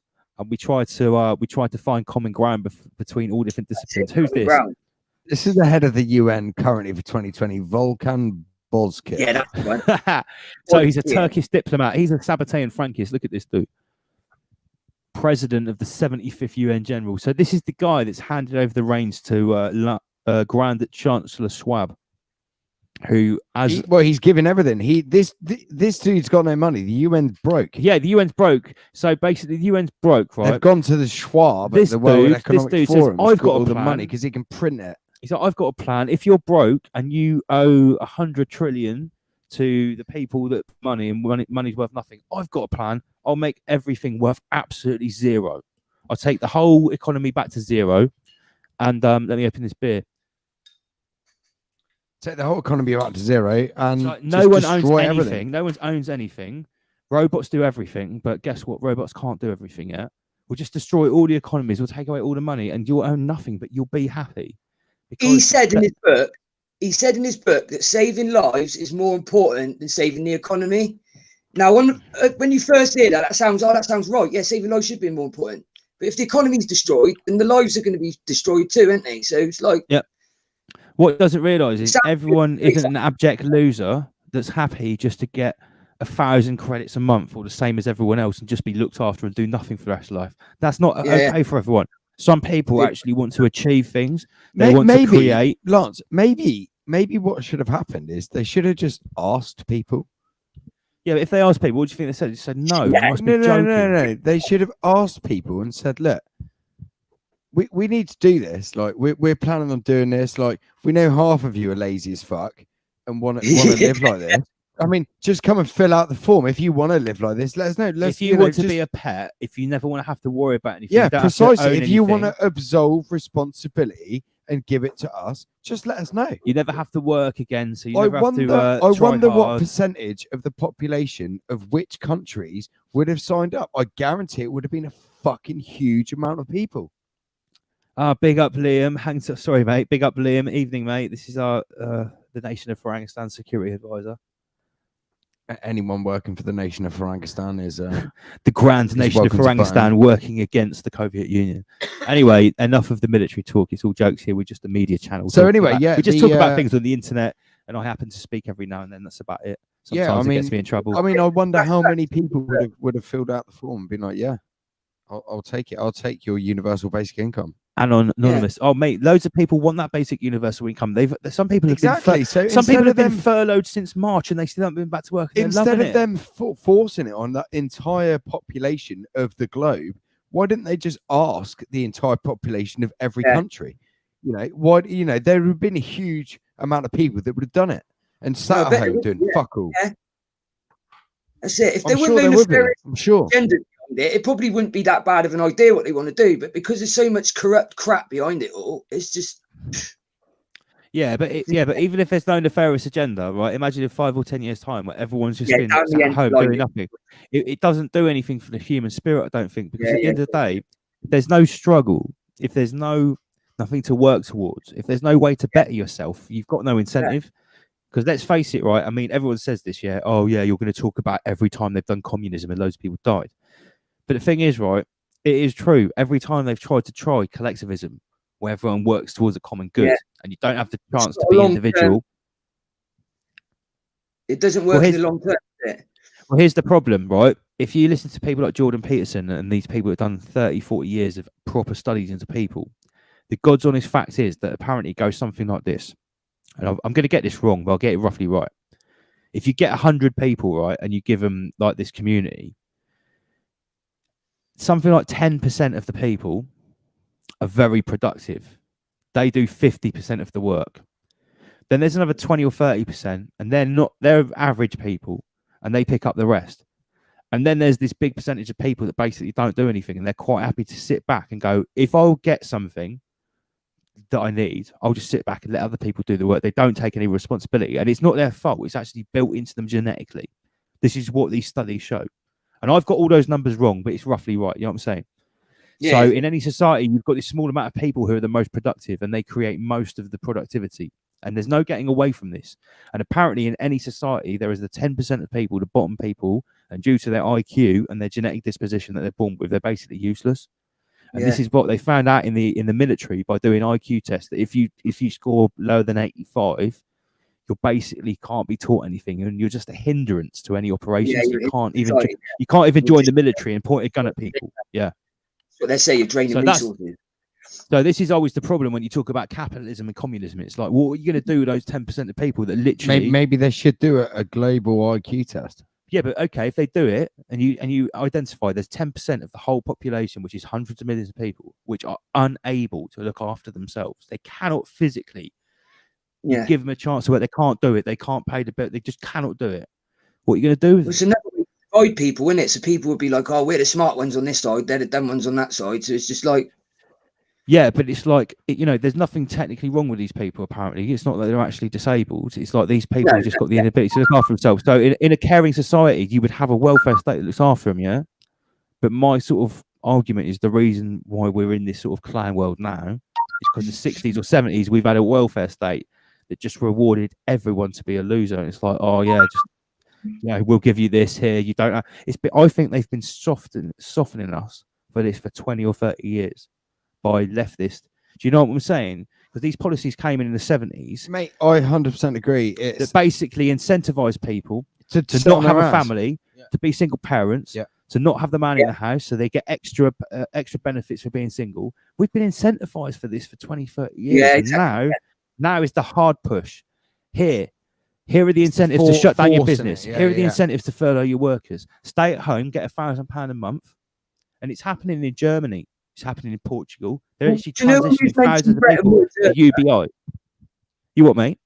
Do you remember when we mentioned Bretton Woods earlier? Yeah. Well, before that, there was two guys that was heading the meetings in the Bretton Woods.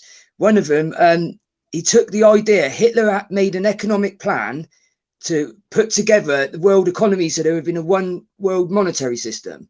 Now, one of the guys that headed Bretton Woods, there was an American guy and an English guy. I think it was the English guy. He took 3/4 of what Hitler had made in his economic plan and put it into the plan for Bretton Woods. And with this other guy, the American, and the other American guy, they devised an economic plan which is very, very similar to what's with the Great Resets going on now. It's very similar. Yeah, I think this has been, you know, let's face it, this has been not planned for a couple of years or decades. It's been planned for 100 or so years. Yeah. So I had a couple of comments there. Someone saying laziness is not genetic. I don't know. I've witnessed people that there's everything you can do. You can give them every incentive. You can poke them with a stick. You can pay them. They're just lazy. I know this because I'm an employer. I employ like 15 people. Go on, mate. Some people are just not motivated, are they? There's got to be something for everyone that motivates someone. Do you know what I mean? They just maybe they haven't found. Yeah, maybe let's be fair. Maybe it's down to our education system that not everyone has been motivated properly. Yeah, but I don't know. If keeping a roof over your head and feeding your kids ain't enough to motivate you, I don't know what is.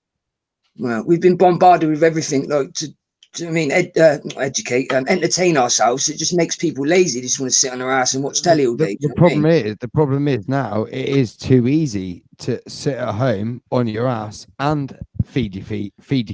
Well, now being incentivized and shite fucking clothes, and you know, think you're taking care of them. It is too easy to do that. You know, look at this shit that they're putting into foods now. Like, Exactly. and it's the cheapest of the cheap. All you got to do is walk into a store like Iceland and look in the freezers. Everything's for £1. Something for £1. Everyone feels like £1. Well, the famous quote from, I can't remember which American president it was, maybe Teddy Roosevelt, I'm not sure. He said, let thy food be thy medicine and let thy medicine be thy food. Yeah. You know, that was, then you're going and thinking you think you're going to be healthy and thinking right and thinking clearly, and you're just polluting your body with this shit. Is it Hippocrates or Hippocrates? Oh, Hippocrates. Yeah. Hippocrates. I've read that before. Hippocrates, mush. Yeah, Hippocrates. He was the one that said that. Yeah. Yeah. At the end of the day, you are what you eat. You who's put that opium eater? Has anyone here eaten opium? I have. I ate loads of it once. Holy shit! In Asia, when I go to Laos, like opium is just on the menu. It's the same as butter. It's like butter. It's like butter there. Oh, you want spaghetti pizza with opium? No opium. But yeah, I've eaten opium. Holy shit, that's good fun. Like you feel like you're just floating in this like nether realm. It's like really super strong hash. Anyway, enough of my adventures. Ardavan was saying. Education is the key to indoctrination and prepare the next generation. Schools are going to be given huge power. Absolutely right, mate. Education will go online and schools will be used as a factory again. Oh, deep. Yeah, you got to wonder what's going to happen when all of the education goes onto online portals. What are the kids going to do physically? Are they really going to stay at home all day, or are they going to go and do something else? It's all down to the parents, isn't it? If they want to home educate and. Our security officer says, I would love some right now. I take it you're talking about opium. Opium. Shroom. Sarah Pack, yes. Yes. Psilocybin, yes. Look into the hypercube. If you want to know about the hypercube, Sarah Pack. Funny enough, me and Andy PG covered the hypercube and Satanism in Rise Above the Dark Occult.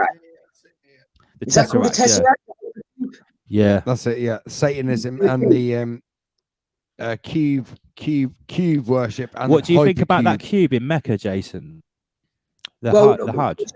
Before that, it was oblong before it was shape of it, and it never had a black covering on it to start with. So you think it's been changed? I've heard it's a jack in the box. You can see history. It's been changed. There's pictures and paintings and everything of it. That it was never. It wasn't a cube. Right. Okay. I've heard it's a jack. I've heard it's a jack in the box. What's inside it? You turn it around, the clown pops out like a jack in the box. It's just a big jack in the box. I'd like to see that. But apparently, also when it got replaced, when you go on a pilgrimage, now they walk around the opposite way than they used to. Have you heard this? You know, when No. they circle, Yeah, I've yeah. heard that. Yeah, you know when you said that it used to be oblong and now it's been replaced with this black cube. I've heard that Yeah. once when you did the Hajj, they actually circled it in the opposite direction, which is the correct direction. And now because it's been inverted, it's in the wrong direction. I don't see how they would have been able to do that because everybody would have been like, no, do you know what I mean? It's like, Yeah, but what if there's a global reset and they rewrite around the history? way. How could you convince everyone to go around the other way? What if you killed everyone? Well, but What that's if not happened, you though, know- is it? Well, hey, wait. You know, you see how we're about to live through a Greta reset, yeah? Yeah. Right? Well, imagine if this Greta reset where 75% of the world population dies, and then the next generation, they rewrite all the history books, which they're blatantly going to do, yeah? Right? Yeah. So do you think this is the first time they've done a Greta reset? No. On a I global don't. scale, maybe, wow, I don't know. Right, let's put it this way. Don't you think it would have been easier to do a Greta reset like 200 or 300 years ago when no one had the internet? It would have been, yeah. It of course would. I'm You wouldn't have going been to able propose. to tell each other, would you? Right, everyone needs to go on John Levy's channel. I'm going to propose that they did do a Greta reset in the 1800s, which is when all of these weird things happened. Say, like, imagine when they switched the cube and the Hajj with the oblong to the back cube. I'm talking 50 years before the Titanic sunk, 50 years before they started the Federal Reserve, 50 years before the Balfour Declaration. Imagine if there's a Greta reset then. And imagine if the Satanists took over on the last Greta reset and they got to wipe loads of people out and they got to rewrite history. And then in the new history, they just did all of the things I've talked about. Because all the things I just talked about are leading up to this Greta reset, where they're going to really double down their efforts. I'm really This rabbit-holing. is Right, getting right, off. I'm It really always rabbit-holing. goes off at the end of the show, guys. Right, and oh shit, we are in the 4th hour of Rise Above, and we've still got 100 people tuned in. Big up everyone. We're dead on 12 o'clock. And No, Lance, Keddy- keep going. That's keep what going. I'm talking about. Right, this is what I'm talking about. The end of the Tartarian Empire. The Tartarians, Right, I'm going to propose, right, that what we're about to live through, this global reset.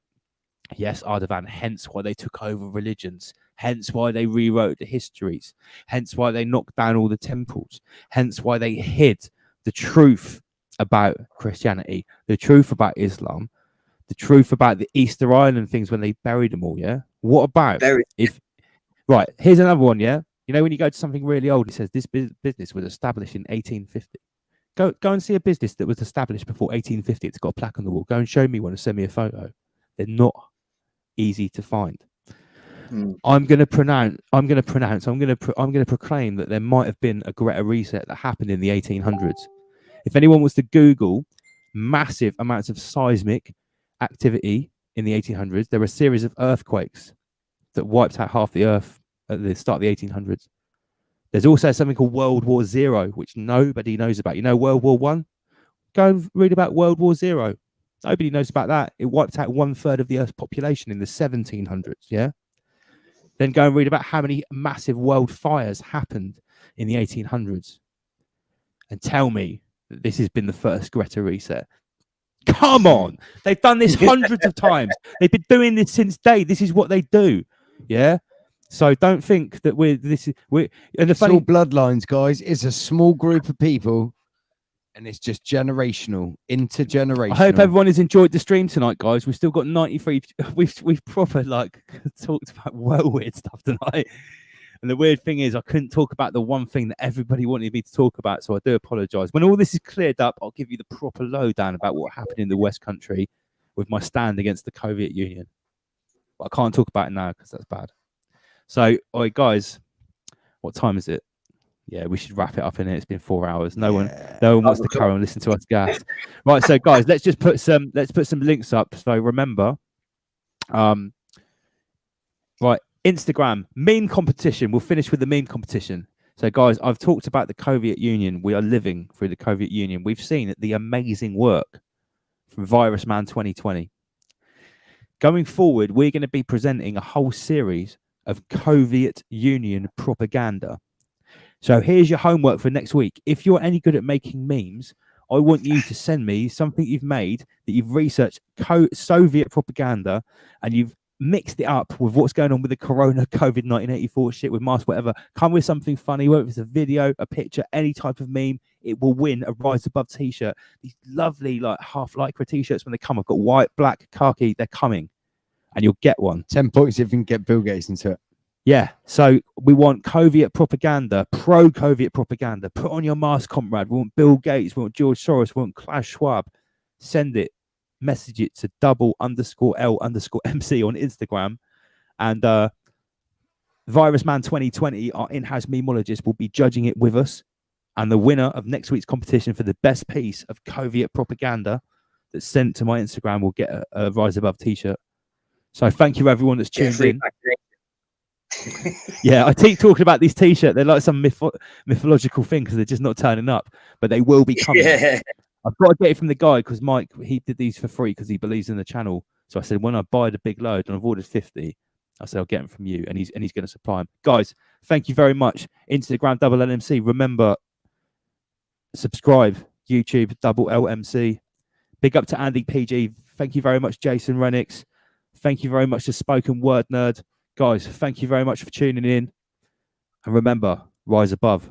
Rise above, baby. I'll put on something as we play out, Brand. Okay, here we go. Friday night stream. Rise above. Rise above, generate, rise above, extinguish fear, rise above, abstract sonnets, rise above, domino, rise above, extinguish fear, rise above, extinguish fear when we generate. Since day one we've been going in militant, not same, also different, abstract sonnets, no equivalent, double L flows omnipotence, may I suggest a lyric proof vest, I got a bar that will tear through a chest, cause a massacre from my caliber, your Kevlar can't protect. Anyway, back to the subject, expose devilish acts to the public, and talk topics they won't publish, instigating cold wars like Sputnik, observe you with a satellite view, heard the cattle these parasites do, worshipping the gods of our conquerors, is a blinded acolyte view, members of spineless remain reminded, they drink blood and sacrifice you, so misguided, laws are provided, to benefit the chosen few, so we rise above and extinguish fear when we generate love, a single candle lights up the darkness, that is the power we all harness,